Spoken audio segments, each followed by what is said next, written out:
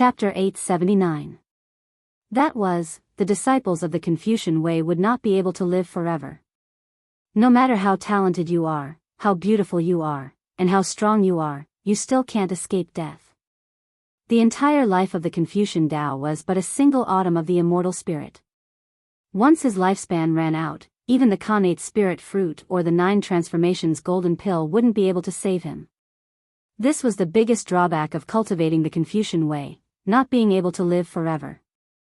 However, there was always a way out. Everything had a slim chance of survival. Although Confucian cultivators couldn't live forever, they could become gods after death and switch to the burning incense divine Tao. In the future, they might be able to prove the great Tao again.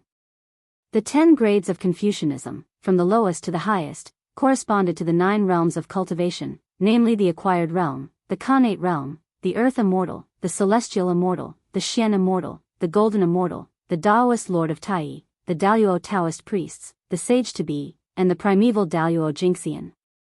Among them, the 8th-rank Confucian scholars were known as Great Confucians, and their strength was comparable to the Daoist Taoist priests.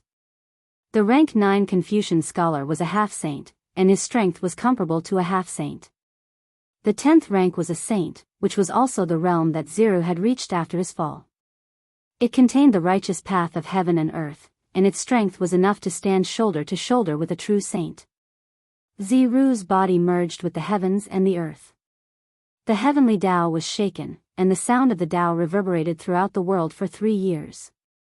At the same time, on the day of Ziru's death, the strength of the disciples of the Confucian Tao rose explosively. 72 great Confucians were born in one day, and their might shook the world. Ziru's spring and autumn had received the support of the power of time, and as a result, it had undergone an indescribable change. It now had the power to predict the future. On the other hand, Ziru's carving knife underwent an indescribable change as well. It was also infused with the power of time, turning into a supreme saint artifact. It was called the spring and autumn brush by the disciples of the Confucian way. Once the spring and autumn brush was used, it could determine a person's life and death. It could also turn the void into reality. It was incomparably mysterious. When he wrote the word fire, the heavenly fire would descend into the world, and when he wrote the word lightning, it would turn into the innate divine lightning. When he drew an animal, the animal immediately came to life. The spring and autumn brush could be considered a supreme creation treasure. However, this was not the most powerful aspect of the spring and autumn brush. Since it was named after the spring and autumn brush, it naturally had something to do with time. A single stroke of the spring and autumn brush could strip away millions and millions of years, turning something rotten into something magical. And when the spring and autumn brush and spring and autumn were combined, they could even interfere with the future. By writing something that had never happened in the spring and autumn annals with a brush, it would become a reality not long after. It would become something that was destined to happen. When the 2 treasures were combined, it would be a Confucian Tao sacred artifact. Its power would not be inferior to a connate cardinal treasure. However, this treasure could not be used frequently because what it consumed was not magic power, but the fate of the scholarly faction. Body is one with heaven and earth, true spirit returning to heaven and earth? How could it be? How could Xianqing? In the Xianqing Hall on Golden Ao Island, the Grand Master of Heaven lost his composure when he saw the Xianqing's body merge with the world and his true spirit return to the primordial world. Xianqing was his pride, the most outstanding disciple of the Xian sect. How could he fall so easily? Although Xianqing was one with the heavens and earth, he did not really die. But in the eyes of the sect leader of Tongtian and the other great mediums, Xianqing was dead, completely dead. The innate true spirit had returned to heaven and earth, so how could it not be considered as falling? Yes, with Xianqing's realm, the innate true spirit was immortal and indestructible. But how could something that was in the mouth of the heavenly axiom be spat out so easily? What was the difference between merging with the heavenly axiom and not appearing in the world? Not everyone was like Tao ancestor Hongjun. After merging with the heavenly axiom, he could still maintain his true spirit and come out from time to show his presence. Moreover, How could the heavenly axiom at that time be compared to the heavenly axiom now? The heavenly axiom would also improve. Xianqing was one with the heavens and earth now, so he might not be able to come back. How could the sect leader of Tongtian not be heartbroken when his most outstanding disciple fell? Master. I hope that Master can help save eldest senior brother. At this time, a group of disciples of the Jie sect rushed into the Shangqing temple under the lead of Duobao. They bowed to the sect leader of Tongtian and begged him to save Xianqing. However, the one who answered them was the Grand Master of Heaven, who looked defeated. I can't save him. The body is one with the heavens and the earth. This is according to the heavens. Even as a saint, I can't interrupt this process. This is caused by the power of the heavens and earth. As a saint, how can I go against the heavens? The power of a saint was given by the heavenly axiom. How could he go against the will of the heavenly axiom? Therefore, the sect leader of Tongtian couldn't save Xianqing. At this time, Xianqing's last voice came from afar. If one hears the Tao in the morning, one can die in the evening. His voice was ethereal, and it echoed in the Shangqing temple for a long time. After a while, the sect leader of Tongtian shouted, if one hears the Tao in the morning, one can die in the evening. Xianqing is a real person who seeks the Tao. I'm far inferior to him. After that, the sect leader of Tongtian looked at his sorrowful disciples and said softly, well, you don't have to be sad for Xianqing. You should be happy for him. He got what he wanted. He can die without regrets. Why should he be sad for him? This is his own choice. He lived to seek the Tao, and he died to seek the Tao. He has no regrets. At this time, all the great mediums had an inexplicable respect for Xianqing in their hearts. Because they saw the qualities that a Tao seeker should have in Xianqing. This was a real Tao seeker. In order to seek the Tao, he really abandoned life and death. Yes, compared to the vast and unpredictable Tao, what was life and death? If he could seek the Tao he wanted, even if he died, it would be worth it. When Xianqing was about to die, he must have gotten what he wanted. That was what he wanted all his life. If he could get it, he would die without regrets. He died with a smile. His smile was full of relief and joy. All the great mediums in the untainted land saw this. Therefore, they wouldn't feel sad for Xianqing's death. Instead, they would envy Xianqing for getting what he wanted. Every great mediums had lived for countless years. How many of them hadn't seen through life and death? If they were willing to die to seek the Tao, there would be a lot of them. Unfortunately, if Feng Zichen knew what they were thinking, he would definitely scoff. Getting what he wanted? Dying to seek the Tao? Those were all fake. The so-called, if one hears the Tao in the morning, one can die in the evening, was just a pretense before he disappeared. As for the relief and joy before his death, it came from the bottom of his heart. After all, after Xianqing died, he didn't have to act anymore. He also didn't have to worry about the trouble after his identity was exposed. The karma between him and the three pure ones was completely broken. Everything was over when a person died. Without all the troubles, how could Xianqing not be relieved and happy? It could only be said that one's imagination was the most fatal. However, although the karma was broken, the guilt in his heart was not so easily broken. It was true that the three pure ones had a grudge against Feng Zichen. But to Xianqing, they really raised him as their own son. He couldn't not return this feeling. That's right. Eldest senior brother sacrificed himself for the Tao. That's what he wanted. We should be happy for him, not sad for him. If eldest senior brother was still here, he definitely wouldn't want to see us like this, acting like a little girl. Duobao's realm was profound. He quickly understood Xianqing's choice. He came back to his senses and suppressed the sadness in his heart. He started to talk to his junior brothers and sisters. Seeing that their master and senior brother had said so, the disciples of the Jie school couldn't show it even though they were sad. They could only bury it in their hearts. However, it was impossible for them to reveal a smile.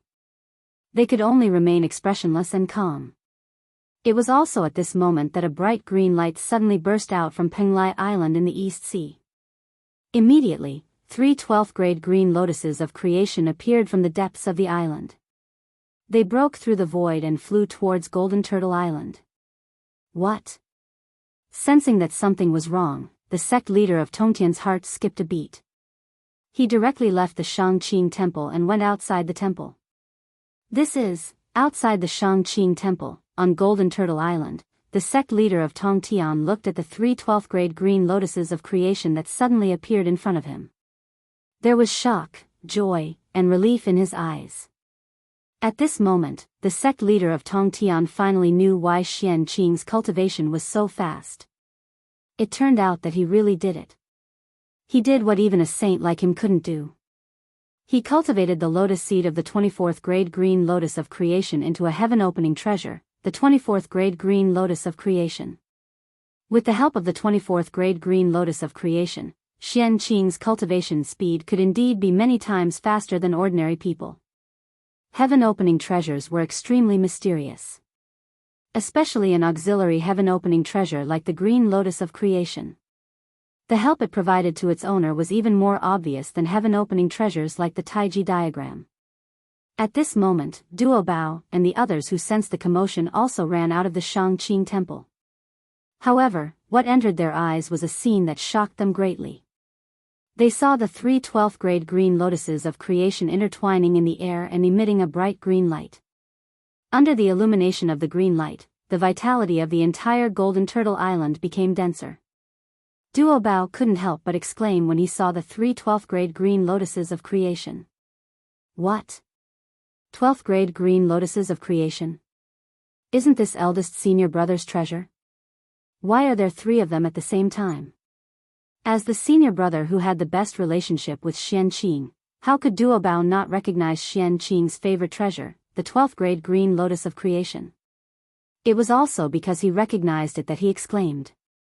In Duo Bao's impression, there was only one green lotus of creation. Why were there 3 identical green lotuses of creation here?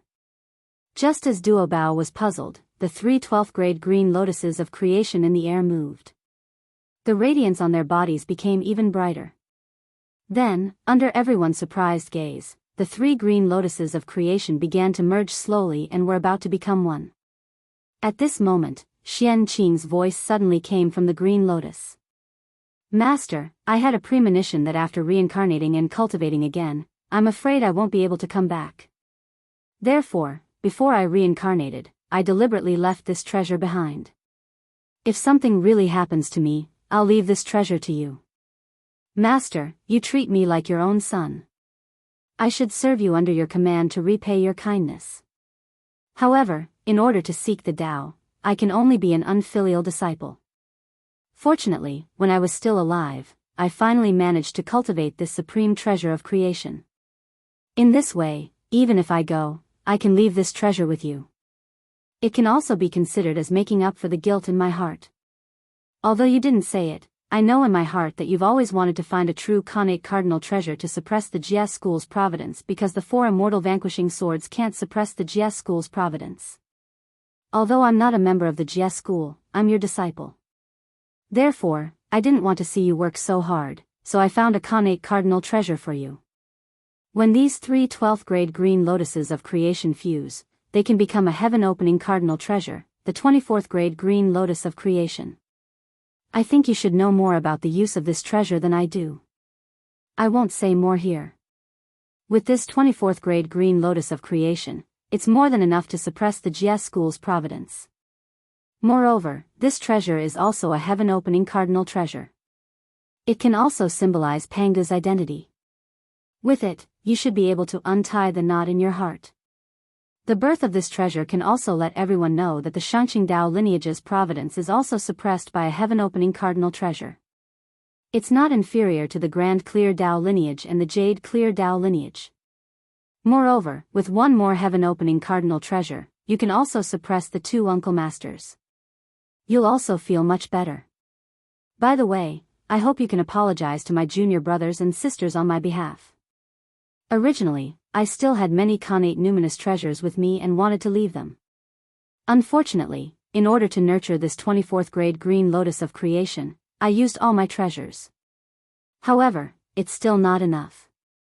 Because of this, I still owe Feng Zichen a huge debt.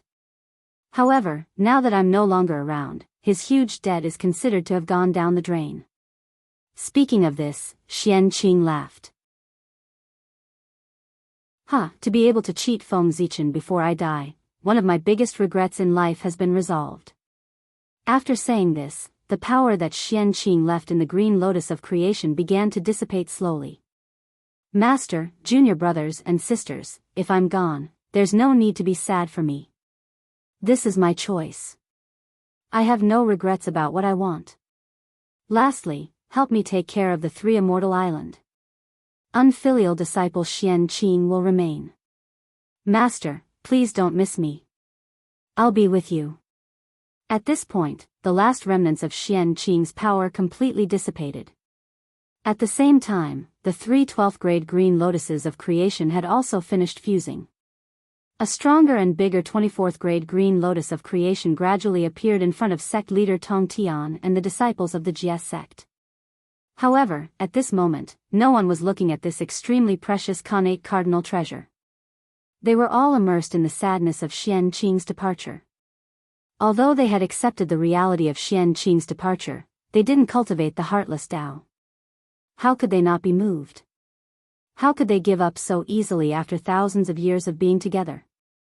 However, their sorrow didn't last for long because the supreme aura of the heavenly Tao woke them up very quickly. In the sky, majestic dark clouds filled the air and covered the entire sky of the East Sea. And in the deepest part of the dark clouds, a purple vertical eye was faintly discernible. That was the eye of the heavenly Tao. The heavenly Tao had appeared in person. It was the aura of the 24th grade green lotus of creation that had alarmed it. Chapter 880. 3 heaven-opening treasures were enough in the untainted land. There was no need for a 4th one. Boom! Unparalleled power fell from the eye of the heavenly Tao and was about to act on the 24th grade green lotus of creation, returning it to its original form and breaking it down into 3 12th grade green lotuses of creation. Although the heavenly Tao was powerful, it had to follow the rules of heaven and earth. There were various restrictions and it could not really do whatever it wanted. Therefore, the heavenly Tao could suppress and break down the 24th grade green lotus of creation, but it could not destroy it. The price of doing that was not something the heavenly Tao could bear. Rumble. The power of the heavenly Tao fell and instantly came to the side of the 24th grade green lotus of creation. However, before this power could take effect, the Tongtian sect leader had already made his move. Whoosh! A mysterious and supreme Tao seal flew out of the Tongtian sect leader's body and imprinted on the 24th grade green lotus of creation at a speed faster than the power of the heavenly Tao. The power of the heavenly Tao paused the moment it saw this supreme Tao seal. It stopped dangerously above the 24th grade green lotus of creation, only 3 inches away. However, this distance was like a natural moat to the power of the heavenly Tao, making it unable to land. Panga's imprint. A dignified and cold voice suddenly reverberated between heaven and earth. It did not contain the slightest emotion and no emotion could be heard. Immediately, the power of the heavenly Tao slowly retreated and disappeared from everyone's sight. The dark clouds also dispersed and the sun shone down again. The heavenly Tao could attack the 24th grade green lotus of creation, but it could not attack the Panga's imprint. This was because the Panga's imprint represented Pangu, the founder of the untainted land and the creator of the heavenly Tao. How could the heavenly Tao offend its superior and attack the Pangu? The reason why the heavenly Tao could attack the 24th grade green lotus of creation was simple. Although this treasure was a heaven-opening treasure, it was born too late. The untainted land had been established for hundreds of millions of years. The ferocious beast tribulation and the tribulations of the 3 races had passed. The green lotus of creation had only matured then and missed too much. Most importantly, he did not make it in time for Panga's fall, so he did not get a share of Panga's legacy. Without Panga's legacy, what kind of heaven-opening treasure was it? It had a name but did not have any luck. Wouldn't it be at the mercy of the heavenly Tao? On the other hand, the three supreme treasures of heaven opening not only had the merit of heaven opening, but also the providence of heaven opening. Even if the three pure ones used them to attack the heavenly Tao would not dare to harm them at all. However, everything changed when Tong Tian imprinted Pangu's mark on the 24th grade green lotus of creation. This meant that the Grand Master of Heaven had recognized the identity of the green lotus of good fortune on behalf of Pangu. It was a true heaven-splitting treasure that could share the heaven-splitting luck. After obtaining the recognition of Pangu's lineage, the identity of the 24th grade green lotus of creation immediately changed, causing the heavenly Tao to no longer dare to make a move against it. Having Pangu's recognition and not having Pangu's recognition were two different concepts. Just like the mountain god, no matter how many believers he had, as long as he did not receive the official recognition, he would still be an evil god and a wild god. It was illegal and would be suppressed by the official. This was the case with the green lotus of creation previously. On the other hand, the Grand Master of Heaven's Pangu's mark was equivalent to an imperial edict. It gave the green lotus of creation an official identity, causing it to leap to become a righteous god of heaven and earth and be worshipped by heaven and earth. This was the biggest difference between Xianqing and the Grand Master of Heaven. In Xianqing's hands, the 24th grade green lotus of creation could never see the light of day.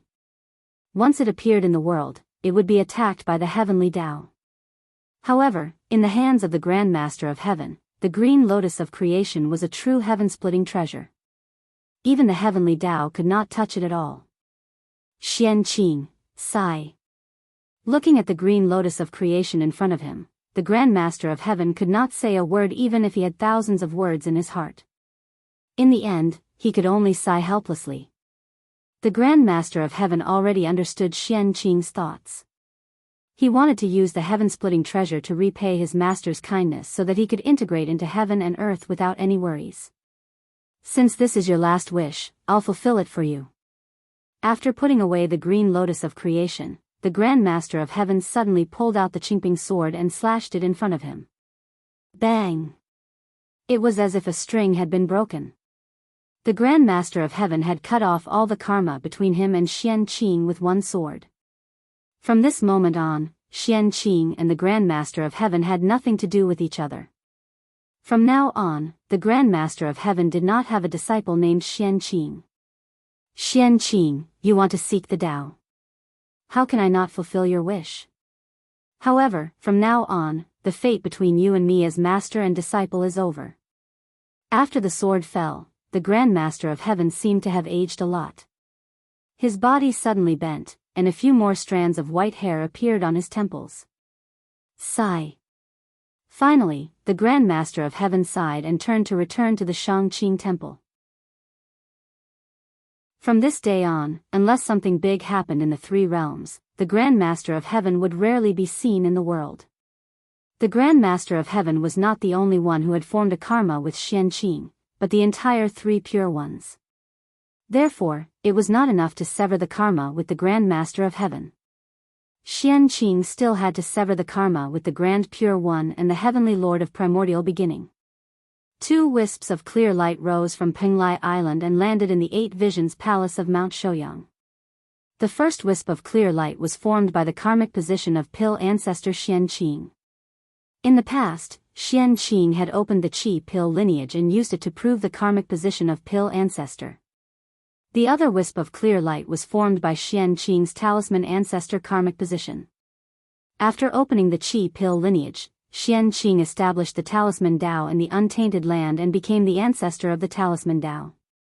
Now that Xianqing had died, he gave the karmic positions of Pil ancestor and talisman ancestor to the Grand Pure One to sever the karma between them. Uncle Master, please grant my wish. Xianqing's pleading voice came from the karmic position of heaven and earth. Sigh, why bother? The Grand Pure One shook his head and sighed. He had no choice but to accept the 2 karmic positions of heaven and earth. Immediately, the Taiji diagram shook slightly and a wisp of yin and yang sword light fell, severing the karma between the Grand Pure One and Xianqing. Xianqing, you may leave. After saying that, the Grand Pure One closed the door of the Eight Visions Palace and returned to silence. However, who could understand the thousands of thoughts in his heart? Another 2 wisps of clear light rose from Penglai Island and landed in the Jade Palace of Mount Kunlun. This was Xianqing's refining experience and the karmic position of prehistoric land. Needless to say, Xianqing's refining experience was even better than the refining method of the Jade Clear lineage. The number 1 forger in the prehistoric land was not an exaggeration. Xianqing could even imitate innate spiritual treasures. His refining experience was definitely not inferior to the top-notch innate Daoist scripture in the prehistoric land. It might even be better. As for the karmic position of prehistoric land, Xianqing had once used the creation pill as a currency to set up a currency system for the prehistoric land. It had been used until now. Therefore, Xianqing also obtained the karmic position of prehistoric land. Although it did not sound good, it was still a top-notch karmic position of heaven and earth. Not to mention other things, after obtaining the karmic position of prehistoric land, Xianqing no longer lacked money to spend. Now that Xianqing had died, he took out these 2 items and gave them to the Heavenly Lord of Primordial, beginning to sever the karma between the 2 of them. Sigh. If one hears the Tao in the morning, one can die in the evening. Xianqing's heart to pursue the Tao is very firm. I can't compare to him. Since you have such a heart to pursue the Tao, how can I not fulfill your wish? As he spoke, the Heavenly Lord of Primordial beginning waved his hand and kept the 2 wisps of clear light.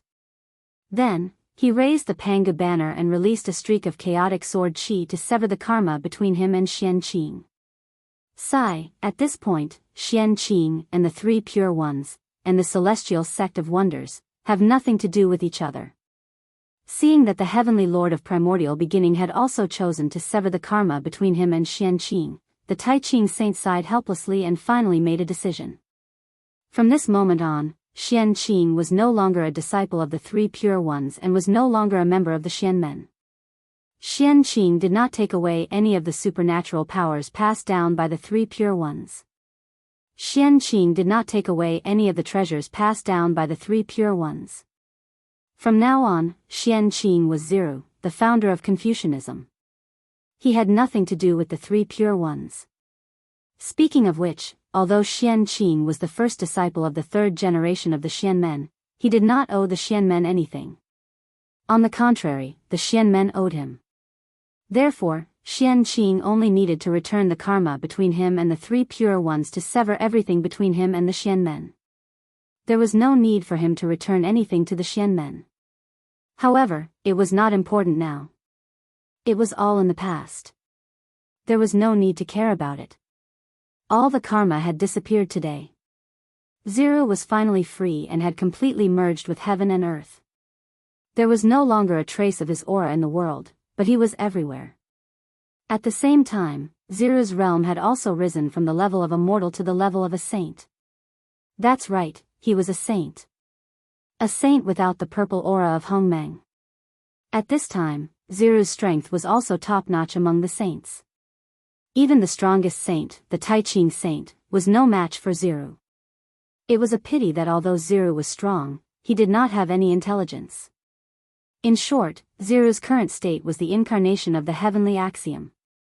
It was an incarnation led by the will of the heavenly axiom. Therefore, Zero was very strong. He could be said to be invincible among the saints. The saints could only borrow the power of the heavenly axiom, but Zero was the heavenly axiom itself. What could the saints use to fight him? There were 2 sides to the heavenly axiom. One was righteous and the other was evil. Zero's body merged with heaven and earth. He used the righteous aura that he cultivated to forcefully materialize the righteous side of the heavenly axiom. That was the current Confucianism, which was Zero himself. The one who controlled Zero's power now was the righteous side of the heavenly axiom. We could call him the Confucianism. Just as Xianqing severed the karma between himself and the 3 pure ones, Feng Zichen could not help but feel a sense of relief in his heart. This problem was finally solved. He did not have to worry about it in the future. He did not owe the three pure ones anything. This relief was great. Feng Zichen's realm, which had not moved for a long time, suddenly rose at this moment. It was not the incarnation's realm that rose again, but the realm of his original body. It rose from the 9th heaven of Hunyuan essence to the perfected 9th heaven and began to move towards the 10th heaven of Hunyuan essence. The sudden change directly woke up Feng Zichen's original body from a deep sleep. Previously, in order to send out a wisp of innate true spirit to reincarnate, Feng Zichen exhausted the last of his strength and fell into a deep sleep. But now, as his realm soared, Feng Zichen's strength increased as well. Naturally, he woke up. There's such an effect in untangling the knot in one's heart. I really didn't expect that this kind of epiphany would happen to me. And it happened in the 9th heaven of Hunyuan essence. It's really incredible. Feng Zichen's current situation was that after letting go of everything, he had an epiphany and his realm began to advance by leaps and bounds. This situation was very common in low-level realms such as Earth Immortals and Sky Immortals. But when one's strength reached Feng Zichen's realm, which was the 9th heaven of Hunyuan essence, it was very unusual for such a situation to occur. What kind of epiphany could support Feng Zichen's advancement? It was incredible. But immediately, Feng Zichen found the reason. The epiphany was just a bait. The real reason why his realm soared was because of the accumulation. The Hongmeng Qi and the power of the Great Path had been fighting each other for so many years. It was unknown how much Feng Zichen had comprehended the Great Path. Now that it was triggered by the epiphany, it all gushed out. Naturally, it caused Feng Zichen's realm to soar. Unfortunately, although the sudden increase in realm caused Feng Zichen to wake up, it did not help much in the battle between the Hongmeng Qi and the power of the Great Path. At this moment, Feng Zichen was still unable to devour the power of the Great Path in his body. He could only let them fight with the Hongmeng Qi.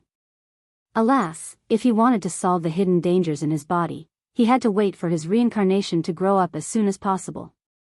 When his Hongmeng Dao reached the Hunyuan essence realm, he could join forces with his original body and help the Hongmeng Qi to devour the power of the Great Path. At that time, not only would Feng Zichen be able to break through to the Wuxia Xianxia realm, but even the Hongmeng Daozhong could be upgraded to the chaotic spiritual treasure realm. After his cultivation reached the Wuxia Xianxia realm, Feng Zichen had the capital to fight against Dao ancestor Hongjun. He did not need to continue to endure. He could directly merge with his doppelgangers and obtain the real celestial emperor Dao fruit. Then, he could share the untainted land equally with Dao ancestor Hongjun. He refined the mysterious yellow and controlled the untainted land. This was the future of the untainted land. However, before he became the real celestial emperor, he had to think of a way to send Haotian away. Over the years, Feng Zichen and Haotian had cooperated well, and their relationship had become much closer. It would be inappropriate and unsightly to directly drive him down from the position of the Jade Emperor. Therefore, he had to let Haotian take the initiative to abdicate. It was difficult to let Haotian take the initiative to abdicate. As long as he became the Hunyuan Daluo Jingxian realm, Haotian would take the initiative to abdicate without Feng Zichen saying anything. Alas, it had become a trend in the untainted land to attain the Dao. Every few years, someone would attain the Dao. He did not know if Haotian could catch up with this trend and attain the Dao in one fell swoop. If he attained the Dao now, it would save him a lot of trouble. If he could not, it would be troublesome to help him attain the Dao in the future. However, it was not without benefits for Feng Zichen to wake up now. At the very least, he could provide some help for the reincarnation. Not to mention other things, the vast and boundless Hongmeng Qi and the power of the great Dao in his body were of a higher level than Panga's power. They could be provided to the reincarnation at will to help him devour and strengthen the Hongmeng Qi in his body. At the moment when Xian Qing's body merged with heaven and earth, Goddess Huda moved in the netherworld. Chapter 881. Ever since she resurrected Ancestor Jiang, the Lady of Earth had disappeared. No one knew what she was planning. But now, with the fall of Xianqing, the Lady of Earth was also alarmed. She did not want to see Xianqing fall just like that. She wanted to save him. Back then, when the Lady of Earth turned into reincarnation, Xianqing had once contributed. The Lady of Earth had always remembered it in her heart. With this karma, she really could not sit back and watch Xianqing fall just like that. As soon as the Lady of Earth appeared, she was noticed by the Emperor of Fengdu. Then, his happy face darkened. That was because he guessed the Lady of Earth's purpose. Did the Lady of Earth suddenly appear at this moment other than saving Xianqing? Good heavens, is this a backstab from an ally? It's really uncomfortable. No, I have to stop the Lady of Earth. I can't let her think of a way to save Xianqing. In fact, Feng Zichen did not know if the Lady of Earth had a way to save Xianqing. However, she had the only chaos treasure in the primordial world. Who knew what she was hiding? What if she really pulled back a wisp of Xianqing's consciousness? He had to be careful about that. Xianqing had spent so much effort to completely fall. He could not let the Lady of Earth destroy it. Lady of Earth, don't even think about stabbing me in the back. Feng Zichen shouted crazily in his heart. However, how could he stop the Lady of Earth? That was a problem. He definitely could not explain the reason to her directly. I have an idea. The Emperor of Fengdu thought of a way. He decided to strike first. He wanted to think of a way to save Xianqing before the Lady of Earth attacked. Didn't the Lady of Earth want to save Xianqing? As her good friend, how could the Emperor of Fengdu not help her? As long as the Emperor of Fengdu saved Xianqing, the Lady of Earth would naturally give up the idea of attacking. It did not matter if she continued to attack. With the Emperor of Fengdu's help, it was better than the Lady of Earth attacking alone. This way, he could secretly do something and save the Xianqing in his heart. Go. With a thought, the Emperor of Fengdu secretly made a move and activated the 10 directions pure land that Xianqing had once established in the netherworld. In the blink of an eye, the netherworld glowed with azure light. A boundless pure land emerged and illuminated the void in all directions. At the same time, a figure that looked very similar to Xianqing gradually appeared in the depths of the 10 directions pure land. This was the incarnation that Xianqing left in the 10 directions pure land. However, with Xianqing's death, this incarnation situation was not good. His consciousness had long since disappeared, and his body had become incomparably illusory. It was as if he could disappear at any moment. However, although Xianqing's incarnation was about to disappear, it hadn't disappeared yet. And he was the last trace of Xianqing in this world. If he wanted to revive Xianqing, he had to rely on this incarnation. Goddess Hudu, who was about to use her divine ability to collect Xianqing's remnant thoughts, was first stunned when she saw the appearance of the 10 directions pure land. Then, she saw the incarnation that Xianqing left in the 10 directions pure land, and her eyes lit up. Goddess Hudu immediately stopped using her divine ability. Instead, she took out a strand of the Earth's creation origin and inserted it into Xianqing's incarnation to stabilize his illusory body. However, although Goddess Hudu could stabilize Xianqing's incarnation's body, she couldn't restore his consciousness that had long been destroyed. Just as Goddess Hudu was thinking about her next move, Human Emperor Gaochen, who was in the Emperor's city, also took action after learning about what happened from the Emperor of Fengdu. Gaochen didn't restore Xianqing's incarnation's consciousness. Instead, he wrote an imperial edict and stamped it with his imperial seal. Then, he sent it to the Lingxiao Palace and the Heavenly Emperor at the fastest speed. When the Heavenly Emperor opened it, he saw the following words on the imperial edict: "Today, the old Emperor Xianqing merged his body with the heavens and earth and transformed the righteous path into the world. He has great merit for all living beings in the world." Therefore, Gaochen decided to confer Xianqing the title of the Eastern Extremities Viridescent Splendor Emperor to rule all living beings. That was the only sentence written on the imperial edict. Below it was the imperial seal of Gaochen. However, there were many empty spaces behind Gaochen's name. Obviously, it was left for others to write. This was an imperial edict conferring Xianqing the title of the Eastern Extremities Viridescent Splendor Emperor. As for why this imperial edict was sent to him, Hao Tian knew that Gaochen wanted him to stamp his imperial seal on it. The Eastern Extremities Viridescent Splendor Emperor was the ruler of all living beings. From this, it could be seen that this imperial throne's power was not inferior to the four imperials. With Gaochen's karmic rank, he was unable to confer such a title. He had to get the unanimous consent of Hao Tian and the other three imperials before this imperial edict could take effect. Hao Tian and the four imperials had to agree before Xianqing could be conferred the title of the Eastern Extremities Viridescent Splendor Emperor. So, should he agree?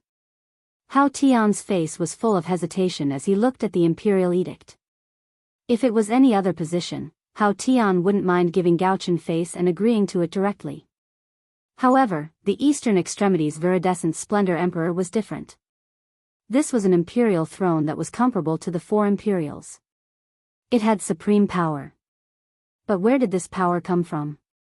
Naturally, it came from Hao Tian, the Jade Emperor. Therefore, once this imperial edict came true, Hao Tian would definitely lose a part of his power, which would be added to the Eastern Extremities Viridescent Splendor Emperor. Therefore, Hao Tian was very hesitant, not knowing if he should agree or not. However, he immediately felt relieved. First, he picked up the imperial brush and added his name behind Gaochen's name. Then, he took out the imperial seal that symbolized his status as the Jade Emperor and stamped it. Hao Tian's goal was nothing more than to achieve the realm of primordial chaos Daoist Jingxian and then transcend. The position of Celestial Emperor was not what he wanted. Since that was the case, what was there to hesitate about? He wasn't greedy for power. If he had to give up a part of it, then so be it. He could also share some of the karma that came with being a Celestial Emperor. As a Celestial Emperor, his every word and action resonated with heaven and earth. He could affect the trend of heaven and earth and the fate of countless people. Therefore, from the moment Hao Tian became a Celestial Emperor, even if he didn't do anything, he would still have karma on him. It was also because of this karma that Hao Tian was unable to take that crucial step. Now, if he could really give up the position of Emperor Qing Hua of the East Pole from the authority of the Celestial Emperor, then Hao Tian's karma would definitely be given a part of it. In this way, Hao Tian would undoubtedly be one step closer to attaining the Tao. This was a good thing. Compared to attaining the Tao, it was best to give up all the authority of the Celestial Emperor. After Hao Tian stamped the imperial seal, he thought for a moment and sent the imperial seal to the periphery of the boundless starry sky. Under the Celestial Emperor, Great Emperor Ziwei was the most respected. Therefore, after Hao Tian, it was Great Emperor Ziwei's turn to stamp the imperial seal. However, with Great Emperor Ziwei's current state, could he stay awake and stamp the imperial seal? The imperial seal flew across the sky. In an instant, it crossed the endless void and arrived outside the boundless starry sky. Why didn't Hao Tian send it to Ziwei Star in one go? It wasn't that Hao Tian didn't want to, but he couldn't. Hundreds of thousands of years ago, Great Emperor Ziwei was inexplicably injured, and the boundless starry sky was sealed. Not to mention Hao Tian, even the heavenly path couldn't enter the boundless starry sky. Outside the boundless starry sky, the imperial seal lay there quietly, waiting for a reply from inside. At this moment, countless great mediums were paying attention to this scene. Too many people wanted to know about Great Emperor Ziwei's current state. Fortunately, they didn't have to wait for long before there was a reaction from the boundless starry sky. An imperial seal flew over from the depths of the starry sky and stamped the imperial seal accurately. Thanks to Xianqing's death, Feng Zichen's original body was able to awaken. Otherwise, it would be troublesome to use the imperial seal. However, if Xianqing hadn't died, there would be no need for the imperial seal. Great Emperor Ziwei is still conscious?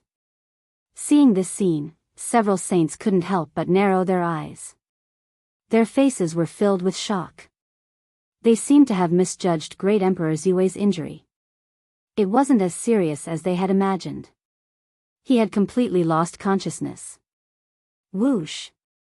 After stamping the imperial seal turned around and flew to the South Pole Star. The 4 emperors of the heavenly court had always been one. They advanced and retreated together. Now that the other 3 emperors had agreed, the great emperor of the South Pole naturally had no reason to refuse. After signing his name, he picked up the imperial seal and stamped it. Then, the great emperor of the South Pole threw the imperial seal down and sent it to the Lady of Earth of the Netherworld. Seeing this imperial seal, the Lady of Earth somewhat understood Feng Zichen's plan. He used his position as the Supreme of Heaven and Earth to forcefully capture a wisp of Xianqing's consciousness from the hands of Heaven and Earth so that he could be resurrected.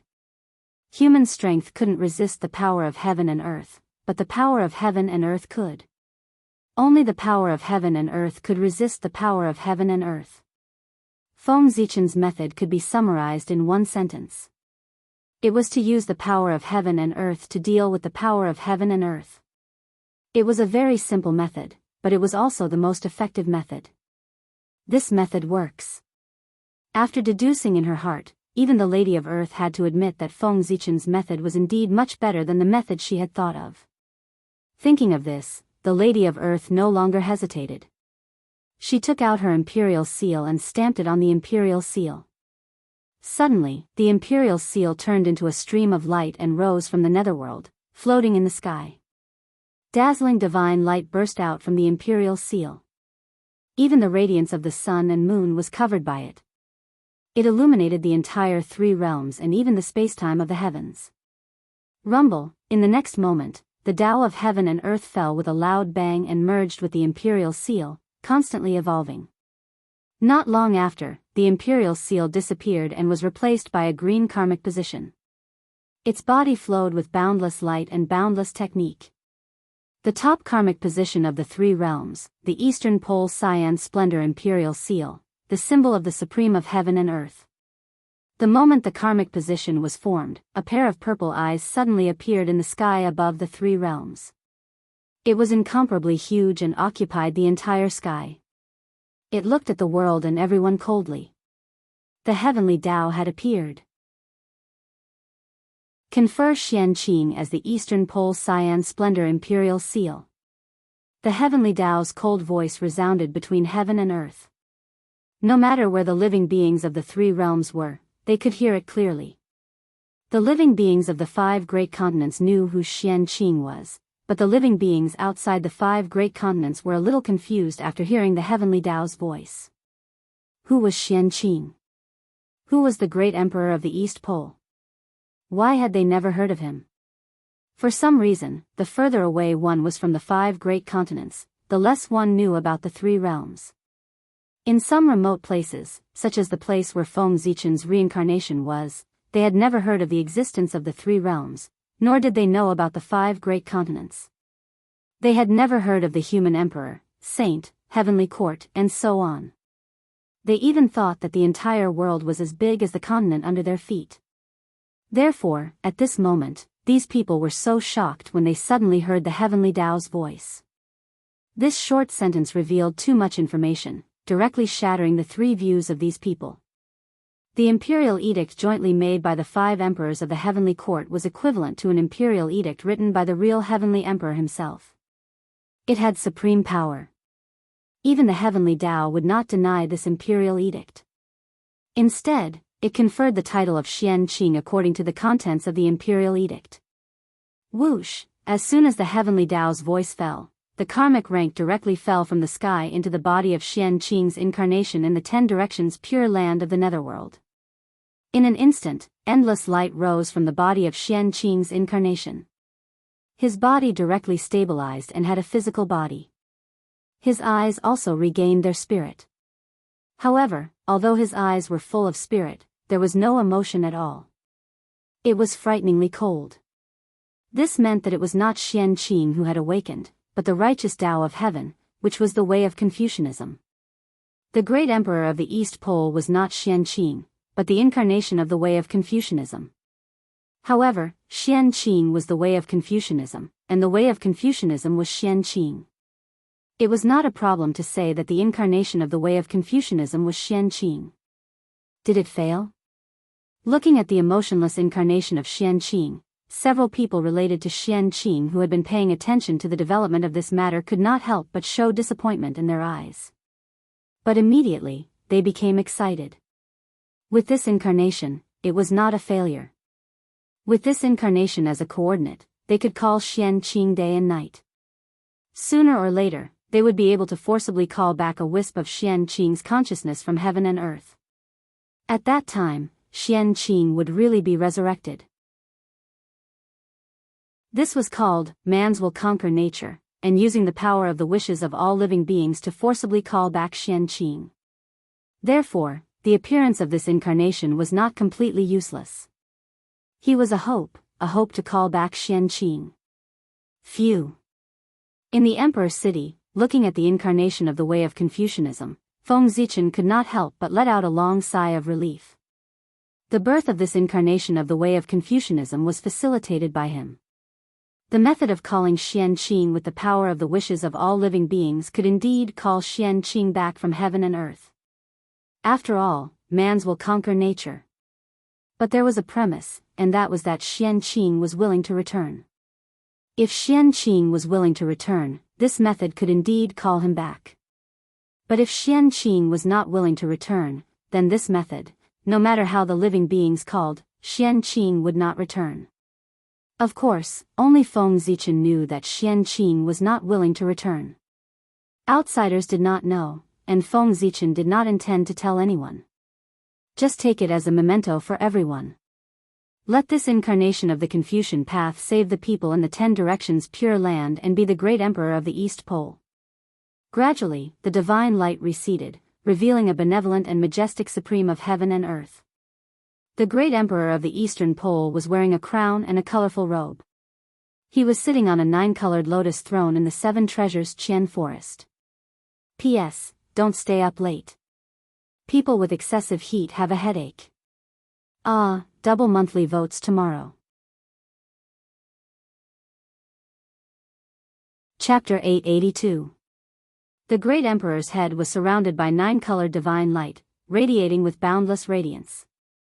Many immortals, strongmen, Vajras, divine kings, golden boys, and jade girls stood beside him. There were also people holding water bowls, willow branches, and standing on lotus flowers. These were all formed by heaven and earth's Tao aura, and they were used to strengthen the great emperor's dignity. The Eastern Green Flower Emperor, also known as the Tai Heavenly Lord of Salvation from Misery, was a great saint with great compassion, and great wish. When humans were in danger, as long as they recited the Heavenly Lord's name, the Heavenly Lord would respond to the sound and save them. This was the authority that heaven and earth gave to Xianqing, and he could incarnate into billions of incarnations and be everywhere. At this moment, there was a Tao scripture that was formed spontaneously in heaven and earth. It was imprinted on the rules and was known to the world. There was a great benevolent person in the eastern world of Changle. The incarnations of the Tai Heavenly Lord of Salvation from Misery were countless. Living in the heavenly palace, descending to the mortal world, living in hell, taking in crowds, immortal children, emperors, saints, celestial venerables, divine kings, demon kings, celestial masters, Daoist priests, heavenly doctors, men and women, civil and military officials, great Yuan masters, Zen masters, wind masters and rain masters. Their supernatural powers were limitless, and their skills were boundless. They searched for the voice and saved the suffering, and acted according to the circumstances. At the same time, in the Jade Palace of Kunlun Mountain, the Tai spiritual master who was cultivating in seclusion suddenly felt an inexplicable malice, which made him feel cold all over. However, soon after, the malicious intent receded like the tide. Very quickly, it disappeared without a trace.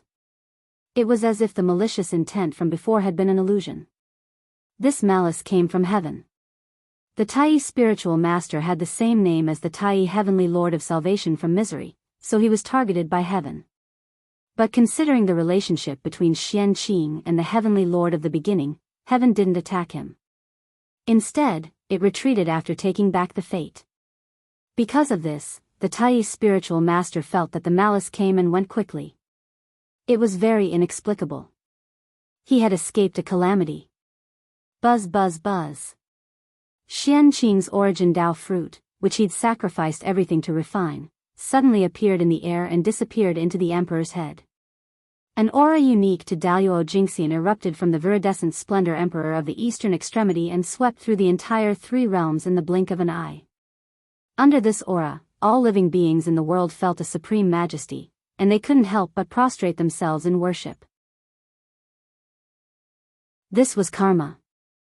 After receiving the worship of all living beings in the world, the Eastern Extremity Azure Splendor Emperor would have the responsibility of protecting all living beings in the world in the future.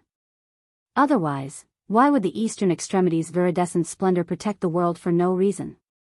The living beings of the 5 great continents were already very familiar with primordial chaos Daoist Jingxian's aura, so they naturally bowed down to him. However, the living beings outside the 5 continents, especially those regions that were relatively far away from the 5 continents, were already dumbfounded. They had no idea what was happening at all. They only felt a supreme majesty sweep over them, pressing them to the ground and making them unable to stand up. That power was too strong, far beyond their understanding. Under such power, they couldn't even think of resisting, let alone fight back. They were suppressed without any resistance. Oh my God, what kind of power is this?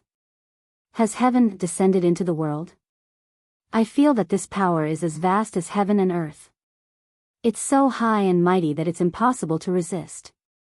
Where exactly is such an expert? Why haven't I found any traces of him? Why haven't I heard of his legend? The powerful beings in the remote regions roared indignantly. Not long after, Xianqing's aura gradually retracted, and the pressure on the living beings of the 3 realms dissipated. They stood up again.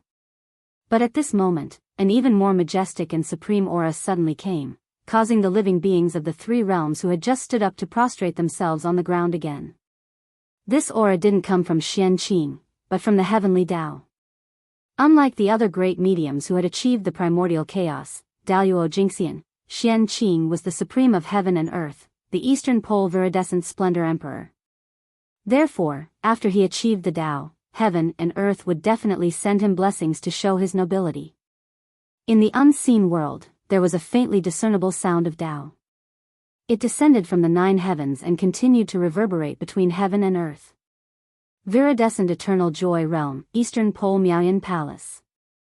7 treasures fragrant Qian Forest, 9-colored Lotus Seat. Inside the myriad true ring, amidst billions of auspicious light. Prime clear spirit treasure, should transform into Xian Yuanshi. Calamity befalls Ci Qi, major thousand dew gate. Mystical Dao true body, purple gold auspicious form. Random feelings, boundless vows. Great sage, great mercy, great wish. 10 directions, deliver all living beings from torment. Billions of tribulations, deliver people immeasurable. Seek the sound of Tai, heavenly Lord of salvation from misery, Qing Xian 9 Sons God. This was a message that heaven and earth spontaneously created for the Eastern Pole Viridescent Splendor Emperor for the world to recite.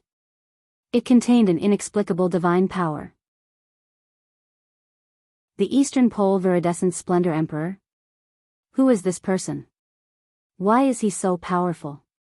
Just a wisp of his aura can suppress me to the point that I can't move. Also, who is the person who made that sound? Why is his aura so similar to heaven and earth? Could it be that heaven and earth are really speaking? Does heaven and earth really have their own will? All kinds of doubts emerged in the hearts of the powerhouses in the remote areas, causing them to be extremely puzzled. Unfortunately, no one could give them an answer because they were too far away from the 5 major continents and too barren. No great divine power would come here, and no great divine power would pay attention to this place. If nothing unexpected happened, these remote places would gradually be forgotten by the powerful existences of the 5 major continents. However, as the aura of heaven and earth swept across the entire 3 realms this time, it attracted the attention of a certain existence. Thus, an accident happened. TSK, why do I feel that these small islands floating on the sea are slowly being isolated from the 5 major continents as if they are not in the same world? As a result, These small islands have no idea about the situation of the 5 major continents and the general information of the 3 realms. This situation is a little strange. It's as if these small islands have become the lower realm of the 5 major continents. There's a problem, there's a problem. There seems to be a shocking matter of great merit contained in this. I have to study it carefully. At this moment, Feng Zichen's reincarnation in the ancient Baron's continent noticed the reactions of the living beings here and couldn't help but have a bold guess in his heart. If this guess was true, then he really had the foundation to become a celestial emperor and could quickly break through the realm. However, whether this guess could be true or not still needed to be confirmed.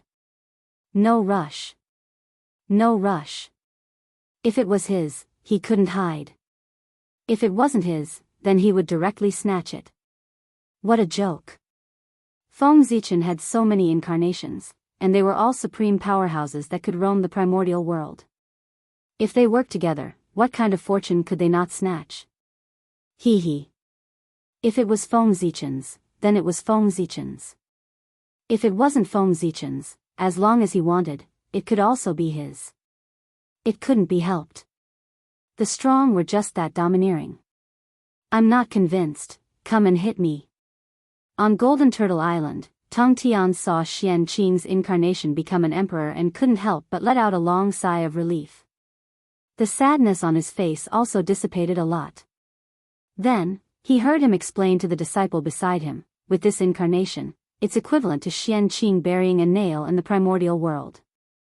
After that, as long as someone talks about Xianqing every day, there might be a day when Xianqing will be awakened. Speaking of this, Tong Tian couldn't help but sigh, the human emperor is indeed a great talent. No wonder he's the #1 prodigy in the primordial world. The poor Wei is far inferior to him. Xianqing transformed into the Tao, and his body merged with the world. The poor Wei could only be helpless. However, the human emperor could come up with such an ingenious idea to summon Xianqing back in such a short period of time. Seek the voice, seek the feelings, and save the suffering. Just these 8 words are enough for the living beings of the 3 realms to chant Xianqing's name all the time. It's really an amazing idea. With the living beings of the 3 realms chanting day and night, even if Xianqing can't be summoned back, it's enough to protect his consciousness from being completely lost in the heavenly axiom. In this way, after the immeasurable calamity, when the world is destroyed, Xianqing will be reborn. Speaking of this, Tong Tian suddenly reprimanded the disciples, all of you should cultivate well. Xianqing has already attained the Tao fruit of the origin. He's detached from the world and can survive thousands of calamities. Even if the immeasurable calamity comes, it won't affect him at all. But all of you are different. Without the Tao fruit of the origin, you can't transcend the world. When the immeasurable calamity comes and the world is destroyed, all of you can't escape the fate of death. When the world is destroyed, Xianqing will be freed from the world and be reborn, but all of you will fall with the world. How sad is that? So, cultivate well. As long as you can attain the Tao fruit of the origin, you'll meet Xianqing sooner or later. Otherwise, it's goodbye forever. After that, Tong Tian entered the Shangqing temple with his hands behind his back. Now that Xianqing's matter was resolved, the knot in his heart was also untied. He felt much more relaxed. As long as he could ensure that Xianqing didn't get lost in the heavenly axiom and was completely assimilated by the heavenly axiom, Xianqing would be reborn sooner or later. This was because the primordial Daoist Jingxian could survive thousands of calamities. He wouldn't die. The reason why Xianqing fell now was that he was assimilated by the world and became a part of it. But the world would be destroyed sooner or later, but the primordial Daoist Jingxian wouldn't. As long as the world was destroyed, Xianqing would be freed and regain his freedom. The heavenly court has changed. With the birth of the Eastern Pole Qinghua Emperor, some people looked at the fate of the heavenly court and couldn't help but frown. As mentioned above, the fate of the heavenly court had changed from the original 5 pillars to the current 6. But this wasn't the biggest change. The biggest change was that the giant pillar that represented the celestial emperor had shrunk. Although it was still the biggest, it was reduced to the same level as the other 5 pillars. It was no longer unique and above the other 4 pillars. It had the image of suppressing the world. This meant that the authority of the Celestial Emperor had been further weakened. In the past, the Heavenly Court also had the 4 emperors. But that was because the 4 emperors were the same. The Celestial Emperor was nominally above the 4 emperors and had the authority to command the 4 emperors. But now, with the birth of the Eastern Pole Qinghua Emperor, the Celestial Emperor's authority had been further weakened. The Heavenly Court had evolved from a situation where the Celestial Emperor was the sole ruler and the 4 emperors ruled together to a situation where the 6 emperors ruled together. In other words, the Celestial Emperor was no longer high and mighty. Instead, he had become like the other emperors. Although he was the head of the 6 emperors, he didn't have a supreme status. Well, from now on, it wasn't appropriate to call Haotian the Celestial Emperor anymore. He should be called the Jade Emperor. The head of the 6 emperors, the Jade Emperor, was the Lord of all heavens and ruled over all heavens. It was also at this moment that the Heavenly Court no longer had a Celestial Emperor. The primordial world no longer had a Celestial Emperor. The 3 realms had entered an era where the 6 emperors ruled together. The position of the Celestial Emperor was empty. In other words, Feng Zichen's opportunity was about to arrive. At this time, as long as someone with great merit could obtain the recognition of the 6 emperors at the same time, then theoretically, he could directly become the Celestial Emperor without refining the fate of heaven and earth. The complete authority of the Celestial Emperor was divided into 6 parts and evolved into the current 6 emperors. Each emperor held 1/6 of the Celestial Emperor's authority in their hands. As long as they combined their authority, they could restore the complete authority of the Celestial Emperor. This meant that the 6 of them could work together to promote a true Celestial Emperor. There was no need for the 6 emperors to hand over their authority. As long as the 6 of them worked together, they could evolve into a new supreme authority that covered all the authority and karmic ranks of the Eldritch world, the authority of the Celestial Emperor. This was the source of all authority, and all authority was a branch of the Celestial Emperor. The Celestial Emperor had the power to control everything and also the power to bestow authority to all things.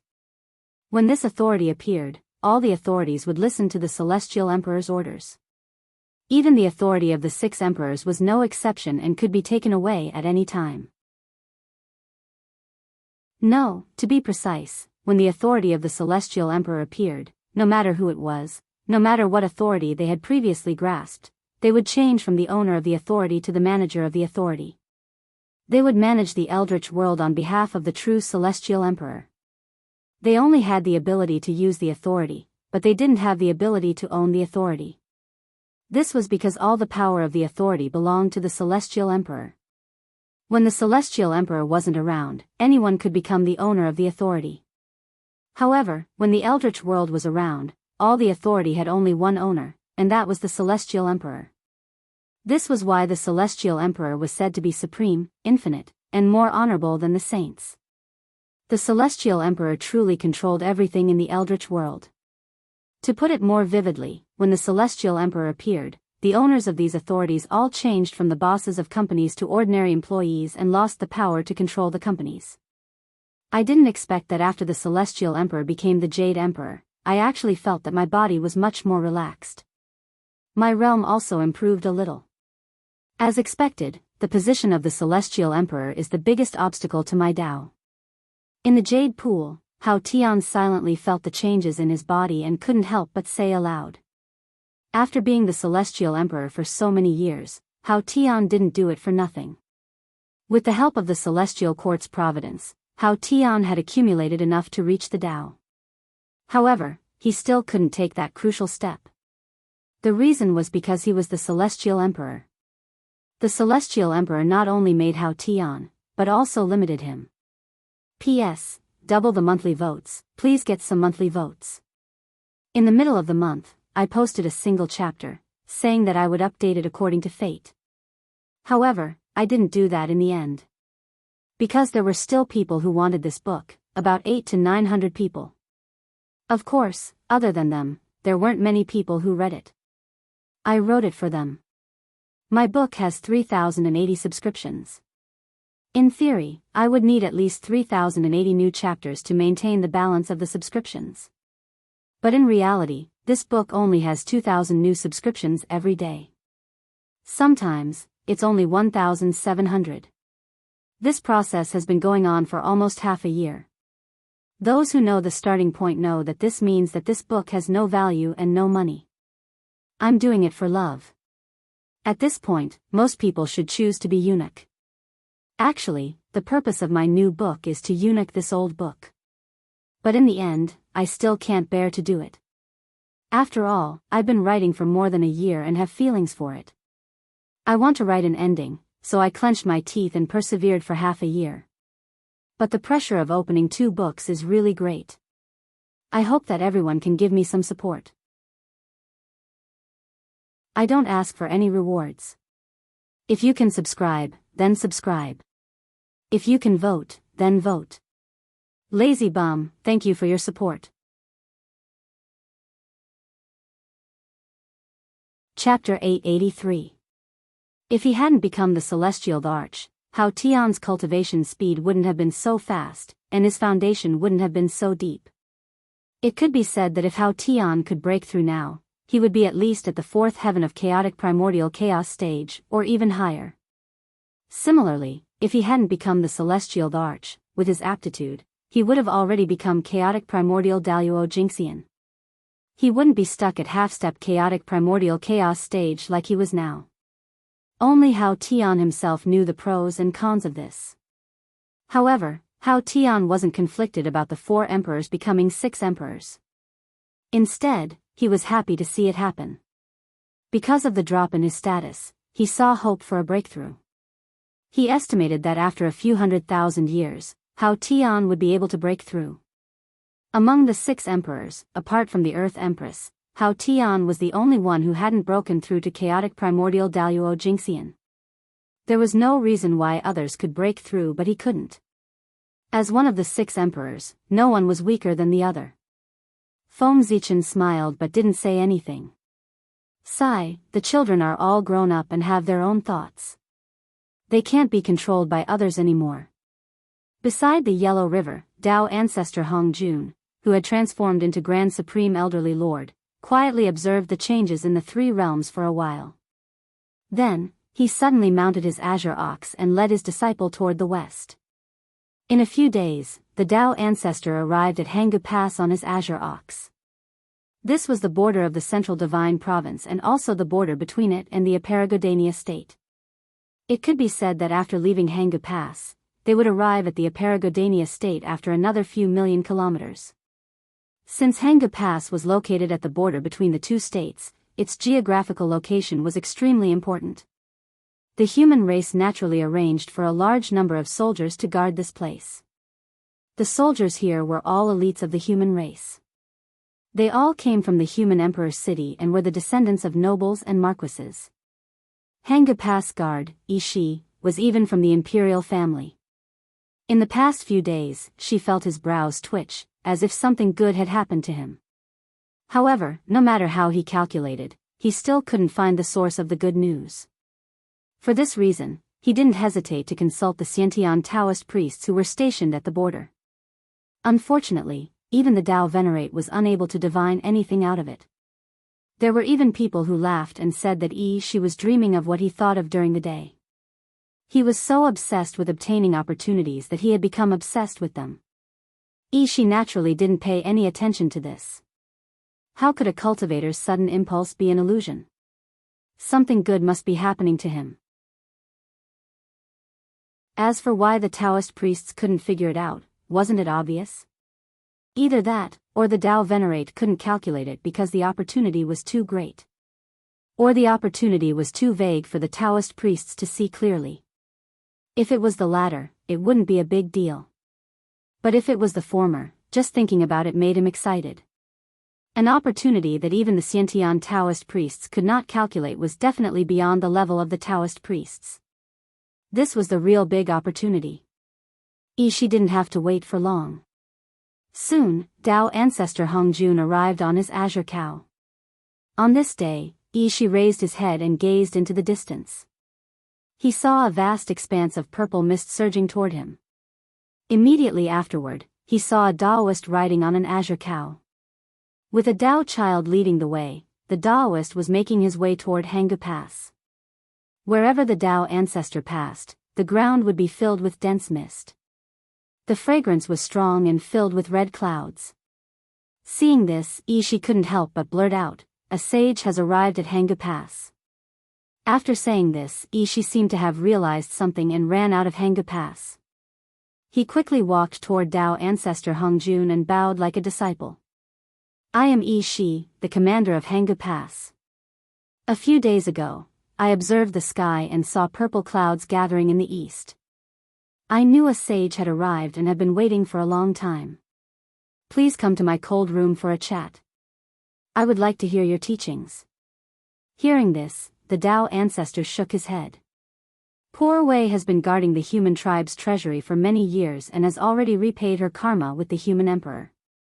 She doesn't want to have anything to do with the human tribe and only wants to leave the central god province as soon as possible. After saying this, the Dao ancestor ignored Shi's protests and kicked the azure cow lightly, urging it to hurry forward. It had to be said that this azure cow was the mount of the Real Grand Supreme Elderly Lord. When Dao ancestor Hongjun descended into the mortal world, he brought it with him. Shi waited for several days and finally saw a sage. How could he let the Dao ancestor leave so easily?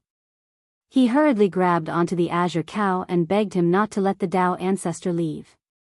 However, the Dao ancestor was determined to leave. No matter how Shi begged, it was useless. In reality, it wasn't that the Dao ancestor was determined to leave. If the Dao ancestor was determined to leave, even the generals of Hanggu Pass and all of the soldiers combined wouldn't be able to stop him, let alone Shi. The Dao ancestor was probably doing this to test Shi and let him know that Dao was not to be imparted easily. That's right, it was him. How did Shi gain the favor of Dao ancestor Hongjun? Was it because of his exceptional aptitude or because of his overwhelming fortune? It was neither. It was because he was the reincarnation of Daoist Wuxia, one of the 3,000 guests of the Purple Cloud Palace. As such, Dao ancestor Hongjun held him in high regard. If it weren't for this, Dao ancestor Hongjun wouldn't have come all the way to Hanggu Pass. He had come here specifically to enlighten Shi. Speaking of Shi's original body, Daoist Wuxia was also an extraordinary person. His method of attaining Dao was different from others. He didn't plan on attaining Dao through discussion. Instead, he planned on forcibly breaking through to Chaos Daoist Jingxian. To achieve this, he decided to reincarnate and cultivate again. He planned to cultivate his reincarnation to the same cultivation base as his original body. Then, he would combine the Dao fruits of his two lives and forcibly break through to Chaos Daoist Jingxian. This was a very powerful plan. Attaining Chaos Primordial Stage through this method was indeed more powerful than other methods. It could be said that he was on the verge of attaining Dao through strength. However, this method was very difficult to attain, and it was likely that it would be difficult for him to attain two Dao fruits. However, this wasn't a problem for Daoist Wuxia. This was because Shi wasn't his first incarnation. Instead, he was his second incarnation. Once Shi matured, Daoist Wuxia would have 3 half-step Chaos Primordial Stage Dao fruits. When the 3 Dao fruits were combined, it wasn't impossible for him to break through to Chaos Primordial Stage. If 3 Dao fruits weren't enough, then Daoist Wuxia wouldn't panic. He could continue with the 4th Dao fruit. However, there was a huge flaw in this method. The more Dao fruits one cultivated, the more their strength would increase after successful fusion. However, at the same time, the more Dao fruits one cultivated, the more likely it was that the fusion would fail. If Daoist Wuxia could refine 9 Dao fruits and combine them, then Feng Zichen believed that after breaking through to Chaos Daoist Jingxian, Daoist Wuxia's cultivation base would be at least at the 7th heaven of Chaos Primordial Stage. However, the difficulty of fusing 9 Dao fruits could be said to be beyond imagination. If he succeeded, then it wouldn't be an exaggeration to say that he would soar to the heavens. However, if he failed, then Daoist Xianxia would probably die. His cultivation base wouldn't be crippled, but his countless years of hard work would probably all be for naught. If he wanted to return to his peak cultivation base, then he would probably have to start all over again. The benefits of success were obvious, but the consequences of failure were also obvious. Dao ancestor Hong Jun was worried that Daoist Xianxia would fail, so he personally came to Jianghu Pass to lend him a hand. As soon as he saw Dao ancestor Hong Jun, she knew that the astonishing opportunity he had sensed a few days ago should be on the sage standing before him. This was why she wanted to keep Dao ancestor Hong Jun at all costs. This was his astonishing opportunity, so how could he let it go? If he missed this opportunity, then it would be difficult for him to encounter it again. Dao ancestor Hong Jun was determined to leave, and no matter how she tried to persuade him, he wouldn't budge in the slightest. In the end, she had no choice but to say helplessly, since the sage is going to retire, why don't you leave behind some holy words? That way, you won't have wasted your time in this world. She thought that since he couldn't keep Dao ancestor Hong Jun, then no matter what, he had to make Dao ancestor Hong Jun leave behind something. Otherwise, wouldn't he have met Dao ancestor Hong Jun for nothing? Hearing this, Dao ancestor Hong Jun said in displeasure, "The poor Wei has already said that the karma between me and the human emperor has already been severed, and I don't want to have any further contact with the human race. How can I leave behind a Dao scripture to create karma?" Hearing this, Shi opened his mouth, but he didn't know what to say. There was a dazed expression on his face. Since Dao ancestor Hong Jun had already said this, it was clear that he was very determined. He really didn't want to have any contact with the human race, and he definitely didn't want to leave anything behind for the human race. Dao ancestor Hong Jun lightly tapped the bull's head with his horsetail whisk. "Little bull, let's go." The azure bull stood up and slowly walked forward with Dao ancestor Hong Jun on its back. Meanwhile, the little Daoist child Dao ancestor Hong Yun had transformed into led the azure bull in front. This time, Shi couldn't say anything to stop Dao ancestor Hong Jun from leaving. He could only stare blankly at Dao ancestor Hong Jun's departure. Dao ancestor Hong Jun had the human emperor's medallion in his hand. If he wanted to leave seclusion, the soldiers guarding the pass didn't dare to stop him and could only allow him to leave. However, just as Dao ancestor Hong Jun was about to leave Jianghu Pass, a thought suddenly flashed through Shi's mind. He knew how to stop Dao ancestor Hong Jun. Shi quickly caught up to Dao ancestor Hong Jun and yelled, "Stop, Dao ancestor Hong Jun. You've only severed your karma with His Majesty, but you haven't severed your karma with the human race. You've been with the human race for so many years. How have you severed your ties with the human race? This is karma, this is the connection. If you really want to sever your ties with the human race, you'll have to sever your ties with the human race." Hence, Shi is begging Dao ancestor to write a Dao scripture for future generations to comprehend and sever your ties with the human race.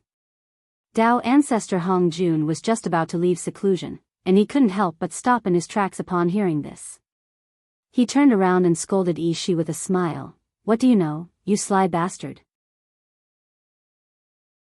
Poor Wei has been with the human race for so many years. Even though her food and clothing have all been taken care of by the human race, poor Wei has also helped the human race nurture countless prodigies and even nurtured a Khanate Taoist priest for the human race. If that's the case, then it's the human race that owes poor Wei. What's the big deal about eating and drinking from the human race? How can they compare to the Khanate Taoist priest? Poor Wei has lost a lot of money. But I haven't seen the human emperor pluck a few world fruits for the poor Wei to taste." Dao ancestor Hong Jun sure was overthinking things. The world fruits were the fruits of the world tree, and they were extremely precious. They could be said to be true Khanate Dao fruits, and eating one would immediately allow one to reach the Khanate Taoist priest level. With Feng Zichen's stingy personality, he couldn't even bear to eat one himself, so why would he give it to the Dao ancestor? He was overthinking things. The world fruits were the foundation of the human race. If the human race were to decline one day, just like the liches and demons, and all of the Khanate Taoist priests perished in battle, the world fruits would be the final hope of the human race. They could nurture new connate Taoist priests for the human race in the shortest amount of time, so the human race wouldn't become a speck of dust in the annals of history. Even heaven and earth would decay one day, so who would dare to say that the human race would never decline? Feng Zichen had sealed the world fruits away as part of the foundation of the human race in order to prepare for a rainy day. Shi had thought that he had come up with a good excuse, but he was instantly rendered speechless by Dao ancestor Hong Jun's words. He was even a little embarrassed, feeling like he was being too greedy. The holy sage had already given the human race so much, but he was still greedy and wanted the holy sage to give him more. Shi, aren't you ashamed? How could you be so greedy? Shi was blaming himself endlessly in his heart. But at this moment, Dao ancestor Hongjuan's attitude suddenly changed. He said helplessly, "Forget it, forget it. You are so sincere. If I don't leave anything behind, it will seem that I am stingy when the human emperor hears about it. Seeing as that's the case, poor Wei will leave behind a Dao scripture for the human race. Listen carefully, poor Wei will only read it once, and it's up to you how much you can remember." At this moment, the human Taoist priests who had been secretly observing the situation heard this and immediately pulled out the sky surveying mirror that the human emperor had left behind at Hanggu Pass. These human Taoist priests had already recognized Dao ancestor Hong Jun as soon as he arrived at Hanggu Pass. The white-bearded Daoist on the azure ox was none other than Lord Lao Zi. Knowing that the holy sage was here, these human Taoist priests wanted to pay their respects. However, the Dao ancestor wasn't here for them, so he naturally didn't want to see them. Thus, when the Dao ancestor arrived at Hanggu Pass, these human Taoist priests suddenly couldn't move. Seeing this, the human Taoist priests naturally understood that the holy sage didn't want to see them. Since that was the case, they didn't force the issue and stayed at Hanggu Pass to watch the show. However, seeing that the holy sage was about to impart a Dao scripture, they couldn't continue to watch the show. They immediately activated the sky surveying mirror and connected it to the other sky surveying mirrors. They didn't do this for any other reason than to broadcast the situation here clearly through the sky surveying mirror so that the humans in other places could also hear the Dao ancestors' Dao. The Dao ancestors' Dao lecture was an opportunity that couldn't be missed. Perfect. Opportunities were always given to those who were prepared.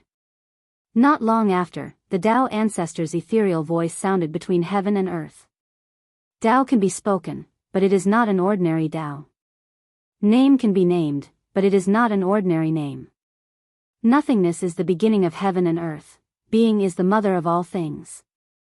Therefore, nothingness is often used to observe its mysteries. Being is often used to observe its mysteries. These two come from the same origin but have different names. They are both called mysteries. Mysteries within mysteries, the door to all mysteries. Everyone in the world knows that beauty is beautiful, and it is evil. Everyone knows that good is good, and it is not good. Being and nothingness engenders each other, and it is difficult and easy to form each other. Length and length match each other, high and low match each other, and the sounds match each other. The entire Tao Te Ching was only 5,000 words. Soon, the Dao ancestor finished reciting it. After the Dao ancestor finished reciting the Tao Te Ching, he didn't hesitate and left. P.S. I wonder if I can get 2,000 monthly votes this month?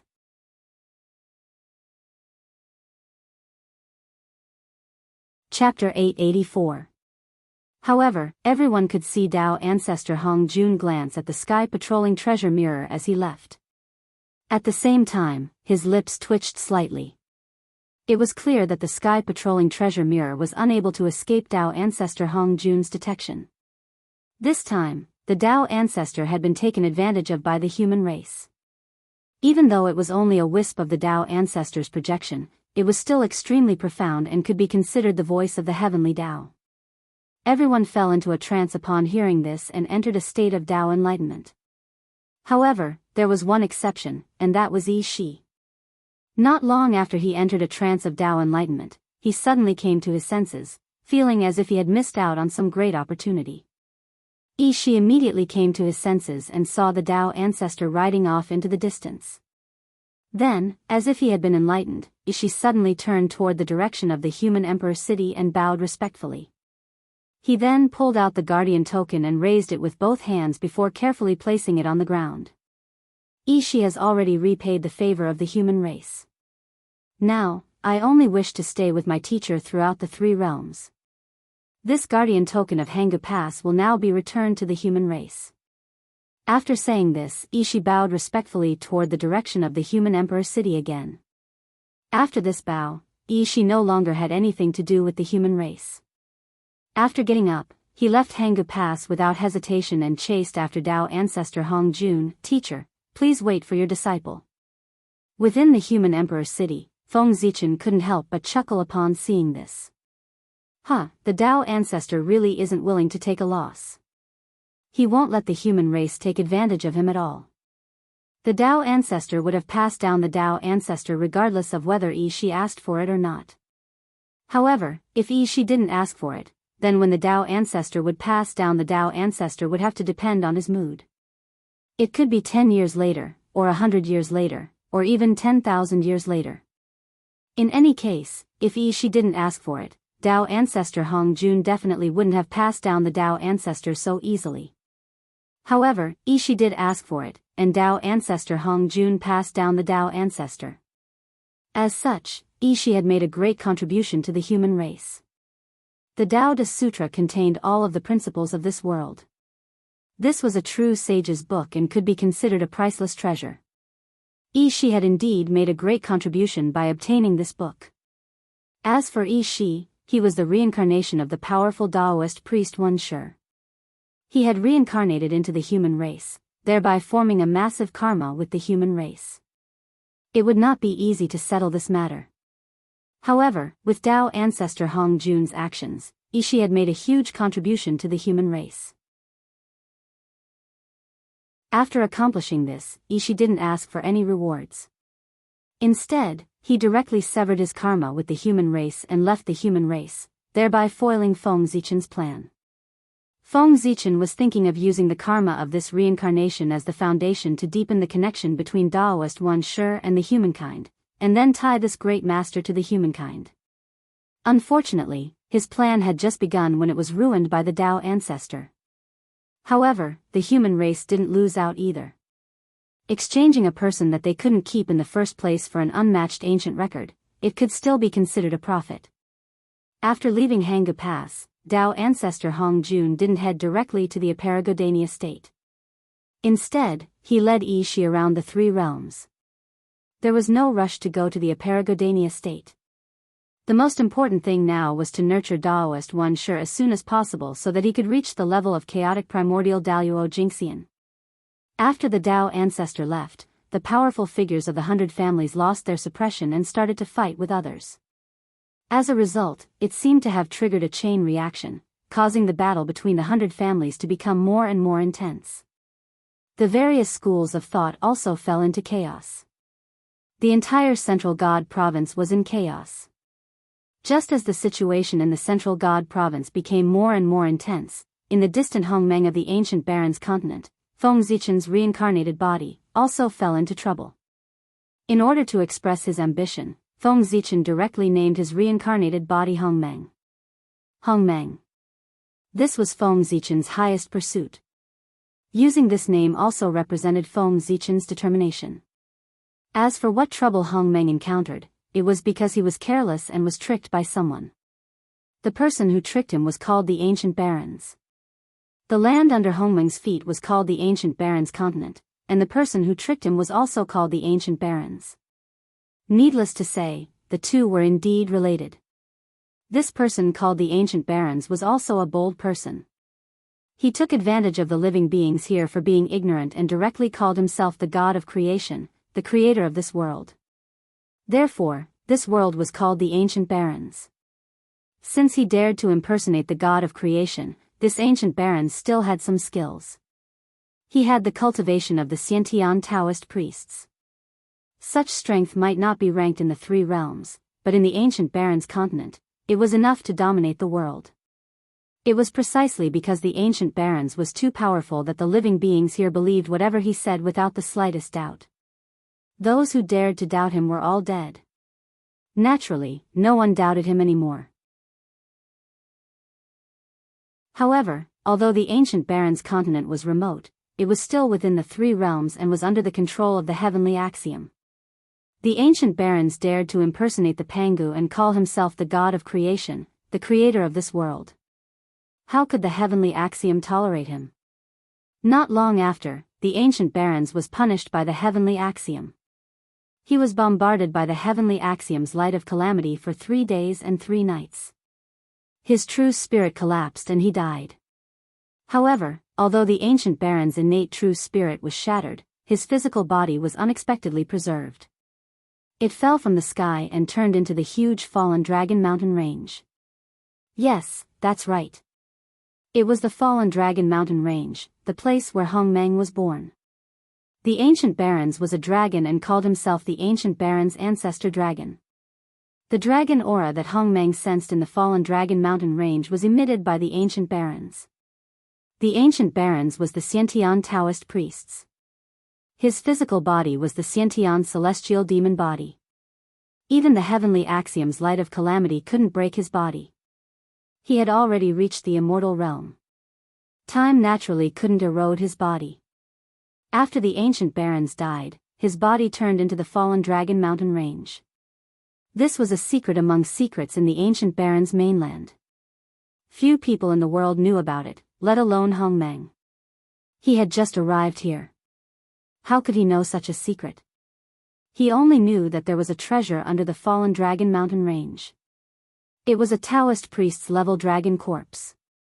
If he could refine it, he would definitely be one step closer to the Xiantian Taoist priest's level. Therefore, Hong Meng, whose strength had reached the half-step Taoist priest's level, rushed to the underground of the fallen dragon mountain range excitedly. He wanted to dig out the Taoist priest's level dragon corpse. However, he didn't expect that after Hong Meng arrived at the underground, what awaited him wasn't a cold corpse, but a chaos demon god that was about to be resurrected. Amazing!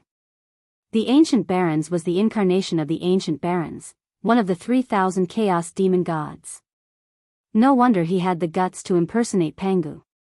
He even wanted to kill Pangu, let alone impersonate Pangu. The ancient barons was about to be resurrected. What he lacked the most was high-quality power. Then, Hong Meng, who was full of Hong Meng's aura, rushed over excitedly and took the initiative to deliver himself to the ancient barons. Since he had taken the initiative to deliver himself to the ancient barons wouldn't hesitate. He immediately grabbed Hong Meng and wanted to devour him so that he could be resurrected completely. Hong Meng's incarnation was Feng Zichen's Taoist body. It was extremely important and couldn't be lost. Hong Meng naturally wouldn't allow himself to be devoured by the chaos demon god. He immediately resisted with all his might. Fortunately, the ancient barons hadn't been completely resurrected. Although he was stronger than Hong Meng, he wasn't much stronger. He couldn't take down Hong Meng in a short time. In addition, Hong Meng had a helper. The ancient barons had a harder time dealing with him. Hong Meng's helper was Di Jun. This time, Hong Meng wasn't the only one who took the initiative to deliver himself to the ancient barons. Di Jun was also the unlucky one. He also knew that there were precious treasures under the fallen dragon mountain range. Therefore, he came here to try his luck. Then, just like Hong Meng, he became the ancient baron's hunting target. With Di Jun as his helper, Feng Zichen had a much easier time dealing with the ancient barons. Those who knew would think that he was in deep danger. Those who didn't know would think that he was here to sightsee. With his original body as his backing, Feng Zichen naturally wasn't afraid of the ancient barons. It could even be said that if he wanted to, he could easily kill the ancient barons in front of him. However, just like he had his original body, so did the ancient barons. Moreover, the ancient barons' original body was stronger than Feng Zichen's original body. This was because the ancient baron's original body wasn't a member of the group of crippled chaos demon gods in the realm sea. His original body came from the outer realm chaos. He was the greatest threat in the eldritch world. He was one of the chaos demon gods that Pangu hadn't killed. What was a big fish? This was a big fish that Feng Zichen couldn't afford to offend. This was the Eldritch world. Most of the ancient barons' power couldn't reach here. If it was the outer realm chaos, even Feng Zichen's original body and all of his incarnations wouldn't be enough to kill the ancient barons. It was precisely because he was afraid of the ancient baron's original body that Feng Zichen didn't summon his original body immediately. Instead, he relied on the power of his incarnation to fight the ancient baron's incarnation. After discovering the ancient baron's true identity, Feng Zichen had already made up his mind. Unless it was absolutely necessary, he definitely wouldn't use his incarnation. On the other side, Di Jun didn't ask Tai Yi for help. He also recognized the ancient baron's identity. After all, when Di Jun hadn't reached Dao, a chaos demon god had once attacked the Eldritch world from afar. Di Jun remembered the appearance of that chaos demon god. It was exactly the same as the demon god that was about to eat him. These two old schemers were both curious about the ancient baron's purpose for coming here. Therefore, they didn't use their trump cards. Instead, they fought with the ancient barons so as not to alert the ancient barons. As for the ancient barons, they didn't know what he was afraid of. He also didn't use his trump cards. He only relied on the remaining power of his incarnation to fight with Feng Zichen and Di Jun. The more the primordial demonic god behaved like this, the more curious Feng Zichen and Emperor Jun, the two cunning old men, became about his purpose in coming here, and became more difficult to deal with.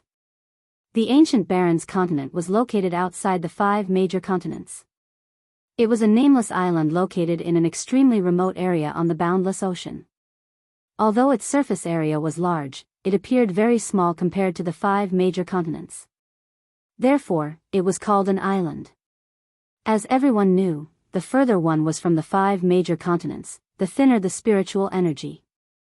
The ancient Baron's continent was neither too far nor too close to the 5 major continents. It couldn't be considered a special place.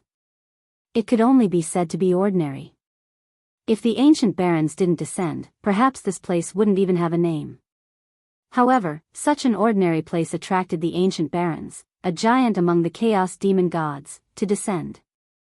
As such, this small island known as the Desolate Ancient Island became extraordinary. It should be known that the ancient barons was located in the great chaos outside the realm. There was a huge sky curtain between them and the Eldritch world.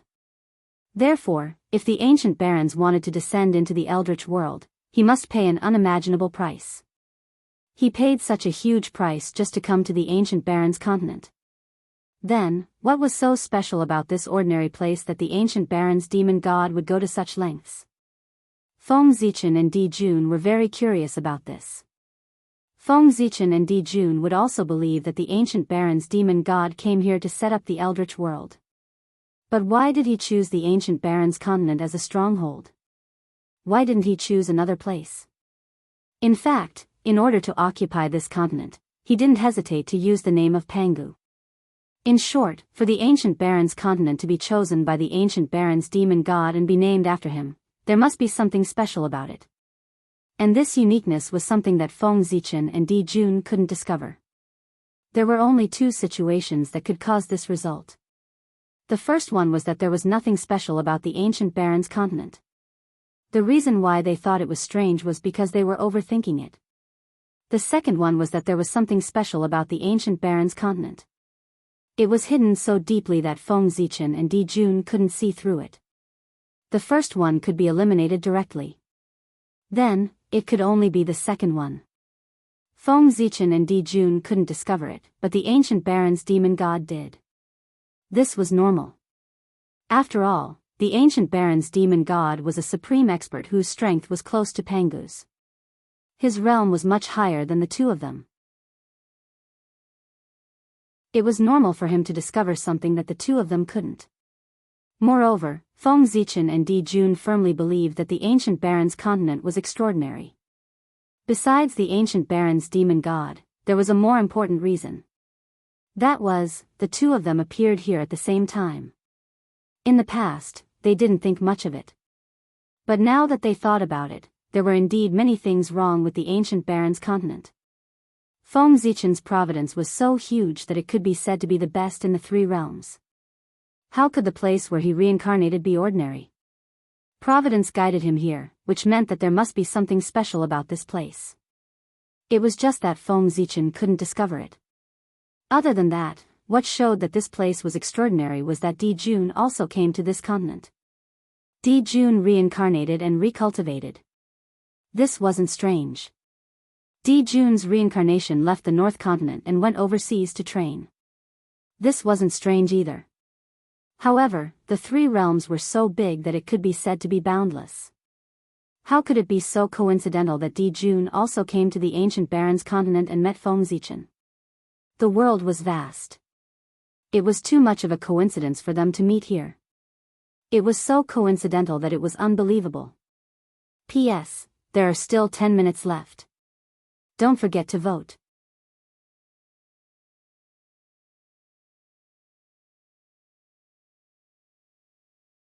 Chapter 885. If Feng Zichen was the only one here, it could be considered a coincidence. However, if Di Jun was here as well, it could not be a coincidence. There must be something hidden here. Otherwise, it would not have attracted two supreme beings of heaven and earth at the same time. How could there be so many coincidences in this world? It was all destined. Roar the primordial fiend celestial seemed to be annoyed. He roared into the sky and his strength doubled. The majestic dragon energy was like the sea, sweeping toward Feng Zichen and Di Jun. Break. Feng Zichen reacted quickly. He stabbed the Hongmeng sword into the ground and formed a majestic sword seal around him to protect himself from the dragon energy. On the other side, Emperor Jun did not want to be outdone. A grand sun appeared outside his body, giving birth to endless mysteries. It was as if it could withstand all kinds of attacks and resist the surging dragon chi. Feng Zichen and Di Jun were like two nails in the mighty dragon energy. They were nailed to the ground, and no matter how the dragon energy washed over them, they could not be shaken at all. Die. Unfortunately, good things did not last long. The primordial fiend celestial's corpse suddenly moved. He waved his huge dragon wings and flapped them toward Feng Zichen and Di Jun. Danger. The moment the primordial fiend celestial flapped his dragon wings, Feng Zichen was alerted. Then, he saw the wind and lightning between heaven and earth appear, surging towards him like they were covering the sky and earth. The primordial fiend celestial had 9 horns and 9 claws. He had a pair of wings, and when he flapped his wings, he had the power to control wind and thunder. Open. Knowing that the primordial fiend celestial was really angry and had started to use his trump card, Feng Zichen did not dare to hesitate. He immediately pulled out the divine sword that was stabbed into the ground and swung it. Whoosh, dazzling sword light burst forth. It was boundless and evolved into the laws of heaven and earth, the sun, the moon, the stars, and the universe. This was the realm of the way of the sword, which was the opposite of the realm of the way of the sword. Compared to Feng Zichen's magnificent sword light, Di Jun's divine ability appeared to be more simple and unadorned. It was an ordinary golden Dao seal, but when it was struck out with a dazzling golden light, it had the power to incinerate everything. 2 lowly worms dare to covet my physical body. You deserve to die. Amidst the furious roars, the mystic ability that Feng Zichen and Di Jun had placed their hopes on was easily torn apart by the power of wind and thunder. Then, it viciously struck the two of them and sent them flying. As expected of a legendary existence. Just a strand of divine consciousness that has just awakened possesses such unimaginable power. How terrifying! Feng Zichen sighed as he got up from the ground. He wasn't bragging, but in the current situation, if he and Di Jun joined forces, even the real Daoist Taoist priests would have to kneel before them. However, the primordial demon god was just a strand of divine consciousness that had yet to be completely resurrected. His strength was not even 1/10,000th of his peak strength. Even so, he was still able to suppress the two of them. Crackle. Crackle. Feng Zichen had just moved when a series of sparks suddenly erupted from his body. Crackle. Crackle. Crackle. His body, which had just stood up, fell back down again. On the other side, Di Jun was facing a situation similar to Feng Zichen's. This is, in Feng Zichen's body, there was an inextinguishable power of wind and thunder that continued to wreak havoc in his body, making it difficult for him to get up. What a high-level power. Is this the apocalyptic light that the heavenly Tao used to kill the primordial demon god? Who would have thought that after hundreds of thousands of years, not only was the apocalyptic light left in the primordial demon god's body unable to completely extinguish his life force, it was even refined and became a part of his strength. Feng Zichen sighed as he silently circulated the Hongmeng Daoist scripture. Instantly, his body vaporized and turned into a ball of Hongmeng qi. The power of wind and thunder intertwined within it and flashed with dazzling lightning. All things originated from Hongmeng and returned to Hongmeng. The Hongmeng qi that Feng Zichen had turned into tumbled in the air for a moment before it refined the power of wind and thunder in his body and returned to human form. Fortunately, this was the primordial wilderness and the heavenly Tao suppressed it. No matter how strong the primordial demon god was, he could not exceed the heavenly Tao. Otherwise, if this power of wind and thunder was the power of the primordial demon god's true body, unless Feng Zichen directly used the power of Pangu to refine it, even if the power of wind and thunder could not kill him, it could still entangle him for tens of thousands of years. The greater the difference in cultivation level, the more the quality of one's magic power would change. For example, the power of the chaos element was far superior to the power of Daluo. The primordial demon god's power of primordial chaos was far superior to the power of the chaos element. This was the natural suppression of a higher power over a lower power. Just as Feng Zichen was breaking free from the influence of the power of wind and thunder, Di Jun used some unknown method to refine the power of wind and thunder. It was also at this time that the primordial demonic god suddenly stopped. He opened his eyes wide and looked at the two of them. Oh, the Tao of Grand Mist and the Tao of Limitless. You two reptiles are quite interesting. The moment the primordial demon god said this, Feng Zichen and Di Jun's eyes flashed as they looked at each other with indescribable expressions. The Tao of Hongmeng was naturally referring to Feng Zichen. The Tao of Wuji was referring to Di Jun. What was Wuji? It was chaos. Before all things were born, they were in a state of chaos. This state of chaos was called Wuji. Looking at Di Jun, Feng Zichen's face remained expressionless, but his heart was filled with shock. As expected of the primordial chaos first celestial emperor. His talent was indeed terrifying. He had managed to break free from the influence of the innate Tai Yang Dao without anyone noticing. With the Tai Yang Dao, he had transcended it and embarked on the Tao of Tai Yang Limitless Sunday. This meant that Di Jun was no longer affected by the Tai Yang star. He had truly transcended the heavens and earth and found his own path. At this moment, the primordial demon god's voice boomed again. However, it is also because of your extraordinary abilities that I am able to completely revive myself after eating you. As he spoke, the primordial demon god opened his mouth and sucked, intending to swallow Feng Zichen and Di Jun into his stomach. In response, the two of them naturally resisted with all their might. Even though they were confident that they would not die after entering the primordial demon god's stomach, they still did so. After all, their identities were different now. If news of them being swallowed into someone else's stomach were to spread, the two of them would not be able to show their faces anymore. Furthermore, how dirty would it be to be swallowed into someone else's stomach? Brother, I don't believe that you came here unprepared. Since we're already at this juncture, there's no need to hold back anymore. Use whatever you have to use. Feng Zichen shouted at Di Jun as he resisted the suction force. In response, Di Jun also shouted, Brother, I don't believe that you came here unprepared either. Since that's the case, why don't you show it to the poor Wei and let her see what you're capable of? P.S. Starting to wrap up and fill in the holes. It's a little hard to write.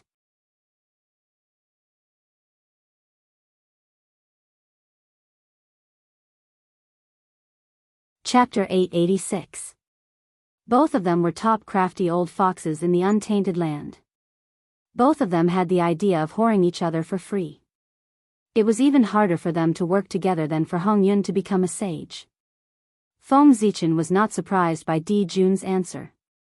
Given their relationship, it was normal for them to refuse. If Di Jun had agreed, Feng Zichen would have felt that there was something wrong. Therefore, Feng Zichen smiled and continued to propose, "Since you want to see my skills, I'll show you. However, I'm also very curious about your skills. Why don't you reveal your trump card with me so that I can see it?"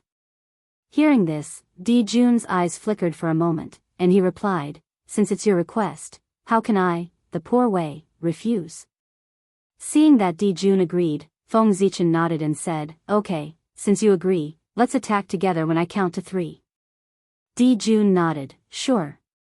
Hearing this, Feng Zichen counted directly. 1, 2, 3. The moment he counted to 3, Feng Zichen suddenly moved. His figure quickly moved backward, with the idea of leaving Di Jun here to cover his retreat. However, although Feng Zichen was fast, Di Jun was not slow either. He actually had the same idea as Feng Zichen. When Feng Zichen moved backward, he also moved backward quickly. "Bastard! You actually want to trick me?" Looking at the retreating figure, both of them cursed in their hearts at the same time.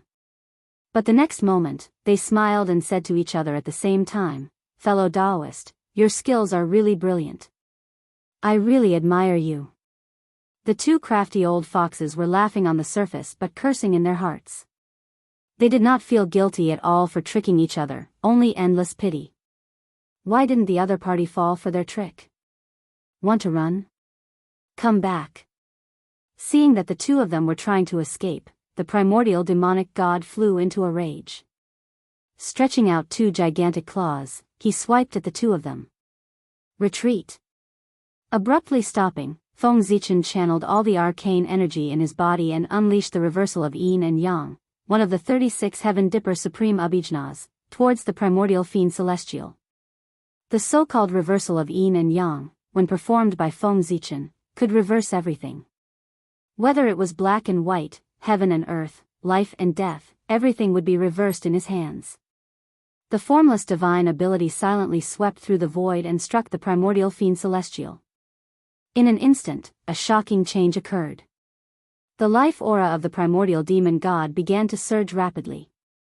In the blink of an eye, it increased by several times.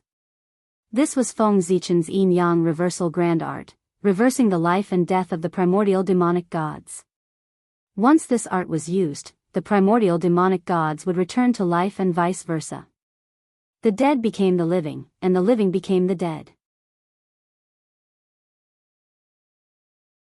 Under the influence of this supernatural ability, the primordial demonic god's death aura was transforming into life aura, and his life aura was naturally increasing. However, Feng Zichen's body was just an incarnation, and his cultivation was only half a step away from the Taoist priests. His power was limited.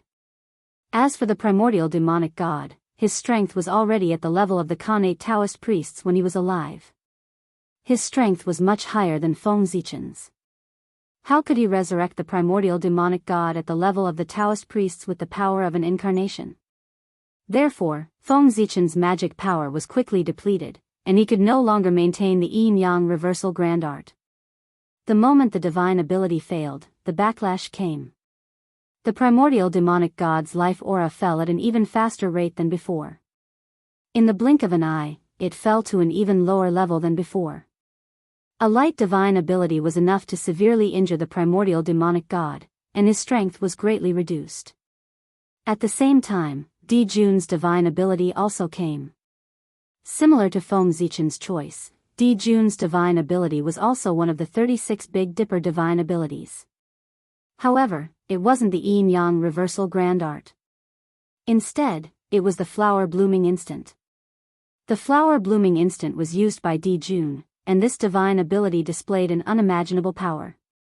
As the flower bloomed and fell, it took away the vitality of all living things. Silently, beautiful lotus flowers began to grow on the primordial demon god's body. As the lotus flowers bloomed, the life aura on his body began to weaken. "You're asking for it, reptile." After being injured by the 2 reptiles in his eyes, the primordial demonic god gradually lost control of his emotions. Monstrous anger rose from his body and completely materialized. It turned into a pitch-black flame that burned fiercely toward the two of them. Return of wind and fire. Almost at the same time, Di Jun and Feng Zichen used the same divine ability. One of the 36 Big Dipper divine abilities, Return of Wind and Fire, could return all divine abilities and spells. With the combination of the two, the power of the divine ability suddenly increased dramatically. The flames of anger came quickly and also retreated quickly, burning toward the primordial demonic god. It was also at this time that Feng Zichen and Di Jun stepped forward at the same time and used their strongest divine abilities to attack the primordial demonic god. Heart and sword as one, intent and heaven and earth as one. Feng Zichen and his sword as one, wrapped in the power of heaven and earth, turned into a purple sword light that streaked across the void like a shooting star and slashed toward the primordial demonic god's forehead. At the same time, Di Jun revealed his true form and turned into a huge three-legged golden crow. Like the sun, he crashed toward the primordial demonic god.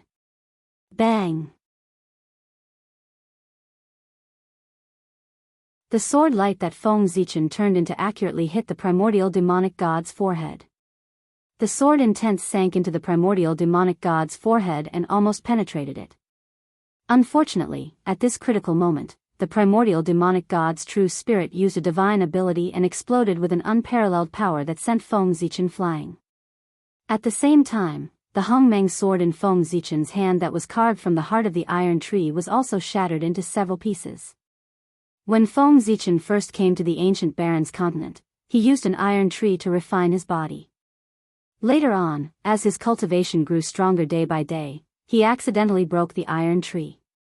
Perhaps because he felt that the iron tree was fated with him, Feng Zichen used the core of the iron tree to carve a wooden sword, which was the Hongmeng sword in his hand. This wooden sword had been refined by him for many years and had already undergone a qualitative change. It had turned from an ordinary iron tree into an acquired treasure and showed signs of evolving into an innate spiritual treasure. The chi of Hongmeng was just that extraordinary.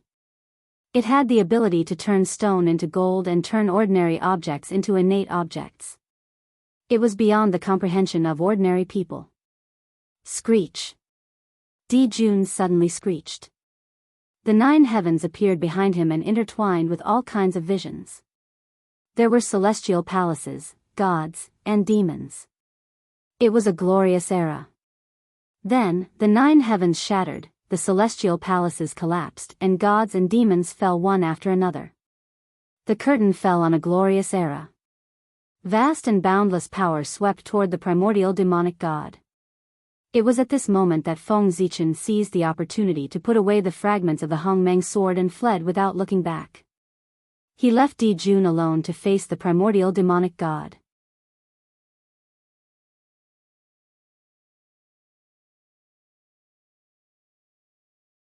Chapter 887.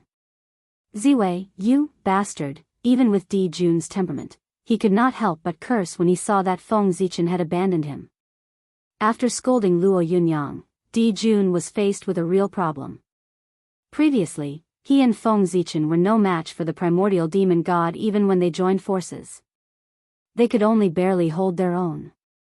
But now, Feng Zichen had abandoned him and left him to deal with the primordial demon god alone. How could he be a match for the overlord of the chaos demon gods? You little bastard, you tricked me. I will not let you off. Knowing that it was not the time to hesitate, Di Jun cursed Feng Zichen again and finally used his trump card. If he did not use his trump card, it would not be long before he became the primordial demon god's food. Not long after Feng Zichen left the underground, he felt that the entire fallen dragon mountain range suddenly shook violently as if there was a major earthquake. Many mountains collapsed and countless rocks were thrown into the air. The ground cracked and huge fissures appeared one after another. There were also places where the ground caved in. Large patches of trees and beasts sank into the ground. Such a commotion naturally alarmed the beasts that lived in the fallen dragon mountain range. They howled in horror and then ran out of the fallen dragon mountain range recklessly. An unprecedented beast tide broke out. After Feng Zichen left the underground, he found a random place to hide and stared at the ground, waiting for Di Jun to appear. Needless to say, the sudden change in the fallen dragon mountain range must have something to do with Dijun. He must have used his trump card and intended to fight the primordial demon god to the death. If there were no accidents, this battle would definitely end with Dijun's defeat and his escape. It wasn't that Dijun didn't have enough trump cards, but Feng Zichen was outside. Dijun definitely wouldn't reveal all his trump cards. If Dijun used all his trump cards and fought the primordial fiend celestial until both sides suffered heavy losses, wouldn't that give Feng Zichen an opportunity to take advantage of the situation? With Dijun's intelligence, how could he do such an unwise thing? He would rather destroy this opportunity than give it to Feng Zichen. If I can't have it, I'd rather destroy it than let anyone else have it. There was no doubt that Dijun was the same as Feng Zichen. They were both people with such personalities. Therefore, Feng Zichen was certain that Dijun would not fight to the death with the primordial demonic god. Instead, he would reveal some of his trump cards to fight for a chance to escape. It was because of this idea that Feng Zichen had set up an ambush here after leaving the underground. He wanted to wait for Dijun to come out so that he could give him a good beating. Even if Dijun used his trump cards, it was impossible for him to come out unscathed against the primordial demon god. His condition would definitely be affected. And this was Feng Zichen's opportunity. He didn't want to kill Dijun. He only wanted to make him temporarily lose his ability to fight so that he wouldn't be able to participate in this operation against the primordial demon god. After all, he couldn't leave Dijun alive. If Dijun was in perfect condition, even if Feng Zichen had the confidence to deal with the primordial demon god, he wouldn't dare to make a move. Just as Dijun was worried that Feng Zichen would take advantage of the situation, Feng Zichen was also worried that Dijun would come and take advantage of the situation after he killed the primordial demon god. It could be said that as long as Dijun was still alive, Feng Zichen wouldn't dare to make a move against the primordial demon god. Therefore, Feng Zichen decided to take advantage of this rare opportunity to cripple Dijun. Feng Zichen didn't have to wait for long. After a violent tremor, a small part of the fallen dragon mountain range suddenly collapsed. And amidst the rubble, a great sun slowly rose and flew into the distance. Seeing this, Feng Zichen moved. A wisp of Hongmeng energy rushed out of his body and turned into an avatar that chased after the great sun. Meanwhile, Feng Zichen's original body remained motionless. He focused his attention to the extreme, paying close attention to the surroundings, looking for any signs of movement. At a certain moment, Feng Zichen suddenly moved and pounced into the distance. Found you. The moment he finished speaking, Feng Zichen used his body as a sword and slashed at a spot in the void. And there was an extremely small ray of light. Rumble. The sword chi exploded, shattering the surrounding void. The ray of light was affected and revealed its true body. It was Dijun. Just as Feng Zichen had guessed, Dijun was clearly not in good condition. Blood was flowing from the corner of his mouth and his aura was much weaker. It was difficult to compare him to his peak state. Kill. Before Feng Zichen could make a move, Dijun, who was not in good condition, had already charged forward. The great sun limitless path appeared on his body and pulled everything around him into the limitless state, turning it into a mass of chaotic matter. Feng Zichen, on the other hand, was operating the Hongmeng path with all his strength, returning everything to Hongmeng.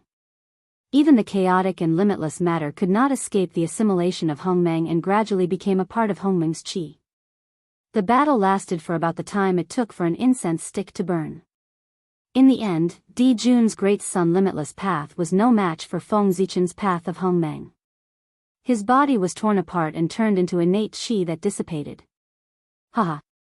Brother Ziwei, you fell into my trap. Before he died, Dijun laughed loudly. This body was actually his incarnation. The great sun that had just escaped was his true body. Dijun knew that after Feng Zichen left, he would definitely ambush him outside. There was no reason for it. If it were him, he would have done the same. Therefore, he knew that he could not leave the underground and return to the surface without any precautions. Otherwise, what awaited him would be Feng Zichen's thunderous attack. However, Jun thought about it for a long time and could not come up with a good idea. In the end, he decided to take a risk.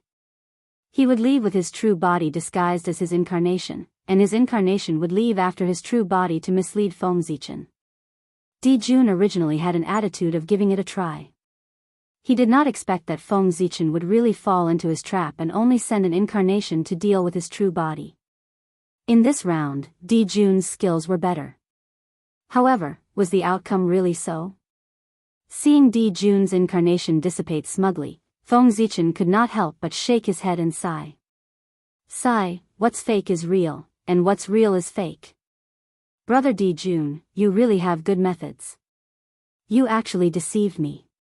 However, my incarnation's combat power is no different from my true body's.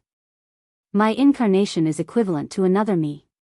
The Grand Pure One had the Three Pure Ones technique and could create 3 incarnations with the same combat power as him. This mystical ability could be said to be extremely heaven-defying. There were many cultivation techniques that could create incarnations in the primordial world. Basically, every great divine ability expert knew one. However, it was very rare for an incarnation like the Grand Pure One to have the same combat strength as his main body, let alone 3 at once. It was basically the only one in the primordial world. No one knew how the Grand Pure One came up with it. Feng Zichen had been coveting this mystical ability for a long time. Therefore, he had deduced for many years and developed such a mystical ability. However, although Feng Zichen's mystical ability could also create an incarnation with the same combat power as his true body, the number of incarnations he could create was 1 less than the Grand Pure One's 3 pure ones. The other party could create 3, but he could only create 2. There were 2 states of Hongmeng's qi. One was the state of Hongmeng, the beginning of everything. The other was the state of giving birth to everything and being everywhere. Based on these 2 changes, Feng Zichen created 2 incarnations with the same combat power as his true body. And the clones he had sent out were these 2. So what if he fell for it? Jun still could not escape from his grasp. It was also because Jun had fallen for too long. The times had changed several times and he could not keep up with the times. The world was regressing, but those with great mystical abilities were constantly improving. The mystical abilities had become much more mysterious than during the Lich Demon era. Jun did not understand the situation, so it was normal for him to be defeated by Feng Zichen. Outside the Fall Mountains, Emperor Jun looked at Feng Zichen, who was besieging him, in disbelief. At this moment, Feng Zichen's strength was 30% stronger than when he faced the primordial fiend Celestial. This meant that he did not use his full strength at that time. Feng Zichen was cautious by nature and never revealed his full strength in front of others. He would always keep a trump card for emergencies. Those who had seen Feng Zichen's full strength were all dead. When he fought with the primordial fiend Celestial, Jun was beside him. How could Feng Zichen use his full strength? At this moment, in order to deal with Jun, he used his full strength. Feng Zichen, who used his full strength, was stronger than Jun. Not to mention, there were 2 Feng Zichen. In addition, Jun was not in a good state. Naturally, he was beaten back and fell into a disadvantage. Soon, Jun was seriously injured by the 2 Feng Zichen. It was also at this moment that Feng Zichen's original body rushed over after dealing with Jun's incarnation. Brother Jun, I'm here to send you on your way, Feng Zichen shouted from afar. Jun could not defeat 1 Feng Zichen, let alone 3 Feng Zichen. If they really fought, Jun felt that Shiho was already waving at him. Ziwei, you're ruthless. Poor Wei lost this round, but don't be too proud. It's a small world, and we'll regret it someday. Poor Wei will not lose the next round. Jun was also a decisive person. Seeing that the situation was not good for him, he did not hesitate and directly killed himself and gave up on this body. This body was, of course, not Jun's original body. It was the reincarnation that he had high hopes for. Although it was a pity to give it up now, after all, it was not easy to cultivate to the level of the half-step Daoist priests. But if he gave it up now, he could protect his innate true spirit and would not fall into the hands of Feng Zichen. In this way, it was not too much of a pity. After all, it was just an incarnation. Even if it was a reincarnation, it was not as important as his own innate true spirit. Good fellow, this Di Jun is also a ruthless person. Feng Zichen couldn't help but click his tongue as he looked at Di Jun's incarnation that was transforming into the Tao in front of him and returning to the world. What was decisive? This was it. In order not to leave anything behind for Feng Zichen, Di Jun chose to transform into the Tao and return to the world. In this way, all of his things returned to the world, leaving nothing behind for Feng Zichen. However, Feng Zichen did not care about Di Jun's things. What he cared about was Di Jun as a person. As long as Di Jun left, everything would be fine. Feng Zichen waited for a while.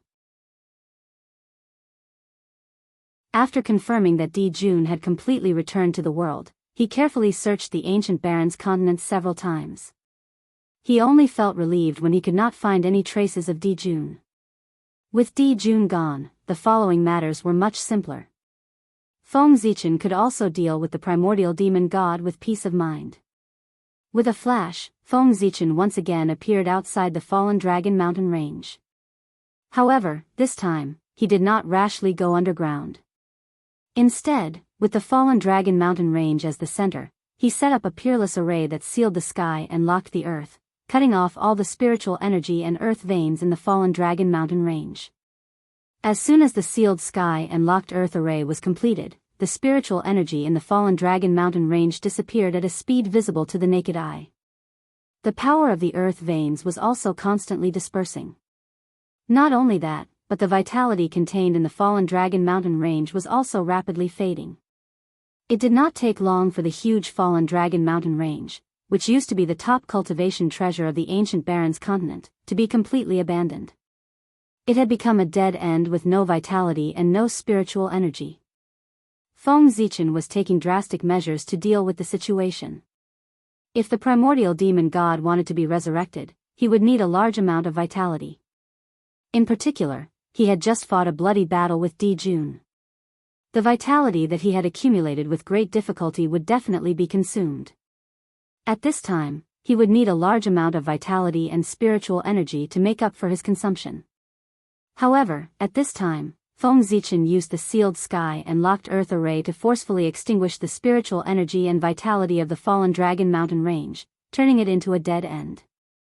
As a result, the primordial demon god could not absorb any energy to make up for his consumption. He was also unable to gather vitality to revive himself. Without replenishment, the primordial demon god was bound to become weaker and weaker. At this time, there were only two paths in front of him. One was to silently wait for death, and the other was to rush out of the fallen dragon mountain range and fight with all his might. Of these two options, the first was certain death, and the other was a glimmer of hope. Everyone knew which one to choose. The primordial demon god would naturally choose the second option, which was to rush out of the fallen dragon mountain range and fight to the death. As for Feng Zichen, he was waiting for the primordial demon god to come out. Your Majesty, the experts on our side have all gathered. We await your Majesty's orders on what to do next. Outside the fallen dragon mountain range, countless experts gathered towards Feng Zichen. All these years, Feng Zichen did not waste his time in the ancient Baron's mainland. He relied on his powerful charisma, unparalleled strength, knowledge that far exceeded the common people, and noble character. Soon, Feng Zichen unified the human race and established a country that integrated political power. When the human dynasty was established, the fate of the human race condensed and turned into the golden dragon of luck. This allowed the ruler of the dynasty to control the dragon energy of the people Dao, which was the supreme power. As a result, the human race's strength increased greatly and began to enter the stage of conquering the other races and dominating the ancient Baron's mainland.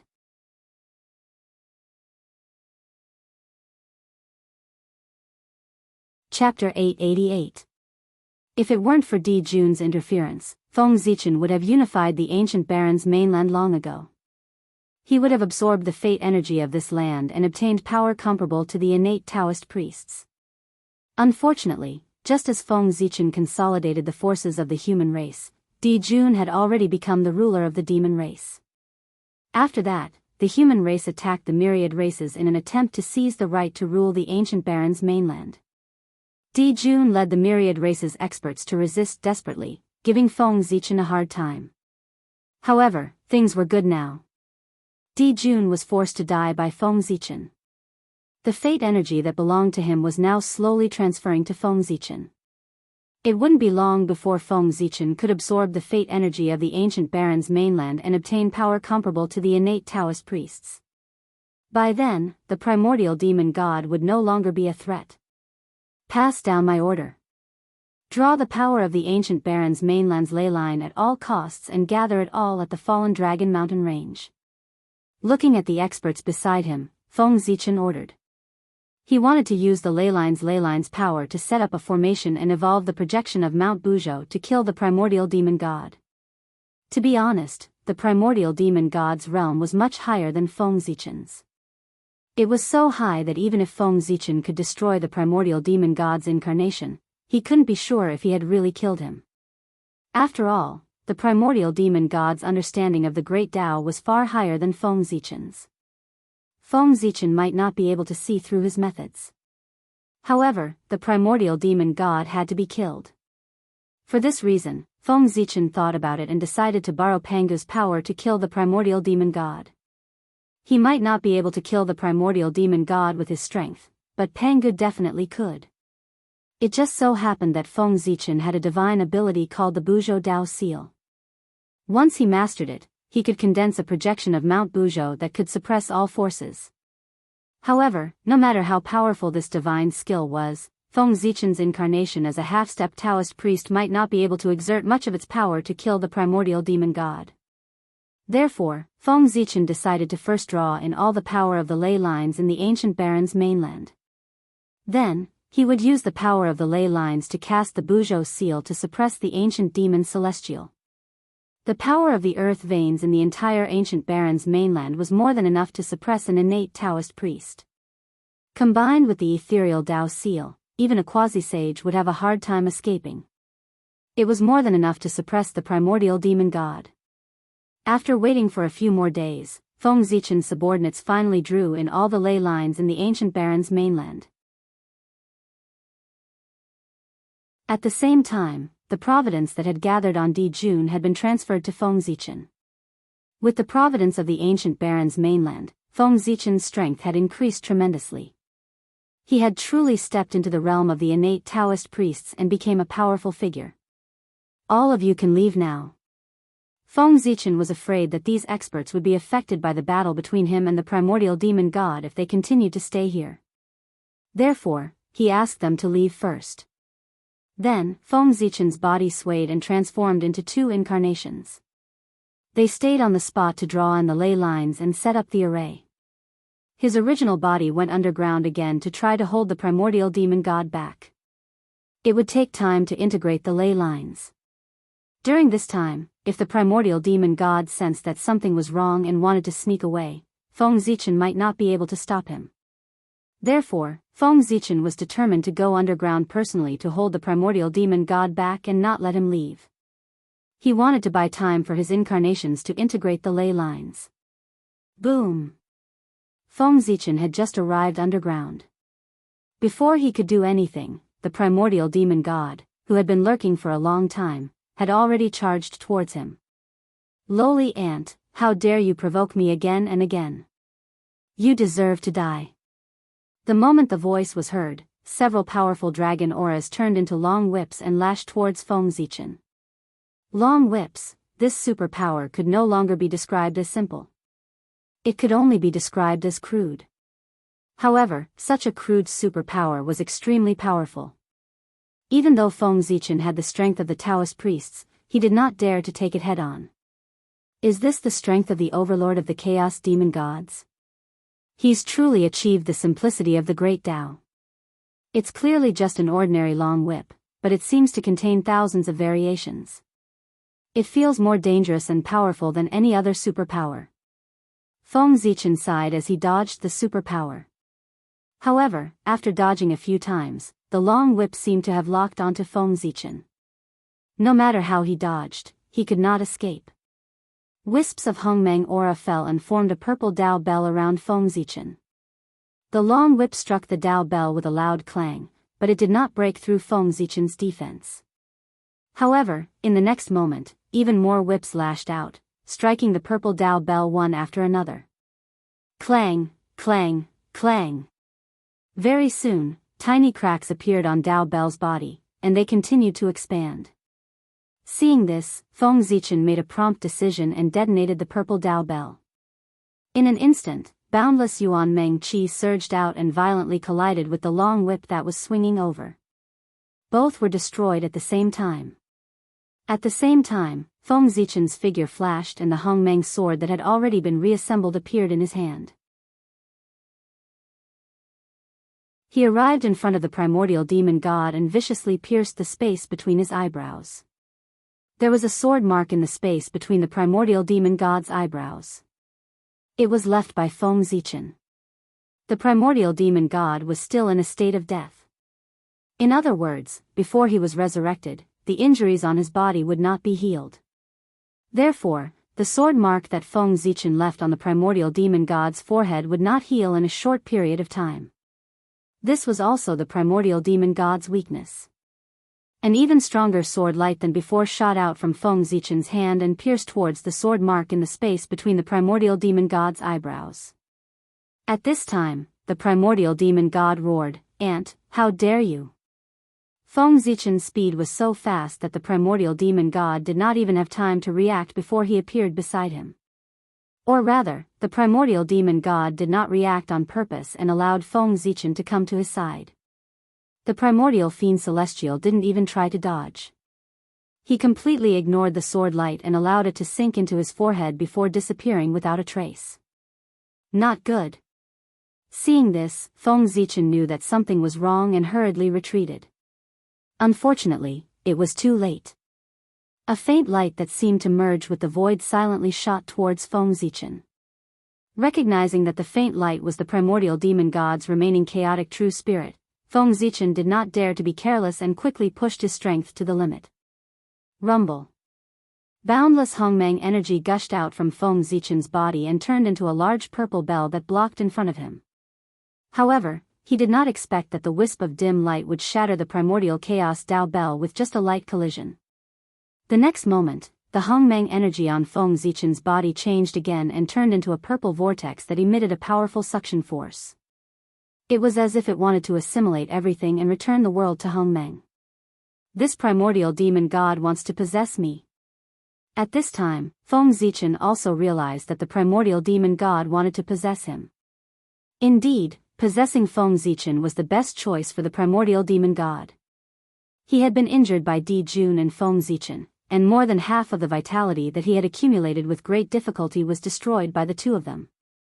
Now, the primordial demon god had been hit by Feng Zichen's sword and his last remaining vitality had been completely destroyed. There was no hope for him to be resurrected.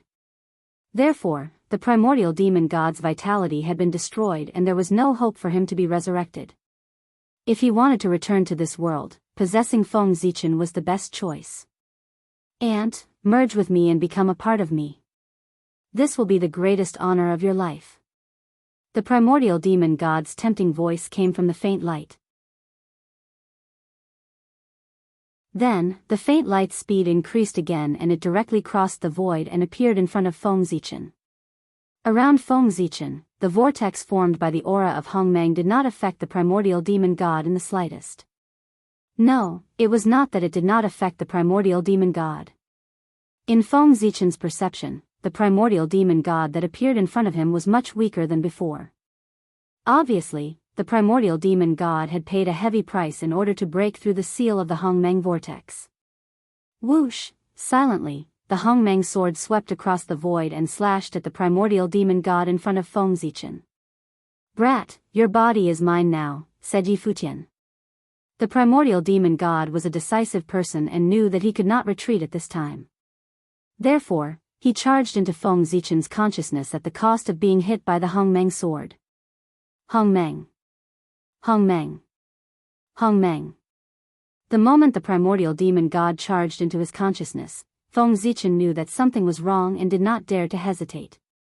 He immediately visualized Hong Meng in his consciousness. In an instant, Feng Zichen's consciousness became as empty as Hong Meng. There was no time, no space, no up, down, left, right, or anything else. All that was left was a boundless purple. Hong Meng? I didn't expect that in the future there would be someone who could cultivate the Tao of Hong Meng. What an amazing creation. It's a pity that your strength is still too low. If you cultivate to the creation realm, with the aura of Hong Meng in your consciousness, even if you can't refine me, you can still drive me out of your consciousness. What a pity, you're only in the Daoist realm. This good fortune is destined to benefit me. After pretending to sigh with emotion, the primordial demon god raised his hand and was about to use his divine power to break Feng Zichen's Hong Meng aura. But before he could make a move, Feng Zichen's two avatars on the ground finally integrated all the power of the ley lines, twisted it into one, and blasted it towards the fallen dragon mountain range. Underground, Feng Zichen sensed it and directly dispersed the aura of Hong Meng, and turned to visualize Mount Buzhou. In an instant, Feng Zichen's consciousness changed. The aura of Hong Meng that filled the sky disappeared without a trace in the blink of an eye, and was replaced by a towering ancient sacred mountain. Pangu. Mount Buzhou. As Panga's mortal enemy, the primordial demon god recognized Mount Buzhou. Therefore, the moment he saw Mount Buzhou, he said the name of this mountain. Then, a bad premonition came over him. Without thinking, the primordial demon god wanted to retreat and leave Feng Zichen's consciousness. But it was too late. The aura of the ley lines that blasted towards the fallen dragon mountain range began to condense the moment it sensed Mount Buzhou's Daoist rhymes. In an instant it turned into a huge mountain, which was somewhat similar to Mount Buzhou. It emitted an aura that suppressed everything and smashed heavily towards the fallen dragon mountain range. Rumble. With a shocking roar, Feng Zichen and the primordial demon god in his consciousness were suppressed by the aura of Mount Buzhou. They could not move and lost all consciousness. After an unknown period of time, everything calmed down. The original location of the fallen dragon mountain range had completely disappeared. Instead, it was replaced by an immemorial sacred mountain that towered into the sky. An ancient aura exuded from its body as if it was telling a story of ancient history. This mountain was Mount Buzhou, which was formed by combining the aura of the ley lines of the entire ancient Baron's mainland. It had the ability to suppress the earth and stabilize the ley lines. When this mountain was born, it became the center of the ancient Baron's mainland and also the location of its ancestral ley lines. Feng Zichen and the primordial demon god were suppressed under this mountain and completely lost consciousness. When the sacred mountain was completely formed, Feng Zichen's two avatars quietly disintegrated and turned into two clouds of Hong Meng aura. They disappeared under the mountain and surged towards Feng Zichen. With the return of the avatars, Feng Zichen regained consciousness. Then, he saw that his entire body, whether it was his physical body or his true spirit, had turned into wisps of Hong Meng aura. They flowed down Mount Buzhou like water. As for the primordial demon god, he left him where he was. How dare you steal my body? If you didn't steal my body, I wouldn't have had the confidence to capture you alive. I didn't expect that you would choose to steal my body, which gave me a chance to suppress you. After reforming his body, Feng Zichen looked at the suppressed primordial demon god with a smile on his face. What a pleasant surprise. Feng Zichen's plan from the beginning was to kill the primordial demon god to prevent future troubles. It wasn't that he didn't want to capture the primordial demon god alive, but he didn't have the confidence to do so. Killing the primordial demon god would definitely be easier than capturing him alive. Therefore, to prevent more trouble, Feng Zichen decided to kill the primordial demon god. Then, he really didn't expect that the primordial demonic god would choose to possess him. That gave Feng Zichen a chance to suppress him and capture him alive. Great! Looking at the suppressed primordial demon god, Feng Zichen was very excited.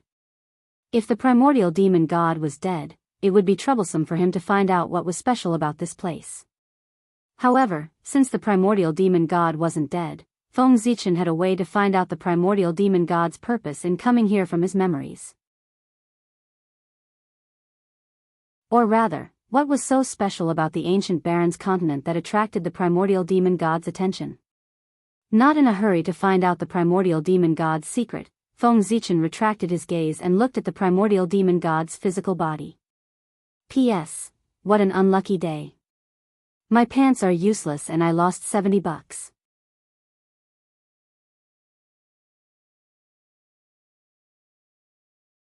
Chapter 889. With the blessing of luck, Feng Zichen's strength was comparable to the Khanate Taoist priests. But in fact, his realm was still that of a half-step Taoist priests. But soon, that would no longer be the case.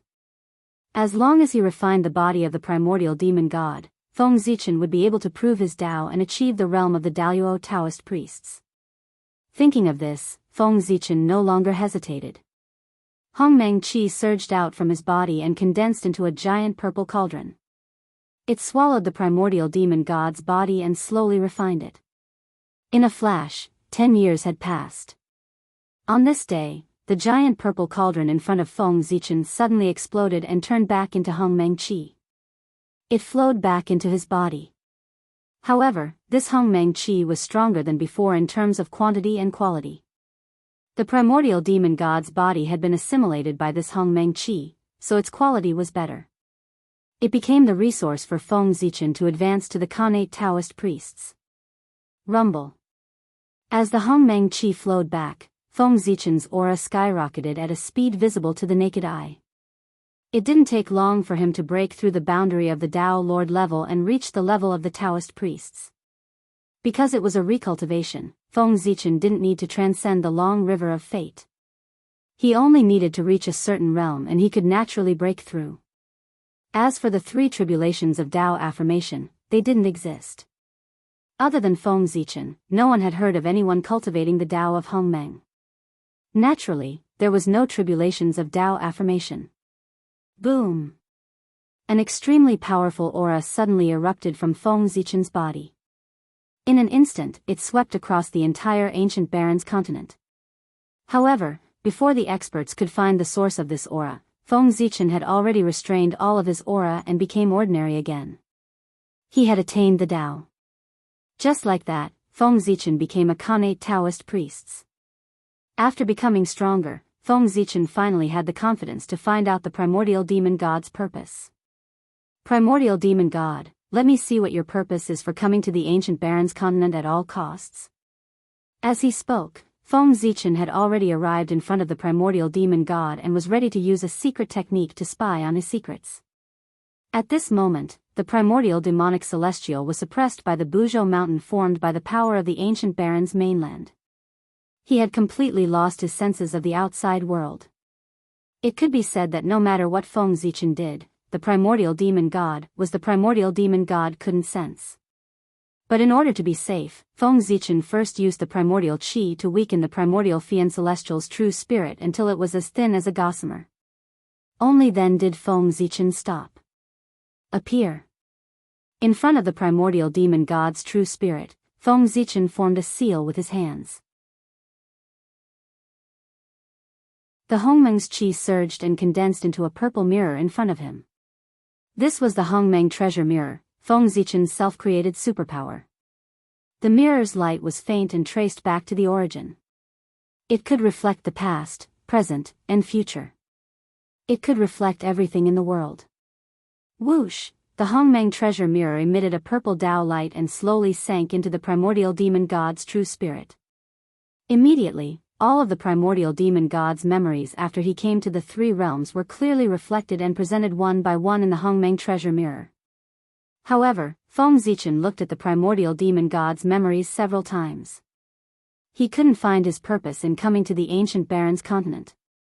It was as if he had really entered this place by mistake. How is this possible? How can there be nothing? After looking at it a few more times, Feng Zichen still couldn't find anything. Good, very good. The ancient Baron's continent indeed has a huge secret. It's so big that even the primordial demon god has to be extremely cautious. he didn't dare to leave behind any memories related to this matter in his mind. Feng Zichen certainly didn't think that the primordial demon god had really entered this place by mistake. In that case, there was indeed no memory related to this matter in his memories. Then, there was only one possibility left. To prevent the secret of the ancient Baron's continent from being leaked, the primordial demon god had personally killed this incarnation. Thus, the incarnation had memories of the ancient Baron's continent's secrets. However, the primordial demon god had suddenly descended into the untainted land and preached in the name of Pangu. Although he was killed by the heavenly Tao, he had attracted the attention of the heavenly Tao. Therefore, the heavenly Tao had secretly used some means to lure Feng Zichen and Di Jun here at the same time. It planned to use the two of them to investigate the primordial demon god's purpose in coming here. That's quite vigilant. Feng Zichen sighed as he retracted his supernatural power. The primordial demon god had his original body in the great chaos outside the realm. Therefore, even if the memory of this incarnation was destroyed, it didn't have any effect. As long as he could get in touch with the original body, he could restore the memory that was destroyed at any time. However, by doing so, he had cut off the possibility of outsiders prying into the secrets of this place from his memory. However, nothing was absolute. Although the primordial demon god was vigilant, Feng Zichen could still peek into some clues from his actions. For example, after reading the memories of the primordial demon god, Feng Zichen knew that the cultivation method of the ancient Baron's continent was actually passed down by the primordial demon god. Therefore, as a chaos demon god, why would the primordial demon god pass down the cultivation method to the untainted land creatures in the ancient Baron's continent? What was his purpose in doing so? Feng Zichen didn't know about this, but this didn't stop him from finishing what the primordial demon god failed to do. The primordial demon god inexplicably passed down the Tao here for no reason. Then, thinking about it carefully, the only thing that could make the primordial demon god do this was probably related to the secrets of this place. Although Feng Zichen didn't know why the primordial demon god did this, he could imitate him and continue to pass down the Tao in the ancient Baron's continent. In the memories of the primordial demon god, he had just passed down the cultivation method. Before it could take root and sprout, it attracted the attention of the heavenly axiom and was killed by the apocalyptic light of calamity. In other words, no matter what the primordial demon god's purpose of passing down the Tao was, he didn't succeed. Now, Feng Zichen was going to do what the primordial demon god had done before. Perhaps he could find the purpose of the primordial demon god.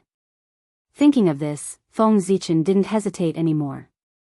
He first added another seal on the primordial demon god's true spirit before leaving this place. The first thing Feng Zichen did after becoming the Khanate Taoist priests was to use his great powers and supernatural powers to distort the cognition of all living beings in the ancient Baron's continent. He changed the name of the ancient Baron's continent to the Hongmeng continent. He also changed the name of the preacher from the primordial demon god to Hongmeng. As such, the history of the ancient Baron's continent was completely changed. Countless years ago, the three realms were born.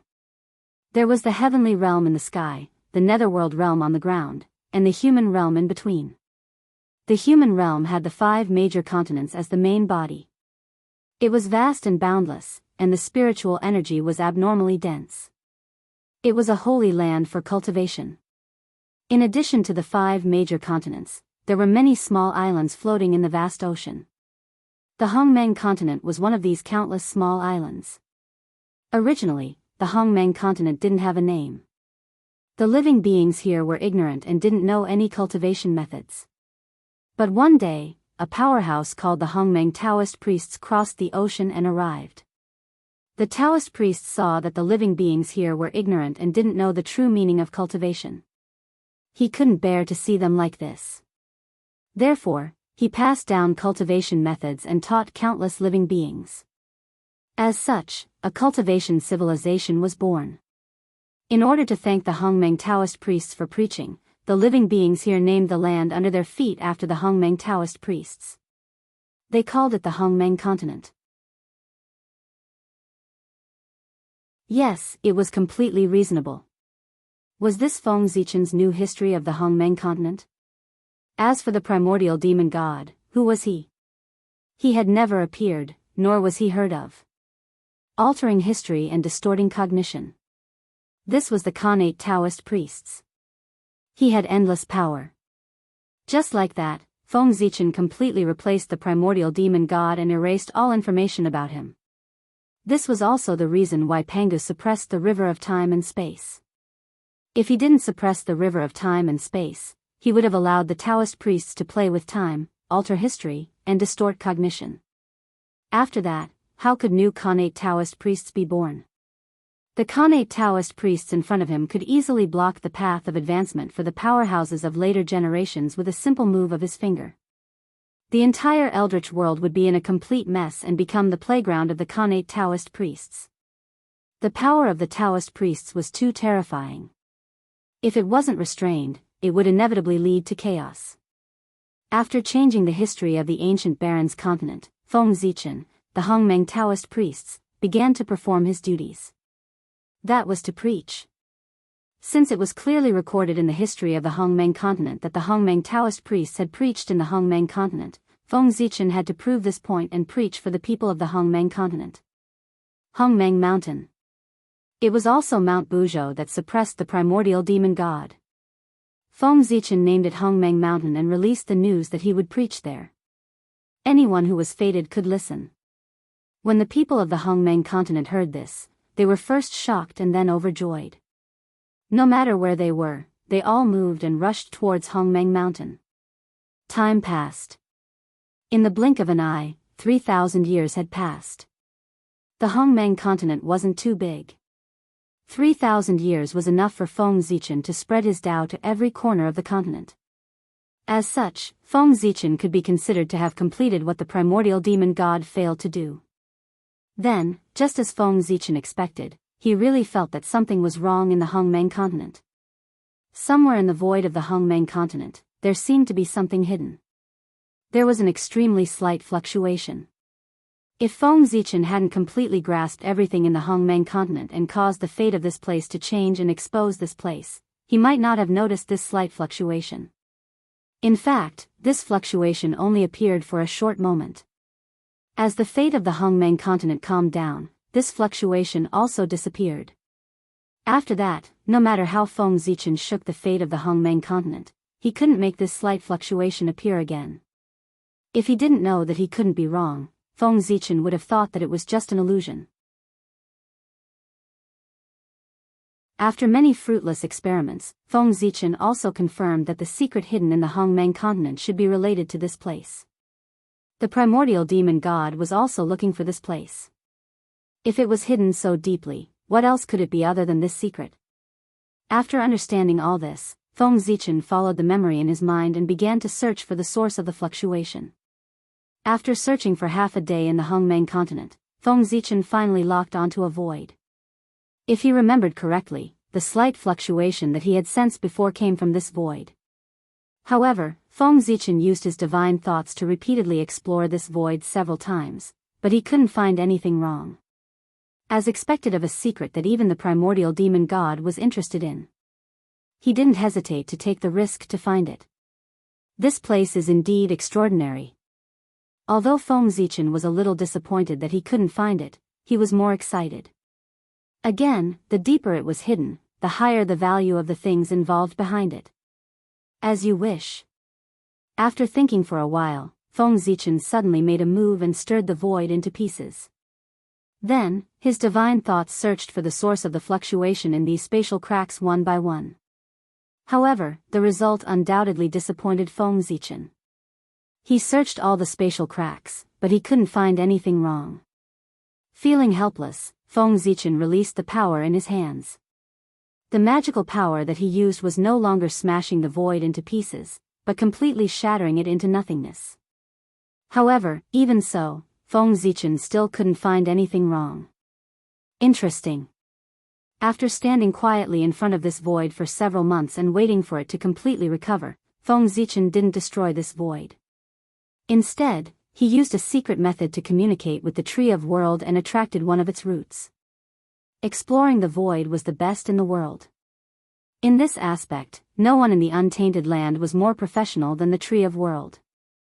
It could be said that if the Tree of World couldn't find anything wrong with this void, then Feng Zichen should give up as soon as possible. Buzz, buzz, buzz, the roots of the Tree of World quietly poked out of the void and emitted an inexplicable fluctuation, constantly resonating with the void here. Seeing this, Feng Zichen's heart moved. He separated a wisp of divine thoughts and integrated it into the roots of the Tree of World, spreading out with its power. After integrating with the roots of the Tree of World, Feng Zichen instantly had a different experience. Layers of the void unfolded in front of his eyes, extremely mysterious. Then, Feng Zichen found that the power of the Tree of World was constantly spreading into the depths of the void. This depth was deeper than Feng Zichen had imagined. It was a depth of the void that even he couldn't reach. Therefore, at this time, Feng Zichen was shocked. How is this possible? Is the void of the untainted land so deep? Why didn't I know? As the second master in the untainted land, Feng Zichen believed that he knew the untainted land well. Although the void was boundless, in general, there were only 49 layers. Moreover, the deeper one went into the void, the closer one was to the way of heaven. Once one entered the 49th layer of the void, one could even face the way of heaven directly. However, at the same time, the more layers there were in the void, the more dangerous it was. Even someone as strong as the Khanate Daoist priests could only enter the 36th layer of the void. If he went deeper, his life would be in danger. As for the primordial chaos Daoist Jingxian, he could only enter the 45th layer of the void. If he went deeper, he might be assimilated by the way of heaven. As for Feng Zichen, his original body could barely enter the 49th layer of the void and face the way of heaven directly.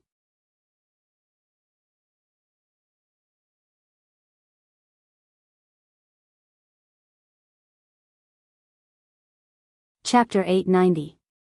However, even great Emperor Ziwei could not stay in the 49th void for too long.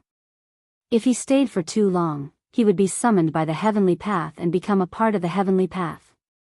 The 49th void formed the entirety of the void of the untainted land. The so-called three realms had always been in these 49th void. However, now, under the guidance of the world tree's roots, Feng Zichen was constantly going deeper into the void. He had already surpassed the 49th void and arrived at a deeper void. However, how was this possible? There were only 49 voids in the untainted land. This was already the limit. One could directly face the heavenly path. How could there be a deeper void than this? No one answered Feng Zichen's question. The roots of the world tree seemed to have sensed something and continued to go deeper into the void. It was also at this moment that Feng Zichen realized that he might no longer be in the untainted land but somewhere else. There were only 49 voids in the untainted land. Beyond this level, it could only mean that Feng Zichen had already left the untainted land. So, where was this place? What was chaos? It meant that all things had not been born, and yin and yang had not been separated. It was chaos. There was no up and down, no past and present. In other words, the great chaos outside the realm was chaos. There was no passage of time and space at all. Right now, Feng Zichen was still continuing to go deeper into the void. It could be seen that he was not in the great chaos outside the realm. After thinking for a long time, Feng Zichen still could not figure it out. So, he simply stopped thinking about it. Since he was already here, he might as well make the best of it. As long as he reached the place, all his doubts at this time would be solved. Time passed bit by bit. Feng Zichen also followed the roots of the world tree and continued to go deeper into the void. At first, Feng Zichen could still see traces of the power of the void. But later, even the power of the void began to thin. In the end, Feng Zichen saw nothing but nothingness. Nothing existed. After an unknown period of time, at a certain moment, a ray of light suddenly appeared in front of Feng Zichen's eyes. At the same time, his heart throbbed inexplicably. It was as if at the end of the light, in a mysterious and unknown place, there was something that he was very familiar with. Familiar? Why did it feel so familiar? This place was far beyond the 49 voids. It was a place that Feng Zichen had never touched. Why would there be people or things that he was familiar with? Doubt. He was greatly puzzled. It rose from Feng Zichen's heart. Almost instinctively, Feng Zichen kept moving closer to the light. That place could answer all his questions. Boom! When Feng Zichen touched the ray of light, his mind seemed to explode, and he fell into a trance. Then, a vast and magnificent world slowly opened up in front of Feng Zichen. The vastness of that world gave Feng Zichen a feeling that it was not inferior to the heaven realm. However, this world seemed to be broken. The rules were incomplete, and it was difficult to give birth to the existence of the primordial chaos realm. Moreover, this world was filled with an aura of decay and end. It was as if this world had experienced the end of the world and had reached the end of the world. However, for some unknown reason, this world did not completely go to destruction and was unexpectedly preserved. However, although the world was not completely destroyed, the aura of the end of the universe and the decay of all things did not disappear. Under this influence, many unknown variables were born in this broken world. For example, the aura of decay did not have much effect on mortals and low-level cultivators. However, for existences of higher realms, such as the Dao Lord and the Taoist priests, the impact was great. During the process of cultivation, one had to be careful at all times. One must not attract the aura of decay into one's body. Otherwise, one's great Tao would be polluted and one would be seriously injured. In serious cases, one's great Tao would decay and one would directly die. As for existences above the Taoist priests, such as the Great Divinity and the Primordial Chaos Daoist Jingxian, they were really finished. Even if they did not take the initiative to cultivate, the aura of decay and decay would take the initiative to find them and constantly corrode their great Tao, causing them to walk towards destruction. Fortunately, this world did not have the conditions to give birth to the primordial chaos Daoist Jingxian.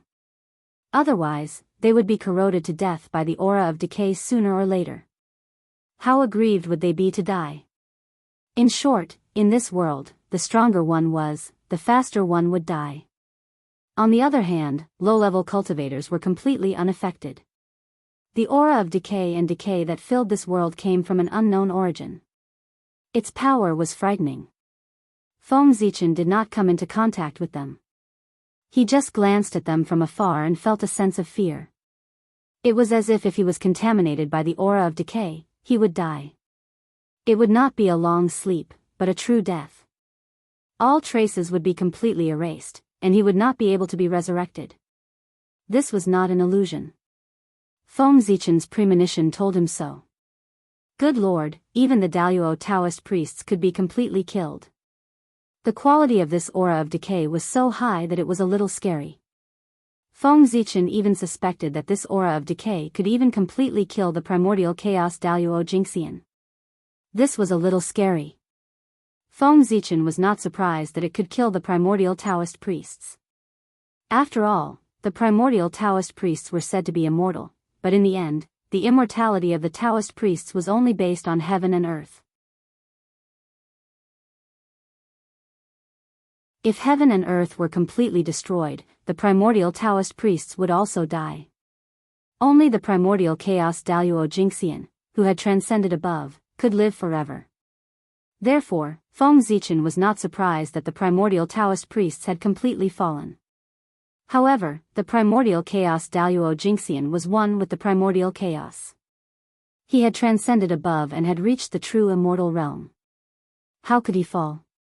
Even the great god Pangu could make a primordial chaos Daoist Jingxian unable to be resurrected, but he could not make a primordial chaos Daoist Jingxian truly die. For the primordial chaos Daoist Jingxian, there was no concept of life and death. The two had long been mixed into one. Since there was no life and death, how could there be death? However, the strange thing was that the aura of decay gave Feng Zichen the feeling that it could make the primordial chaos Daoist Jingxian completely die. It was really strange. Puzzled, Feng Zichen tried to release his spiritual sense and tried to come into contact with this world. He wanted to see why this world was not destroyed. That aura of decay could even kill the primordial chaos Daoist Jingxian, which showed how terrifying it was. Even so, the world before Feng Zichen's eyes was filled with this kind of destructive power, but it was not destroyed. Instead, it existed perfectly fine. This situation gave Feng Zichen a feeling that it was even stranger than the aura of decay that could kill the primordial chaos Daoist Jingxian. It did not make sense. Since that power could kill the primordial chaos Daoist Jingxian, its quality must be extremely high. Destroying a world was not easy. It could be done easily.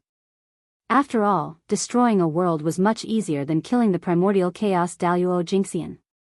However, the current situation was that under that destructive power, the primordial chaos Daoist Jingxian had died, but the world was safe and sound. This meant that there was a power that Feng Zichen could not see that was protecting this world, so that it was not affected by the aura of decay and was completely destroyed. Even the power that was enough to kill the primordial chaos Daoist Jingxian could not do anything to that power. This meant that the power that protected this world must be terrifyingly strong. It was a power that Feng Zichen could not understand. Therefore, Feng Zichen wanted to see where this power came from. If he could get his hands on it, it might bring him unimaginable fortune. Thinking of this, Feng Zichen's spiritual sense quietly swept out and swept toward the nameless world. He carefully bypassed the aura of decay that was wandering in the void. This power was so terrifying that even Feng Zichen did not dare to let it get close to him. Outside the nameless world, Feng Zichen's spiritual sense, with the help of the roots of the world tree, quietly opened a small passage in the boundary wall and entered. At this time, he had to thank the world tree. Without the world tree, even if Feng Zichen found this world, he would not be able to enter. Judging from the current situation of this world, it obviously did not belong to the untainted land. This was because Feng Zichen did not sense any aura related to Pangu in this world. This was a completely unfamiliar world. Even the way the rules operated was completely different from the untainted land. Since this world did not belong to the untainted land, Feng Zichen was an outsider to this world. In layman's terms, Feng Zichen from the outside world was an extraterrestrial demon and was not welcomed by this world. If he rashly barged in, he would definitely be targeted by the will of this world and expose himself. However, with the world tree, everything was different. The world tree had the ability to communicate with all worlds. No matter which world it was, it would not have any defenses against it. It could easily enter. Thanks to the world tree, Feng Zichen could also silently sneak into this world. After entering this nameless world, Feng Zichen did not wander around. Instead, he released his spiritual sense and tried to communicate with the rules of this world to learn the basic situation of this place. Asking for directions was something that only low-level cultivators would do. Experts would directly communicate with the heavens and earth to obtain the information they wanted. Using the world tree's disguise, Feng Zichen successfully deceived the rules of this world. He began to search for the information he needed from this world. First, it was the origin of this world. He tried to use his supernatural power to look back on the past of this world. Then, Feng Zichen discovered that he had failed. This world did not have a past. It was completely destroyed by the aura of the end. Feng Zichen looked back and saw the endless tide of destruction. He was so scared that he did not dare to investigate further and quickly retreated. Then, Feng Zichen tried to check on the native creatures here. This time, he did not encounter any problems and succeeded easily. Then, Feng Zichen saw that in this world, there were temples, heavens, hell, and divine mountains. Then, Feng Zichen's expression became strange. Guess what he saw? He actually saw angels, demons, giants, dragons, elves, and a series of races that were both familiar and unfamiliar. Although it was familiar, Feng Zichen had often heard of them in his previous life. Although it was unfamiliar, it was indeed unfamiliar because he had only heard of them but had never really seen them. But at this moment, he really saw them. This world is really strange. It's a bit like the mythical world recorded in the Western legends in my previous life. Looking at these familiar and unfamiliar creatures, Feng Zichen's expression became more and more strange. As a curious person, Feng Zichen was naturally curious about whether creatures like angels and elves really existed. Therefore, for a period of time, Feng Zichen had used his supernatural power to check the world of the primitive world, trying to find traces of such creatures. However, the world had been destroyed several times, and Feng Zichen did not find any elves, dragons, or the like. At that time, he still felt strange. Why didn't elves exist in the primitive world, but there were legends of them in the future?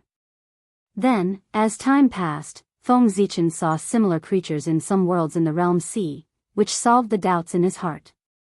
It turned out that they were not in the primitive world, but in the realm sea.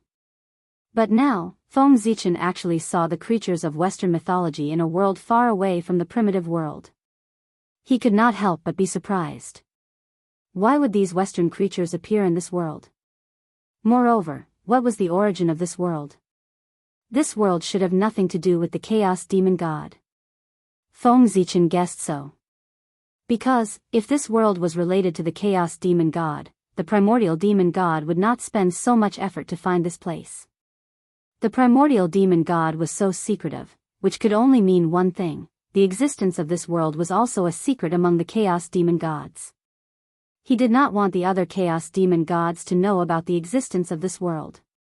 The primordial demon god wanted to swallow the creation of this world alone.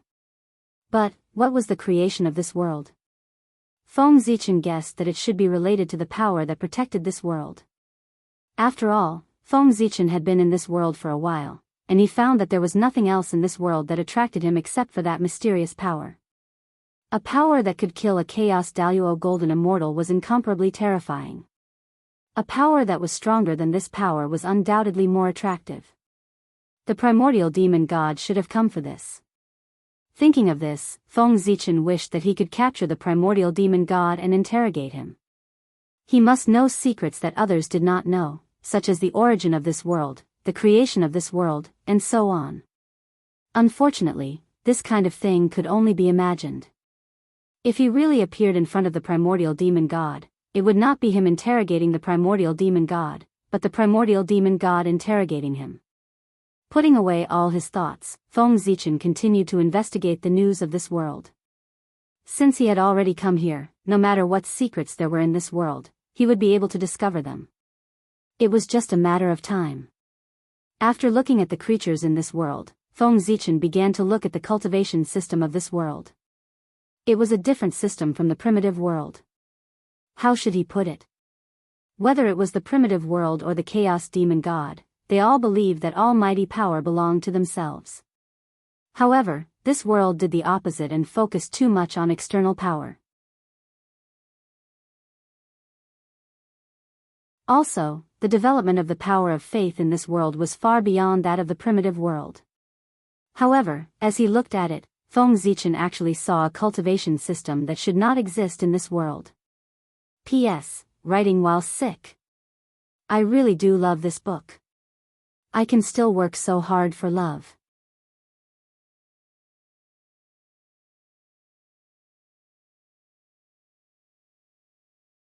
Chapter 891. The Way of Gods and Demons. This was the cultivation system created by Feng Zichen himself. How could it be? Puzzled, Feng Zichen continued to look down and saw three familiar faces. Feng Jia, Jiang Xiong, and Jianghu. They were Feng Zichen's three disciples. No wonder I couldn't find them no matter how hard I tried. It turns out that they were here and left the untainted land long ago. At this time, Feng Zichen's doubts were all solved. He also learned the whereabouts of his three disciples, who were lost in this unknown world. Who is it? Between heaven and earth, there was a sudden roar. Immediately, the power of heaven and earth rolled over like a wave and rushed toward Feng Zichen. It was Feng Zichen who accidentally found the whereabouts of his disciples. Under the agitation of his emotions, there was a flaw and a part of his aura was leaked, which was noticed by the masters in this world. This power? Feng Zichen was about to fight back, but suddenly he realized that the power was far stronger than he had imagined. It was far beyond the level of the primordial Taoist priests and could almost be compared with the primordial Daoist Jingxian. How could it be? Feng Zichen was shocked. He had just confirmed that the strongest master in this world could only be the primordial Taoist priests. Once he surpassed this level, there was a risk of death. But why was there a master who could almost be compared with the primordial Daoist Jingxian in this world? Although he was puzzled, Feng Zichen also knew that it was not the time to seek the answer. Now, he was only a wisp of divine thought, which could barely deal with the primordial Taoist priests. But it was impossible for him to fight a master who could be compared with the primordial Daoist Jingxian in this state. Feng Zichen's strand of divine thought would be killed in one blow. Thinking of this, Feng Zichen did not hesitate and directly dispersed the divine thought. With the information about this world, he returned to the untainted land and returned to his body with the roots of the tree of world. Rumble. The power of heaven and earth attacked, but it struck empty air. Then, several powerful divine senses appeared, searching this realm back and forth, trying to find some clues. However, in the end, they all undoubtedly failed, unable to find anything. Although Feng Zichen's Hongmeng incarnation was only at the level of the Khanate Taoist priests, it was still very powerful. But he came with the roots of the world tree. The tree of world's cultivation base was comparable to the ninth heaven of primordial chaos experts. Unless one was an expert of the same level, it would be very difficult to detect the traces it left behind. Although there was an expert comparable to primordial chaos Daoist Jingxian in this world, Feng Zichen was certain that the other party was not a true primordial chaos expert. This was because Feng Zichen did not sense the primordial chaos Daoist Jingxian's unique primordial chaos Dao runes in that power. It was a perfect Daoist rhyme. It did not possess that kind of power. Therefore, Feng Zichen concluded that the other party was not primordial chaos Daoist Jingxian, but had temporarily possessed the power comparable to primordial chaos Daoist Jingxian through some unknown method. Such an existence would definitely not discover the traces left behind by the world tree. Even if he felt that something was wrong, he could not tell what was wrong. In the Hongmeng continent, as the divine senses returned, Feng Zichen's expression could not help but become strange. The Western mythical world. I didn't expect there to be such a world in this world. In addition, I don't know how Feng Jia and the other two got to that world. This realm is hidden so well. If not for the help of the world tree, even I would not have been able to detect the traces of this realm. I don't know how they found this place and got lost in it. Moreover, this world is so mysterious that even the overlords of the chaos demon gods want to pry into it. They have planned for this for countless years. However, Feng Jia and the others have already entered this world many years ago. This opportunity is truly shocking. Thinking of what he had seen in the other realm, Feng Zichen pondered silently. First of all, he was sure that the Khanate Taoist priests were the limit of that realm. There were definitely Khanate masters who were stronger than him, but they were all dead. Secondly, although the person who attacked Feng Zichen had the power of primordial chaos, he was still in the realm of the Khanate Taoist priests. Otherwise, Feng Zichen would not have left so easily just now. This meant that there was still a secret method in that realm that could increase one's strength. This is troublesome. Thinking of this, Feng Zichen could not help but sigh. If there was such a secret method in the other realm, it meant that even if his Hongmeng incarnation personally rushed to the other realm, the male lead would still have the advantage and would be at a disadvantage. As for Feng Zichen's original body and other incarnations, he could not use them. Even if Feng Zichen's original body went there, he would still be affected by the remaining qi of the end in that realm, which would cause unknown dangers. Therefore, if he was not completely confident, Feng Zichen would never use his incarnation or even his original body. The only one he could use was this Hongmeng incarnation that had just reached the realm of the Taoist priests. Feng Zichen would not send any power that was higher than the realm of the Taoist priests to that realm. His original body and incarnation that could dominate that realm could not be used. The incarnation that could be used could not dominate that realm. Therefore, Feng Zichen felt that it was troublesome. After thinking about it, Feng Zichen decided to temporarily forget about going to that realm. It would not be too late to go to that realm after increasing his power to the limit of the Taoist priests. With Feng Zichen's original body's realm of the ninth heaven of Hunyuan, even if his incarnation only had the power of the Khanate Taoist priests, it was still not something that ordinary sage-to-be could contend against. With such power, it was more than enough to dominate the other realm, but it was more than enough to protect himself. Thinking of this, Feng Zichen suddenly took action. It was difficult for others to increase their strength, but it was not difficult for Feng Zichen. Right now, he had something important to do. Once he succeeded, he would definitely be supported by the heavenly way, and his cultivation realm would skyrocket. What Feng Zichen wanted to do was to transform the islands into realms. What was the meaning of transforming the islands into realms? It was to transform the countless islands floating on the sea outside the 5 continents into realms. The large island would transform into a major kiliacosm, the middle island into a medium kiliacosm, and the small island into a small kiliacosm. This was not a decision that Feng Zichen had thought of on the spur of the moment, but a decision that he had made after careful consideration. These small islands were said to be part of the human world like the 5 continents, but in fact, they were different from the 5 continents. The small islands and the 5 continents were simply 2 different worlds. This difference was not from a certain aspect, but from all aspects. In terms of cultivation foundation, the small islands were not as good as the 5 continents. In terms of Khanate spirit chi, the small islands were not as good as the 5 continents. Even the living beings born on the island were weaker than the 5 continents in terms of Khanate spirit chi. If that was all, it would be fine. The key was the attitude of the heavenly way. The heavenly way did not treat these small islands as part of the 3 realms. Not only did the destiny of the human world gather in the 5 continents, but there were very few living beings on those small islands who knew about the heavenly way. In other words, the heavenly way did not pay attention to those small islands at all. Its gaze had always been fixed on the 5 continents. As a result, most of the living beings on the island did not know about the existence of the heavenly way. The heavenly way's attitude was obvious. Feng Zichen had secretly pondered for many years and finally understood the heavenly way's plan. Perhaps it felt that these small islands were a burden and had weakened the prenatal energy of the 3 realms.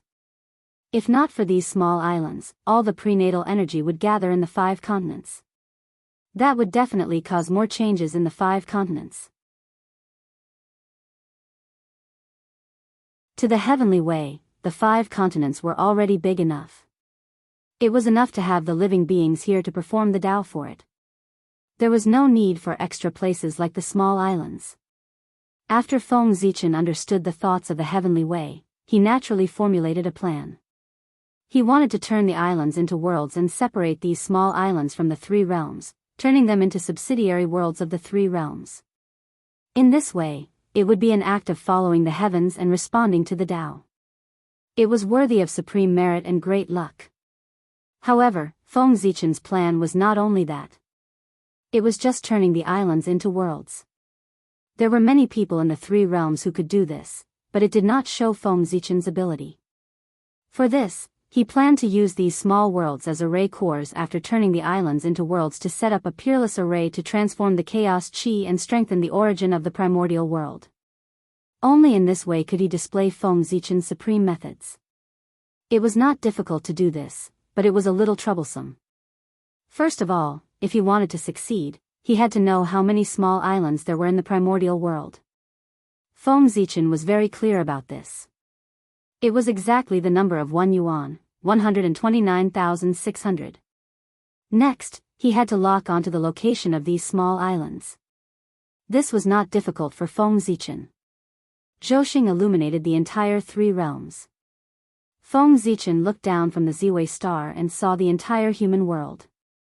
Naturally, the location of the countless small islands could not be hidden from Feng Zichen's eyes. Now that the location of the island was confirmed, it was time for the most crucial and troublesome step. He had to inscribe formation patterns on the island and refine formation flags. He had to use the power of the world to turn the island into a world. At the same time, the array flags also had the use of stabilizing the world. When the 10,000 worlds were established, under the guidance of the array flags, the worlds formed by these small islands would automatically move to suitable positions to form a supreme array. Otherwise, he would let Feng Zichen do it and turn the small islands into worlds one by one. Then, one by one, they would be moved to suitable positions. Not to mention whether this method was tiring or not, just the time it took was unacceptable to Feng Zichen. Not to mention, Feng Zichen was essentially a lazy guy. He would never spend so much effort to do these things. Naturally, he would do whatever was convenient for him. After making up his mind, Feng Zichen's several incarnations started at the same time. First, they comprehended several innate arrays in the untainted land. Then, they borrowed some of the mysteries of the chaotic demon deities' arrays. Finally, they comprehended a supreme array called the 10,000 Worlds Array. This array used the 129,600 worlds as branches and the three realms as the main body. Together with Pangu's Dharma form, it turned the untainted land into a huge whirlpool and inhaled the chaotic chi from all directions. At this time, the role of Pangu's Dharma form was manifested. It was a huge converter that turned the chaotic chi into congenital chi and then scattered it into the three realms and the 129,600 small worlds. This idea had not deviated from Feng Zichen's philosophy. The untainted land was created by Pangu and formed by his physical body. It was right to treat the entire untainted land as Pangu. Everything was done according to Pangu. Even if there was a mistake, as the untainted land and the great Pangu continued to resonate, it would automatically correct itself. At that time, the untainted land would become stronger and stronger. However, although this method was good, there was a huge flaw. Everything in the untainted land would be related to Pangu. In the future, it would be fine if Pangu reached the realm of the eternal Great Tao. The untainted land would naturally rise and become an eternal world. From then on, it would no longer be troubled by destruction. However, if Pangu failed to break through, the untainted land would definitely be destroyed.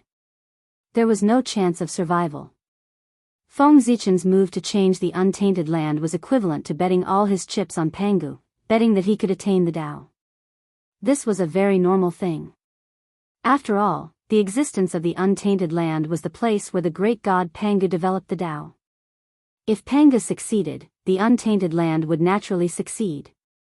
Similarly, the untainted land's advancement to the eternal realm also meant that Pangu's merit was complete and he had achieved the realm of the great Tao. The two of them were in a relationship where one of them would prosper and the other would suffer. It was understandable for Feng Zichen to do so. With the array diagram, the next thing was simple. He only needed to refine the array flags according to the array diagram and then engrave the array on the island. Refining the array flags required a lot of resources. Carving array patterns on countless small islands required a lot of manpower. Feng Zichen's incarnation of Hongmeng was indeed the richest and most powerful in Hongmeng. However, in the entire three realms, he was nothing. But it didn't matter. He didn't have resources, but the great emperor of Ziwei did. The title of the richest man in the untainted land was not an exaggeration. It didn't matter if he didn't have people. The great emperor of North Star had people. As the current number one force in the untainted land, the human race didn't lack ordinary masters. With a thought from Feng Zichen, the human race immediately began to work with the support of various forces. All kinds of heavenly materials and earthly treasures were transported from the boundless starry sky. In the hands of the refiners of the human race's Hall of Heavenly Works, they turned into array flags with mysterious auras. Then, human masters took action.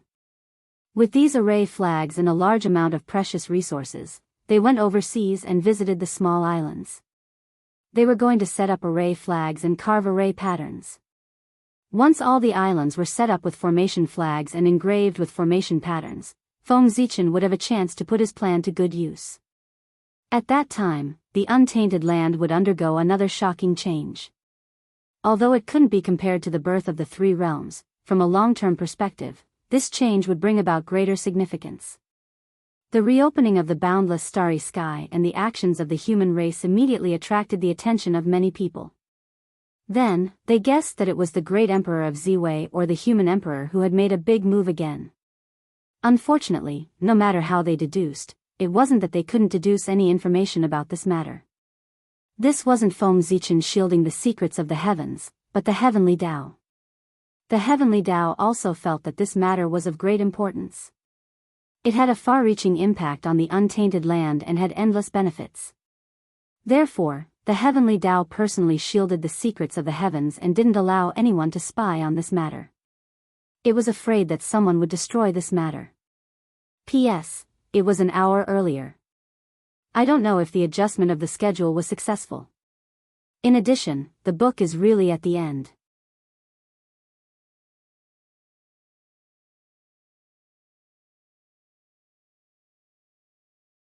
Chapter 892. On the Hongmeng continent, Feng Zichen lived and commanded. He included the small islands into the array formation system he had built. At the same time, he was also trying to communicate with the heavenly Tao and leave marks on the small islands to open up a passage for ascension. Once the small island transformed into a world, its upper limit would be lowered. In the minor kiliacosm, the strongest person was only a celestial immortal. In the middle kiliacosm, the strongest person was only a golden immortal. Only the greater kiliacosm had the qualifications to give birth to connate Taoist priests. Therefore, Feng Zichen wanted to leave a mark on every small island so that after they transformed into a world, they could use it to open up a passage for ascension. At that time, once an expert reached the upper limit of the world, an immortal light would fall and connect him to the central divine land to reduce the pressure on the lower realm. As for why he wanted to ascend to the central divine land and not to other places, was there a need to explain the reason? Naturally, it was because the central divine land was Feng Zichen's territory. He did not have the habit of supporting his enemies. Time flew. In the blink of an eye, thousands of years had passed. In these thousands of years, with the full help of the human experts, Feng Zichen's plan had been more than half completed. The array flags had been placed on every small island in the primordial world. Similarly, every island had been engraved with array patterns by the human experts. As long as Feng Zichen gave the order, this 10,000 worlds array could be activated. He did not choose an auspicious day. To Feng Zichen, the day he chose to activate the array formation was the real auspicious day. Future generations would commemorate this day. With a thought, Feng Zichen released his divine thought and resonated with the way of the heavens in the unseen world, borrowing supreme power from it. With Feng Zichen's current magic power, it was difficult to open up the 10,000 worlds in one fell swoop. Therefore, he needed the help of the heavenly Tao. And this matter was obviously beneficial to the primordial world. The heavenly Tao would not refuse. Basically, it would grant Feng Zichen's request. If he wanted power, he would give it to him. With the power of the heavenly Tao, Feng Zichen instantly felt that he had become omnipotent. This was not an illusion. It was real. Feng Zichen, who had mastered the power of the heavenly Tao, was indeed omnipotent in the primordial world. With a thought, he could even knock the three pure ones out of their positions. Of course, he could only think about it. If Feng Zichen really dared to do it, the way of heaven would take back the power it had given him. Rise. With a thought, Feng Zichen used the power of the way of the heavens to stir up the power of the void of heaven and earth, forcibly tearing the void where the 5 continents were and the void where the countless islands were. World, the world, the world, world, the world, the world, world, world, chi, the world, the world, the world, world, world, world, world, world. And soon, the world, world, world. To the world, world. World, world, world, world, world. To form a world of world, world. Of the world, world, world, world, world, world. World. To the world, world, world, to the world, world, world to form. In just a few years, the 5 continents were surrounded by a layer of invisible boundary walls. This also caused the 5 continents to become a new world from now on. What is Great Emperor Zhui doing? Why did he separate the 5 great continents and turn them into a new world? The primordial world's great divines naturally recognized that the person who caused the changes in the three realms was the reincarnation of Great Emperor Ziwei. But it was because of this that they were puzzled. What was Great Emperor Ziwei trying to do? Why did he do this? Although they were puzzled, they did not think of stopping him. This was because without the heavenly Tao's consent, Great Emperor Ziwei would not be able to separate the 5 great continents. He would definitely suffer a backlash from the heavenly Tao. Now that Great Emperor Ziwei had done this, the heavenly Tao did not react. This undoubtedly meant that the heavenly Tao had acquiesced to this. How could they refuse something that even the heavenly Tao had agreed to? Ignoring everyone's surprise, Feng Zichen continued with his actions. Using the power of heaven and earth as the foundation, Feng Zichen circulated the cyclic sword sutra, creating thousands of swords in the sky. He slashed down at the void where the countless islands were located. In an instant, the void shattered. The islands were separated from the 3 realms by Feng Zichen, forming independent entities. Then, the Tree of World appeared again. Majestic world origin chi spewed out and began to repair the void fragments. At the same time, it also transformed the void around the islands into a solid world wall. Changes were happening outside the islands. Changes were happening inside the islands as well. The array inscriptions that Feng Zichen had ordered people to inscribe on the islands began to emit resplendent light as they were activated. Suddenly, the power of the void around the islands seemed to be pulled by an invisible force. It surged wildly in the direction of the islands. Then, it was transformed by the array into pure innate world origin, slowly strengthening the island's world origin. At the same time, the heavenly Tao was trembling. Wisps of heaven and earth origins fell from the sky and flowed into the islands below. From the looks of it, the heavenly Tao was determined to get rid of the burdens that were the islands. In order to speed up the transformation of the islands, it had sacrificed the heaven and earth origins that it had painstakingly accumulated. Rumble. With the augmentation of the heaven and earth origins, the changes to the islands immediately turned intense. The laws were reconstructed and order was reorganized. The world wall was also rapidly growing, and the land in front of it grew. Soon, the islands had the embryonic form of a world. It was also at this moment that the array flags that Feng Zichen had ordered people to bury in advance were activated. Resplendent light bloomed from them and gradually resonated with the array flags on the other islands. Then, a miraculous change happened. Countless runic patterns appeared in the void, connecting the islands together, forming a mysterious array that slowly operated. In the beginning, the array formation still had many inconsistencies, but as the array formation operated, it automatically corrected itself. The islands shifted their positions, and the array formation became more and more harmonious and smooth. The transformation of the islands into a world and the operation of the array formation all required time. It was not a day's work, but thousands of years. During this time, Feng Zichen did not idle.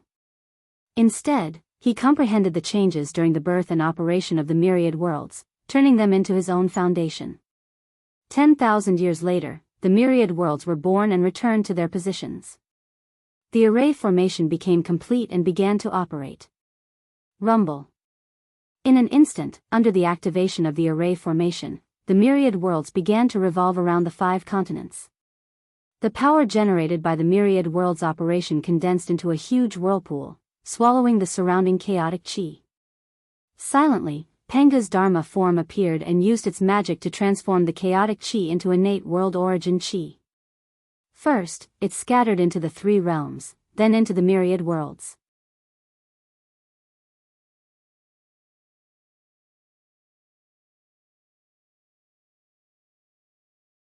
Chapter 893. The formation was completed. In other words, Feng Zichen's plan to surround and protect the untainted land had succeeded. At this moment, the invisible power of heaven and earth blessed Feng Zichen, causing his realm to skyrocket. This was a gift from heaven and earth to Feng Zichen. Heaven and earth blessed him with everything it had to help him cultivate. The Taoist priests were at the early stage, middle stage, late stage, and complete stage. Soon, Feng Zichen's realm was about to break into the sage-to-be realm. But at this moment, thinking of the unknown Western world, Feng Zichen forced himself to wake up from his enlightenment. He transferred the power of heaven and earth to the Emperor Star, his main body. He couldn't break through to the Sage-to-Be realm. Otherwise, he wouldn't be able to enter the unknown Western mythical world. After the power of heaven and earth left his body, Feng Zichen suddenly felt relaxed. His realm also didn't continue to increase. On the other side, Feng Zichen's main body in the boundless starry sky was blessed by the power of heaven and earth. The long-lost balance between the qi of Hongmeng and the power of the Great Path was finally broken. Along with the power of heaven and earth, there was also a part of the chaotic qi that the untainted land plundered from the chaos outside the realm. How could Feng Zichen compare the amount of chaotic qi that a world breathed? It was simply too much. After devouring the chaotic qi, the amount of Hongmeng qi increased at a speed visible to the naked eye. Soon, it overshadowed the power of the Great Path and began to slowly nibble away at it. At the same time, as the power of the Great Path weakened, Feng Zichen was liberated more of his power. In other words, he already had the power to control the operation of the boundless starry sky. In the next moment, the boundless starry sky operated with a loud bang. A powerful suction force was emitted, pulling the heaven realm to operate as well. It fell from the east to the west. At the same time, in the netherworld, the ghost emperor of Fengdu suddenly made a move. He used his authority as the master of the Yin court to pull the netherworld upward. If one were to treat the three realms as a sphere, then the heaven realm and the netherworld would be the upper and lower sides of the sphere, while the 5 great continents would be inside the sphere, surrounded by the heaven realm and the netherworld. At this moment, the heaven realm was falling down and the netherworld realm was rising up. The 5 continents were affected and began to flip over. The entire 3 realms flipped over, then flipped over again. Yes, Feng Zichen was treating the 3 realms as a ball and making it spin from top to bottom. The heavenly realm was formed by the clear qi of the heavens, and it was in harmony with yang. The nether realm was formed from the accumulation of innate turbid qi. As the two spun, it was like the rotation of yin and yang. It drew upon the power of the Grand Tao and gave rise to endless changes. In an instant, with the cooperation of the 3 realms, the amount of chaotic qi that the 10,000 worlds great array absorbed from the outer realms skyrocketed by several times. Even more chaotic energy surged over. First, it was refined by Panga's Dharma idol, turning into pure chaotic energy. Then, it was tempered by the Taiji diagram of the 3 realms again, evolving into the chaotic energy of creation, giving birth to even more mysteries. Once these changes were completed, the origin of the primordial world began to slowly increase. The momentum of heaven and earth that supported Feng Zichen undoubtedly became stronger. At the same time, the status of Great Emperor Ziwei continued to increase. He was faintly on par with Dao ancestor Hongjun. Wrong. It should be said that if Dao ancestor Hongjun had not integrated the Dao, then his status would be inferior to Great Emperor Ziwei from this moment on. This was because Feng Zichen's actions had a great impact on the primordial world. If this continued, the origin of the primordial world would increase and continue to advance. Including Feng Zichen's previous merits, these added together were no less than the merit of creating the world. It could be said that Pangu had the merit of creating the primordial world, Dao ancestor Hongjun had the merit of educating the primordial world, and Feng Zichen had the merit of strengthening the primordial world. The primordial world was constantly growing in the hands of Great Emperor Ziwei. He was the true master of resurgence. In the future, there would be legends of Great Emperor Ziwei reviving the primordial world. Moreover, what the 3 realms absorbed from the primordial world was not only the chaotic energy, but also countless treasures that were born in the primordial world. In the future, the primordial world would not lack innate spiritual treasures. After various primordial world treasures fell into the 3 realms, they would naturally evolve into innate spiritual treasures. In terms of increasing sources of income and reducing expenditures, Feng Zichen could be said to have done the best he could. As the origin of the primordial world became more vigorous, the innate qi would also become more abundant. At that time, heaven and earth would be able to support more cultivators. In other words, in the near future, various cultivation systems would welcome a great boom. As the concentration of spiritual qi increased, the number of cultivators would also increase. As long as the cultivation system relied on spiritual qi, their strength would increase. Wasn't this prosperity? At that time, no matter what cultivation system it was, whether or not it was related to great Emperor Ziwei, they would have to worship him as their ancestral master and burn incense to worship him day and night. There was no reason other than the fact that the spiritual qi of heaven and earth was brought by great Emperor Ziwei. Since the various cultivators had received benefits from him, they naturally had to establish a relationship with him. Otherwise, how could they enjoy his benefits? Acknowledging him as their ancestral master was naturally the best choice. Whether it was the immortal path or the Buddhist path, when the successor met great Emperor Ziwei, they would have to respectfully address him as their ancestral master. Although he did not preach, it was better than preaching. More and more power of the great path was devoured by the Hongmeng Qi. Gradually, the Hongmeng Qi began to transform. Its essence was sublimated and became the Hongmeng origin Qi, which was the embryonic form of the Hongmeng purple Qi.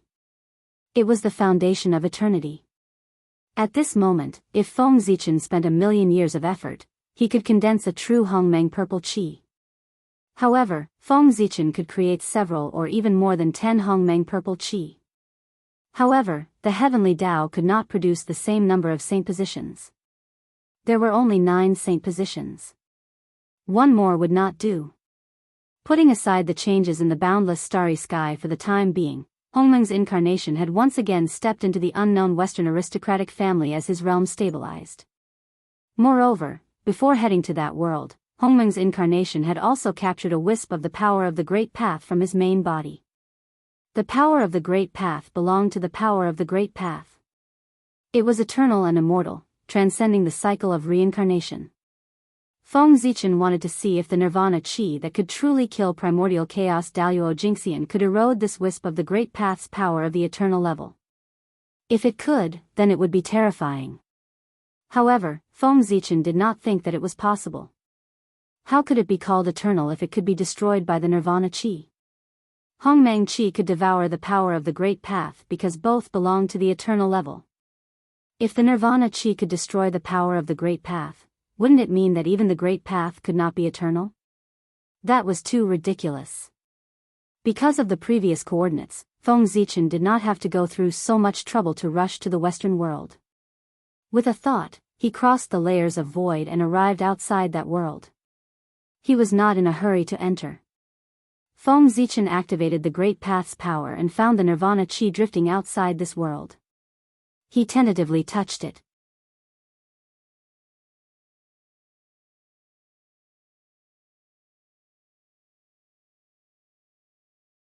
Chapter 894.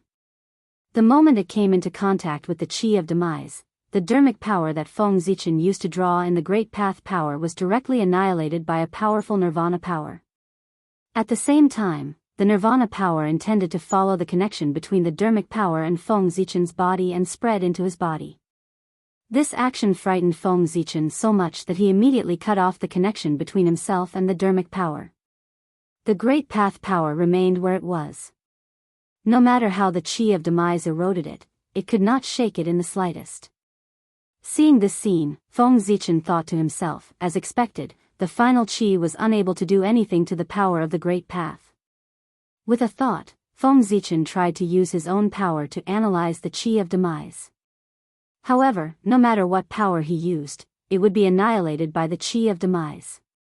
Whether it was ancestral Qi, origin Qi, or even infinite power, they were like ants in front of the Qi of Demise. It was difficult to contend against it. However, the transformed Hongmeng Qi made Feng Zichen's eyes light up. Although it still could not block the erosion of the Qi of Demise, it could resist it for a while. In order to annihilate the Hongmeng Qi, the Qi of Demise had consumed a lot of power. This meant that the transformed Hongmeng Qi's essence was very close to the Qi of Demise. With this discovery, Feng Zichen used the Hongmeng Qi as the foundation to analyze the Qi of Demise bit by bit. After a few months, Feng Zichen finally gained something. He finally figured out the origin of the Qi of Demise. It was a power that could turn everything into nothingness. The so-called world was a cycle of reincarnation. From nothingness to existence, and from existence to nothingness. This was reincarnation. All living things, including the chaos demon gods, could not escape from reincarnation. Only the Great Path could transcend it and jump out of this cycle of reincarnation from existence to nothingness and from nothingness to existence and exist forever. The power of the end was the power that turned everything into nothingness. This discovery reminded Feng Zichen of a legend among the chaos demon gods. All living things in the world had their own tribulations. Living beings had tribulations, magic treasures had tribulations, worlds had tribulations, and so did the primal chaos. There would be a day when the world would be destroyed, and so would the chaos. This tribulation was known as the immeasurable tribulation in the primordial world. In the primal chaos, it was known as the epic calamity. Of course, some chaos fiend celestials called it the samsara calamity. Under the tribulation of reincarnation, all things became void. The outer realm's chaos collapsed and returned to a state of nothingness. Everything, karma, and life within the chaos would be reduced to nothingness. Everything would return to the state of nothingness. This was the true return to the source. Other than the eternal and indestructible Great Tao, nothing could escape from this. Unless one transcended the cycle of reincarnation and achieved eternity. Pangu wanted to prove the Great Tao because he didn't want to die under the samsara tribulation. Before the samsara tribulation, all living beings were equal. Whether it was the high and mighty chaos fiend celestials or the lowly ants, they couldn't escape death. However, how could the chaos fiend celestials be willing to die like ants? Therefore, they began to struggle. They tried their best to improve their strength in order to become an existence like the Great Tao. This was the origin of the original cultivation path. For transcendence, and also for survival. So, this power of the end is the product of the samsara tribulation? Looking at the power of the end in front of him, Feng Zichen's face was full of surprise and uncertainty. This power of the end was indeed in line with the description of the samsara tribulation. Under the Great Tao, any power would be annihilated and turned into nothingness in front of it. However, if this was the product of the samsara tribulation, why didn't it annihilate the Western world in front of it and turn it into nothingness? Thinking of this, Feng Zichen was stunned. Then, ecstasy appeared on his face. He understood everything. He finally knew why the primal chaos fiend celestials were secretly spying on this place. Because this world indeed contained great fortune that was related to eternity. There was only one possibility for something that could not be destroyed by the samsara tribulation, and that was that it contained eternal matter, making it difficult for the power of the end to annihilate it. If Feng Zichen guessed correctly, this world that he had never heard of should be a relic left behind from the previous samsara. In the previous samsara, this world should have been incomparably powerful and had already touched the level of eternity. However, before this world could truly transform into an eternal world, the samsara tribulation erupted. This world, like the chaos, walked towards annihilation and turned into nothingness. However, this world was extraordinary after all. It had already nurtured part of the eternal matter, so this world was not completely destroyed. There were still some fragments that survived the samsara realm and came to the next samsara. Then, endless years passed. For some reason, this world unexpectedly had a connection with the untainted land and began to slowly move in the direction of the untainted land. As for Feng Zichen's disciples, Feng Jia and the other two, perhaps by coincidence, were accidentally swept into this world and their whereabouts were unknown. As for the primal chaos fiend celestials, they should have gotten the news of this world from somewhere, so they wanted to sneak into this world through the untainted land and plunder the fortune here. Unfortunately, at the last moment, the primal chaos fiend celestial's plan had an accident. The fortune that he had discovered was robbed by Feng Zichen. Fate was really unpredictable. Eternity? Looking at the world in front of him, Feng Zichen's eyes gradually became firm. He wanted this world. The fortune that belonged to eternity could only belong to him. Eternity, even Pangu was pursuing it. How could Feng Zichen not be tempted? Taking advantage of the fact that no one had discovered this world, he had to get this world as soon as possible. Otherwise, when the news of this world leaked out and more people discovered it, Feng Zichen might not be able to compete with the primal chaos fiend celestials. Fortuitous opportunities were not something that belonged to whoever discovered them. Instead, it would only belong to whoever got their hands on it. However, although he was in a hurry to get this world, Feng Zichen did not rashly enter it. He still had to study the Qi of termination. Otherwise, if he was tricked by someone and fell into the Qi of termination, he would lose a layer of skin even if he did not die. This world had been with the Qi of termination for so long. Feng Zichen did not believe that the creatures in this world had not developed a method to use the Qi of termination. The Qi of termination could even kill primal chaos Daoist Jingxian. It could be said to be a great killing weapon. Who could resist the temptation of such a killing weapon? Even if they knew it was dangerous, there were still many people who were willing to take the risk. What Feng Zichen needed to do now was to use the transformed Hongmeng Qi to adapt to the Qi of termination so that it would have the ability to compete with the Qi of termination. At the same time, in the boundless starry sky of the untainted land, Feng Zichen's original body began to condense Hongmeng Qi at all costs. He was refining Hongmeng Purple Qi to help Hongmeng. Hongmeng Purple Qi was the foundation of the Great Way and also the origin of Hongmeng. It was a power on the same level as the power of the Great Way. If Feng Zichen had a Hongmeng Purple Qi, he would not be afraid of the Qi of termination in this world. Time passed bit by bit. 10 years later, under the repeated condensation of the Qi of termination, the quality of the Hongmeng Qi in Feng Zichen's body became higher and higher. As the purple Qi circulated, there was a faint burst of purple light. It was extremely mysterious. Such a Hongmeng Qi was no longer afraid of the corrosion of the Qi of termination. Moreover, if the quantity of Hongmeng Qi was more than 10 times that of the Qi of termination, Feng Zichen was even confident that he could devour the Qi of termination. Although the quality of the Qi of termination was high, Feng Zichen's Hongmeng Qi had devoured the power of the Great Way. Its quality was not low either.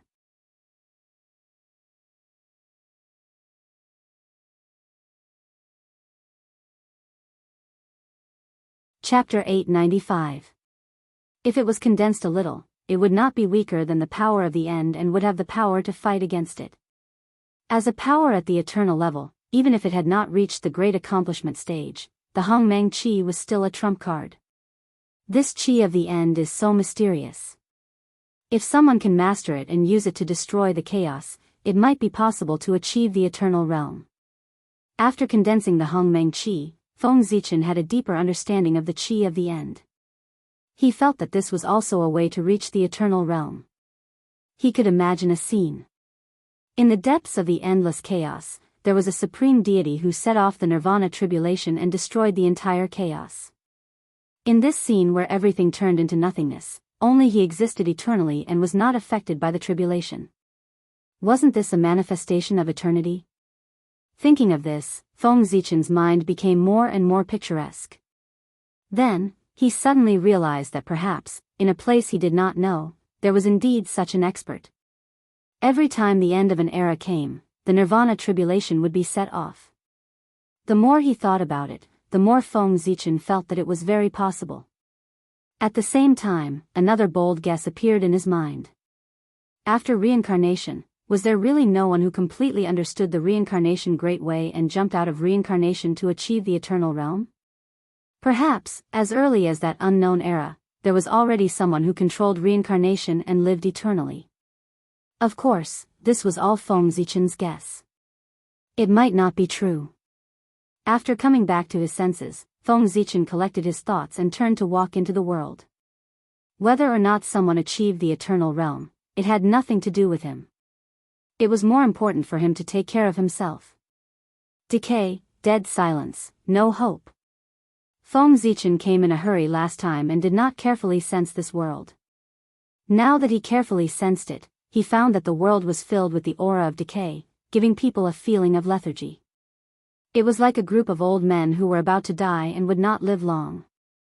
Sigh, this world seems to have survived the reincarnation tribulation, but it has paid an unimaginable price for it. It has exhausted all its potential and is on the verge of collapse, with no possibility of recovery. Now, the reason why this realm still existed was because of the eternal substance in the realm. Once the eternal substance disappeared, this realm would be destroyed and completely disappear. The further in he went, the more Feng Zichen discovered that the situation in this world was shocking. The final qi affected every aspect of this world. In this world, the lifespan of a mortal was extremely short. Basically, it was only 60 to 70 years. The lifespan of a cultivator was not as long as Feng Zichen imagined.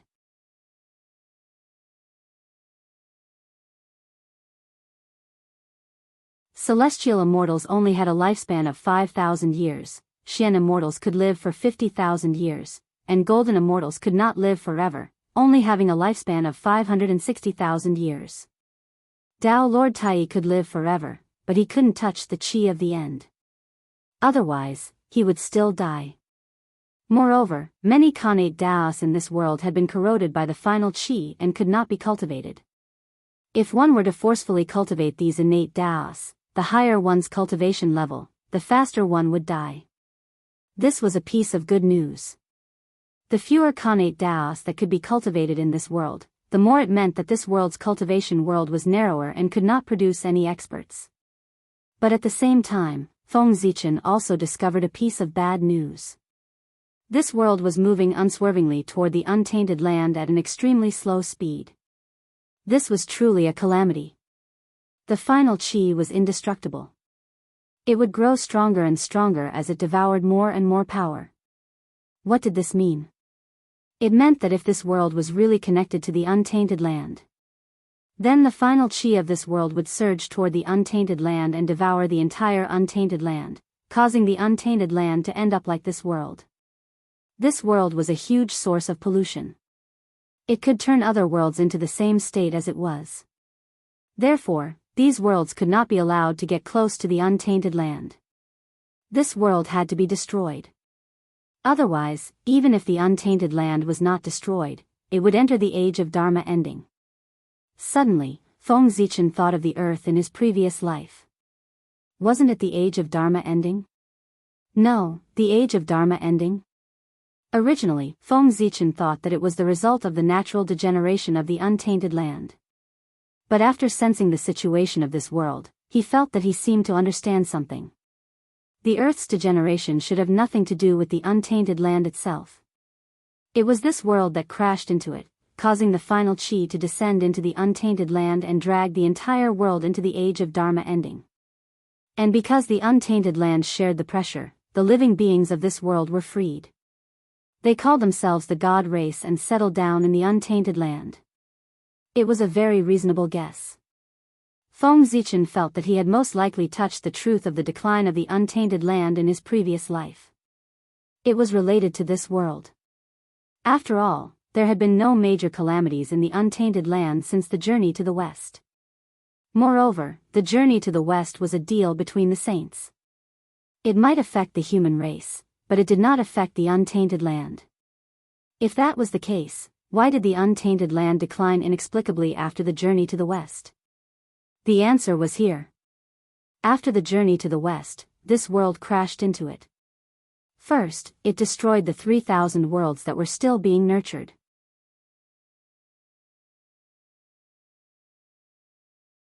Then, after accumulating enough power, it swallowed the untainted land. This world was a source of disaster. For the future of the untainted land, it could not be left alive. He thought about how he had worked so hard to create the untainted land into what it was today. Moreover, he was about to obtain the position of Celestial Emperor that he had planned for countless years.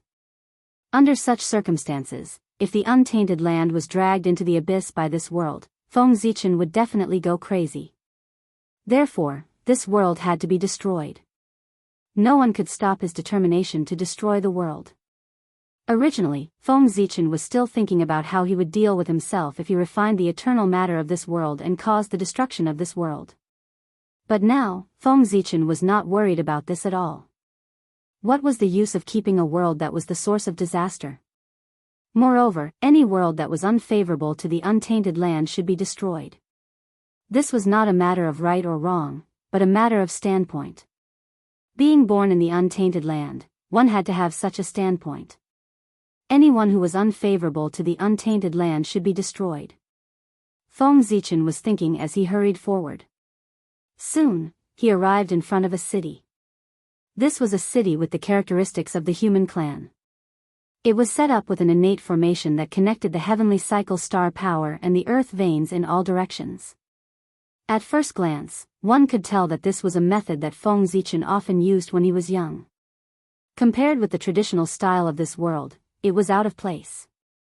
Zichen City. This was the name of this city. Well, it had the same name as Feng Zichen. Obviously, this city was related to Feng Zichen. It was a city that was established by his 3 disciples. It was named Zichen to commemorate Feng Zichen.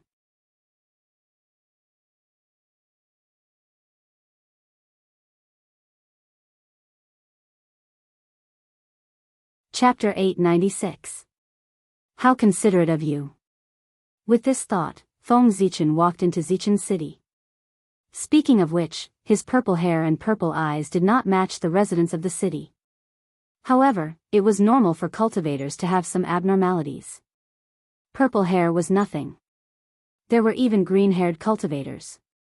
As long as Feng Zichen's aura that belonged to the divine demon clan could not be faked, he would not attract too much attention when he walked in the city. In this world, the divine demon clan was an outsider after all. They were suppressed by the natives of this world.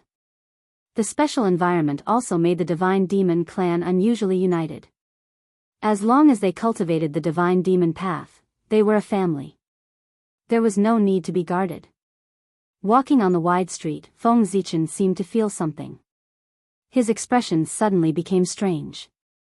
He realized that there were many living beings in this city who had the blood of Feng Jie flowing in their bodies. Although Feng Zichen had not seen Feng Jie for a long time, Feng Jie was also from the Feng clan.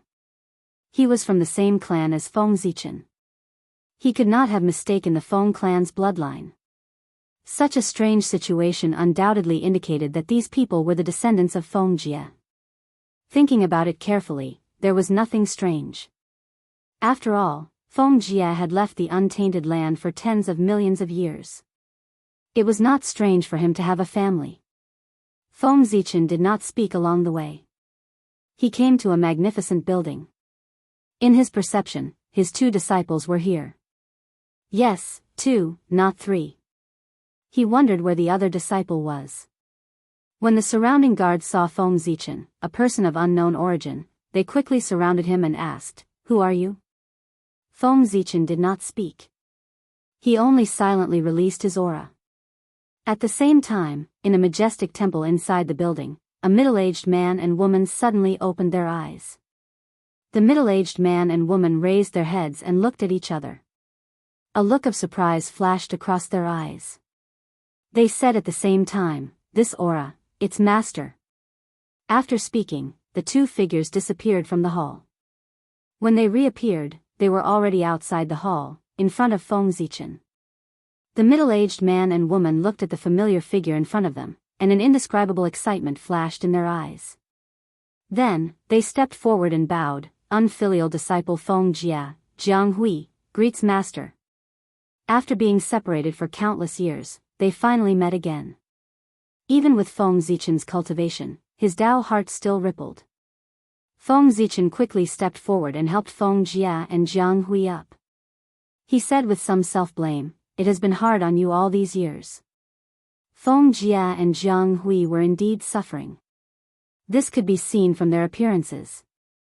The 2 of them had already reached the realm of the primordial Daoist priests.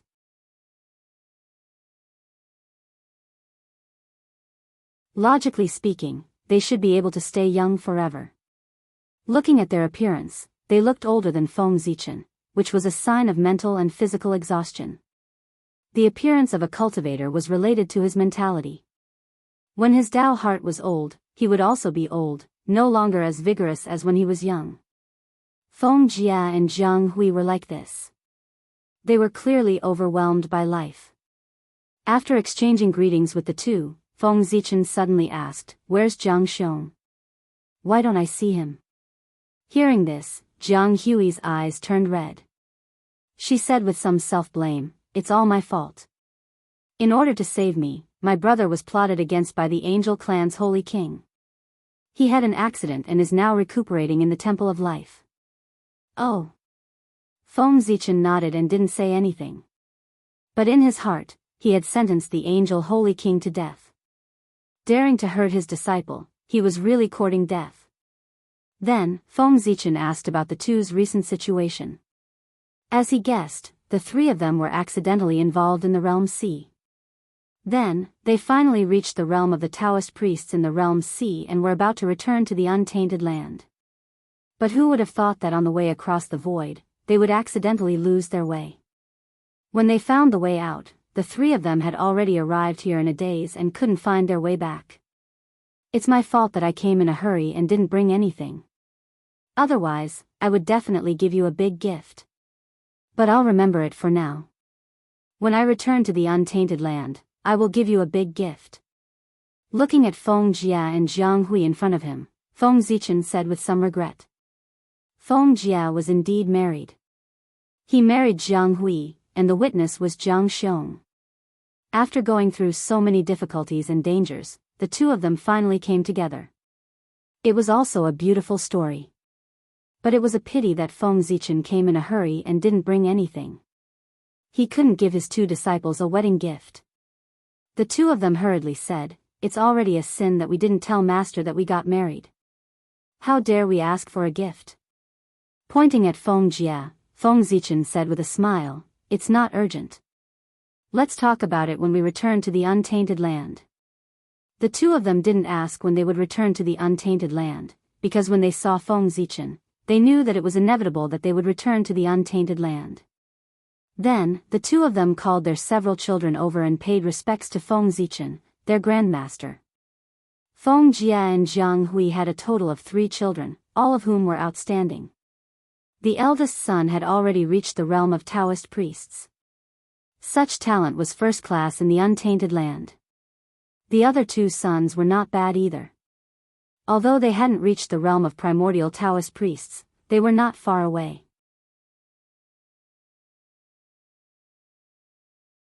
If they returned to the untainted land, they would be able to prove their Taoism after some practice. As for Feng Jia and Jiang Hui, they had already reached the realm of perfection of Daoist priests.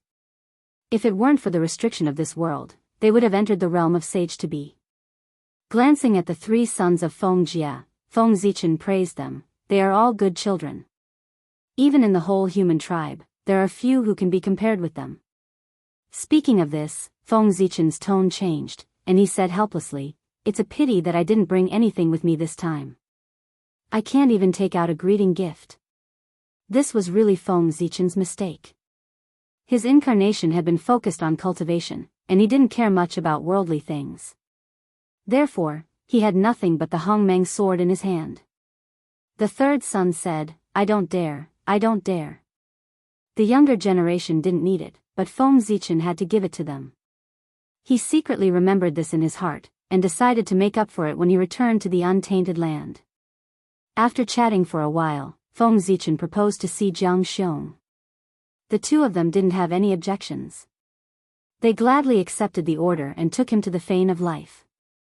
Feng Zichen didn't ask why Jiang Xiong was recuperating in the Fane of Life. There were only 2 reasons. One was that Jiang Xiong had an old relationship with the Fane of Life. The other was that Feng Jia had paid a huge price. But looking at Feng Jia, Feng Zichen estimated that the second possibility was unlikely. It should be the first one, that Jiang Xiong had something to do with someone in the Fane of Life. The Fane of Life? When he heard this name, the first thing that came to his mind was the goddess of life. There were many stories. Feng Zichen was not a gossipy person. If Feng Jia and the others didn't say, he didn't ask. This kind of thing, after a long time, he would naturally know.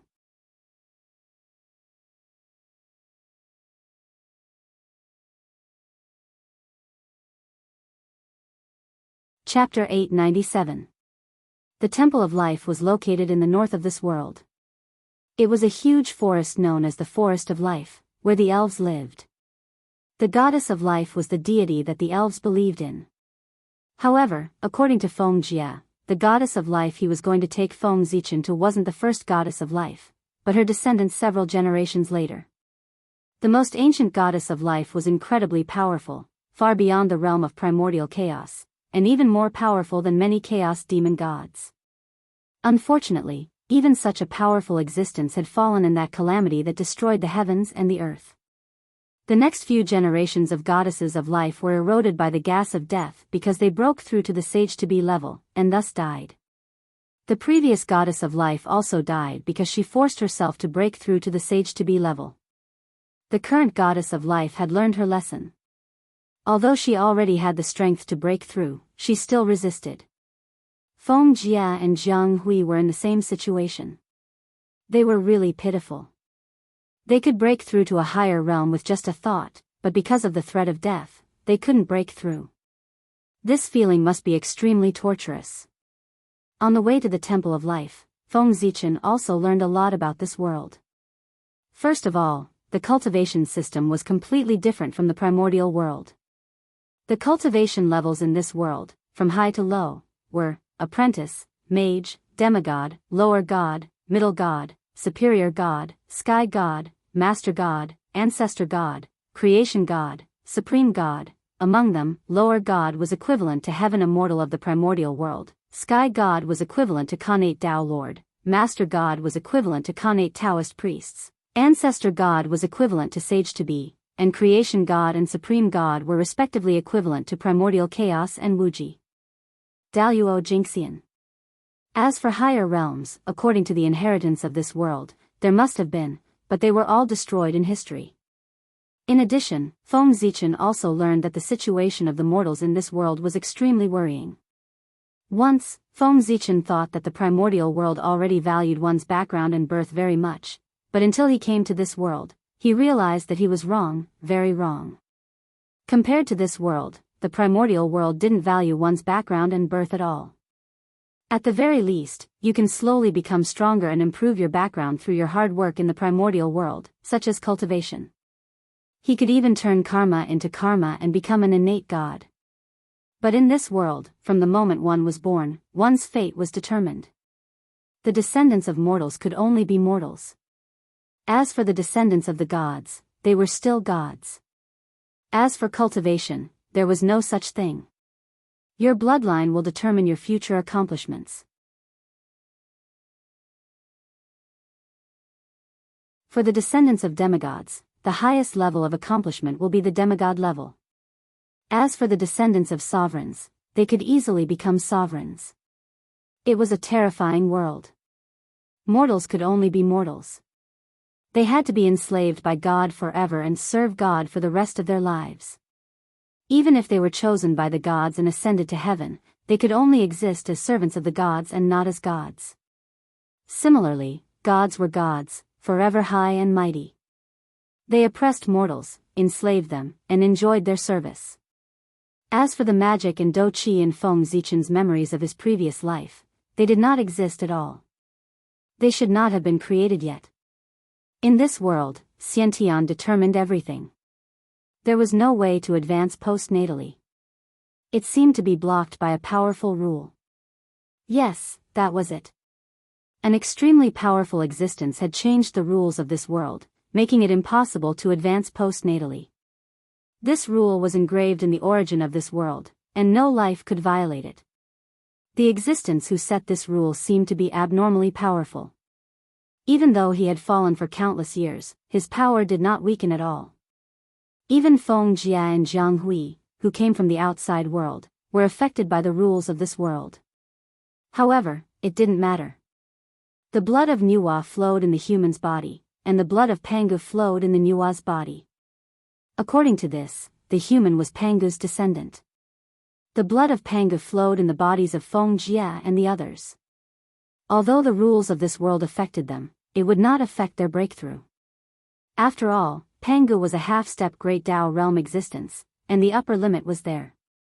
It was just that this world was abnormally ancient and had once produced people who far surpassed the chaos demon god. However, no matter how strong they were, they could only be on par with Pangu. Looking at it this way, the bloodlines of Feng Jia and the others were also top-notch in this world, and there were very few who could be on par with them. As for Feng Zichen, the rules did not affect him. After all, he had the Hongmeng Dao body, and his potential was limitless. His bloodline was even more powerful than Pangu's, and he was on par with the Great Dao. How could he be affected by the rules? It's really a world full of oppression and without any hope. As expected, it's better for such a world to be destroyed. After understanding the situation of this world, Feng Zichen was even more determined to destroy this world. In this hopeless world, destruction was its final destination. At the same time, Feng Zichen also guessed why there were no magic, do qi, or other cultivation systems suitable for humans in this world. Under the powerful rules, no progress was allowed at all. Even if there were such cultivation systems, mortals could not cultivate. Without a place to live, these cultivation systems naturally did not exist. As for why there were legends of magic and do qi in the later generations, it was even simpler. It must be that after this world merged with the untainted land, its rules were broken, and the path of advancement was opened. With a place to live, those cultivation systems naturally appeared. What a world full of darkness. After a moment of silence, Feng Zichen and the others arrived at the Forest of Life. The Fane of Life was not the top in this world, but it could be called top-notch. Anyway, it was stronger than Feng Jia and the others. In this world, there were only two forces that could be called top-notch. One was heaven, which believed in God, and the other was the Church of Truth, which believed in the truth. In the past, there was the Fane of Destiny in this world. It was the top force in this world, and it deserved to be called the Overlord. Heaven and the Church of Truth were all ants in front of it. Unfortunately, the Fane of Destiny was destroyed by the Samsara tribulation and completely turned into ashes. That was how the God of Truth and God of God rose. Under these two overlords, there were more top-notch forces like the Fane of Life. For example, there were Asur gods, Warner gods, Olympus gods, Hell, giant dragons, goblins, dwarves, and so on. This was also the composition of the forces in this world. As for Feng Jia and the others, they were the most powerful ones among the second-notch forces. After all, they were outsiders. Not only did they have few people, but they also lacked a foundation. Feng Zichen and the others did not mean to hide their identities. Therefore, as soon as they approached the Forest of Life, the Goddess of Life in the Fane of Life had already sensed their arrival. She walked out of the Fane of Life and came to greet them in person. In the Forest of Life, Feng Zichen also saw the legendary creatures. They were indeed as beautiful as the legend said. If Feng Zichen had just come to the primeval world, he might have lost his composure when he saw such a beautiful elf. But now, beauty could no longer shake his heart. Not to mention, in Feng Zichen's heart, the beauties of the elf race were not even as good as the beauties of the Shura race, let alone the goddesses of the primeval world. Like the elf race, the Shura race was also full of beauties. None of the women of the Shura race were ugly. Of course, only the female Shura. There was no need to mention the male Shura. After waiting for a while, a beautiful goddess with long green hair and prominent facial features came to Feng Zichen and the others. She was a typical Western beauty. As soon as they met, the goddess gave Jianghu a warm hug. "My friend, have you come to see me again?" It was obvious that Jianghu found it difficult to accept her enthusiasm. After the two exchanged greetings, Jianghu pulled her to Feng Zichen and introduced her to him. "This is my teacher, and also my brother's teacher. He came from our hometown." Then Jianghu introduced her to Feng Zichen. "Master, this is Qin. She is a good friend of my brother and I." After introducing their identities, Jianghu also told him her purpose of coming. She wanted to see Jiang Xiong. After a while of greetings, Feng Zichen finally entered the Fane of Life and saw Jiang Xiong in a secret place. It was a lake composed entirely of the spring of life. Jianghu was lying in it, using the life essence to suppress his deteriorating body. However, the effect of this was not very good. This could be seen from Jianghu's appearance. The young man who used to be in high spirits was now old. He looked like a centenarian, and there was a decaying smell on his body. This was a sign that he was about to fall. Feng Zichen already knew how Jianghu was injured. To be precise, Jianghu was not injured. He only chose to break through to the Sage-to-Be realm to save Jianghu. In this way, he successfully killed a strong enemy, but because of the breakthrough, he was eroded by the gas of the end and gradually decayed. The spring of life and the fane of life had a suppressive effect on the gas of the end. Therefore, Jianghu sent Jianghu here. A secret method to seal his life? Seeing Jianghu's motionless appearance, Feng Zichen naturally recognized that he had used a secret method to seal his true spirit to avoid the erosion of the gas of the end. Under this secret method, Jianghu looked like a rotten tree. In fact, with the spring of life, he could definitely survive for tens of millions of years. The price was that he would fall into a deep sleep as if he was completely dead. Stupid idea. Feng Zichen commented on Jianghu's choice. If he encountered such a situation, his first choice would be to abandon his physical body, true spirit, cultivation, and even everything, leaving only one thought. By doing so, he could escape with his life, but his cultivation would be gone, and he would have to cultivate from the beginning. The so-called Daoist Jingxian was a joke in front of the gas of the end. He was someone who could even extinguish one's cultivation. He could even kill the primordial chaos Daoist Jingxian. So what if he dropped his realm? However, although cultivation was important, it was obviously not as important as life. He could cultivate again if his cultivation was gone, but if he lost his life, it would really be gone. Therefore, Feng Zichen said that Jianghu was stupid and did not know how to choose. This was easy for him to say. How could he give up billions of years of cultivation so easily? Jianghu, wake up. Feng Zichen stepped forward gently and used a magical power to wake Jianghu up. The next moment, the sleeping Jianghu opened his eyes. At first, he was confused for a moment. Then, he saw Feng Zichen. Excitement flashed in his eyes. Jianghu struggled to get up and saluted Feng Zichen.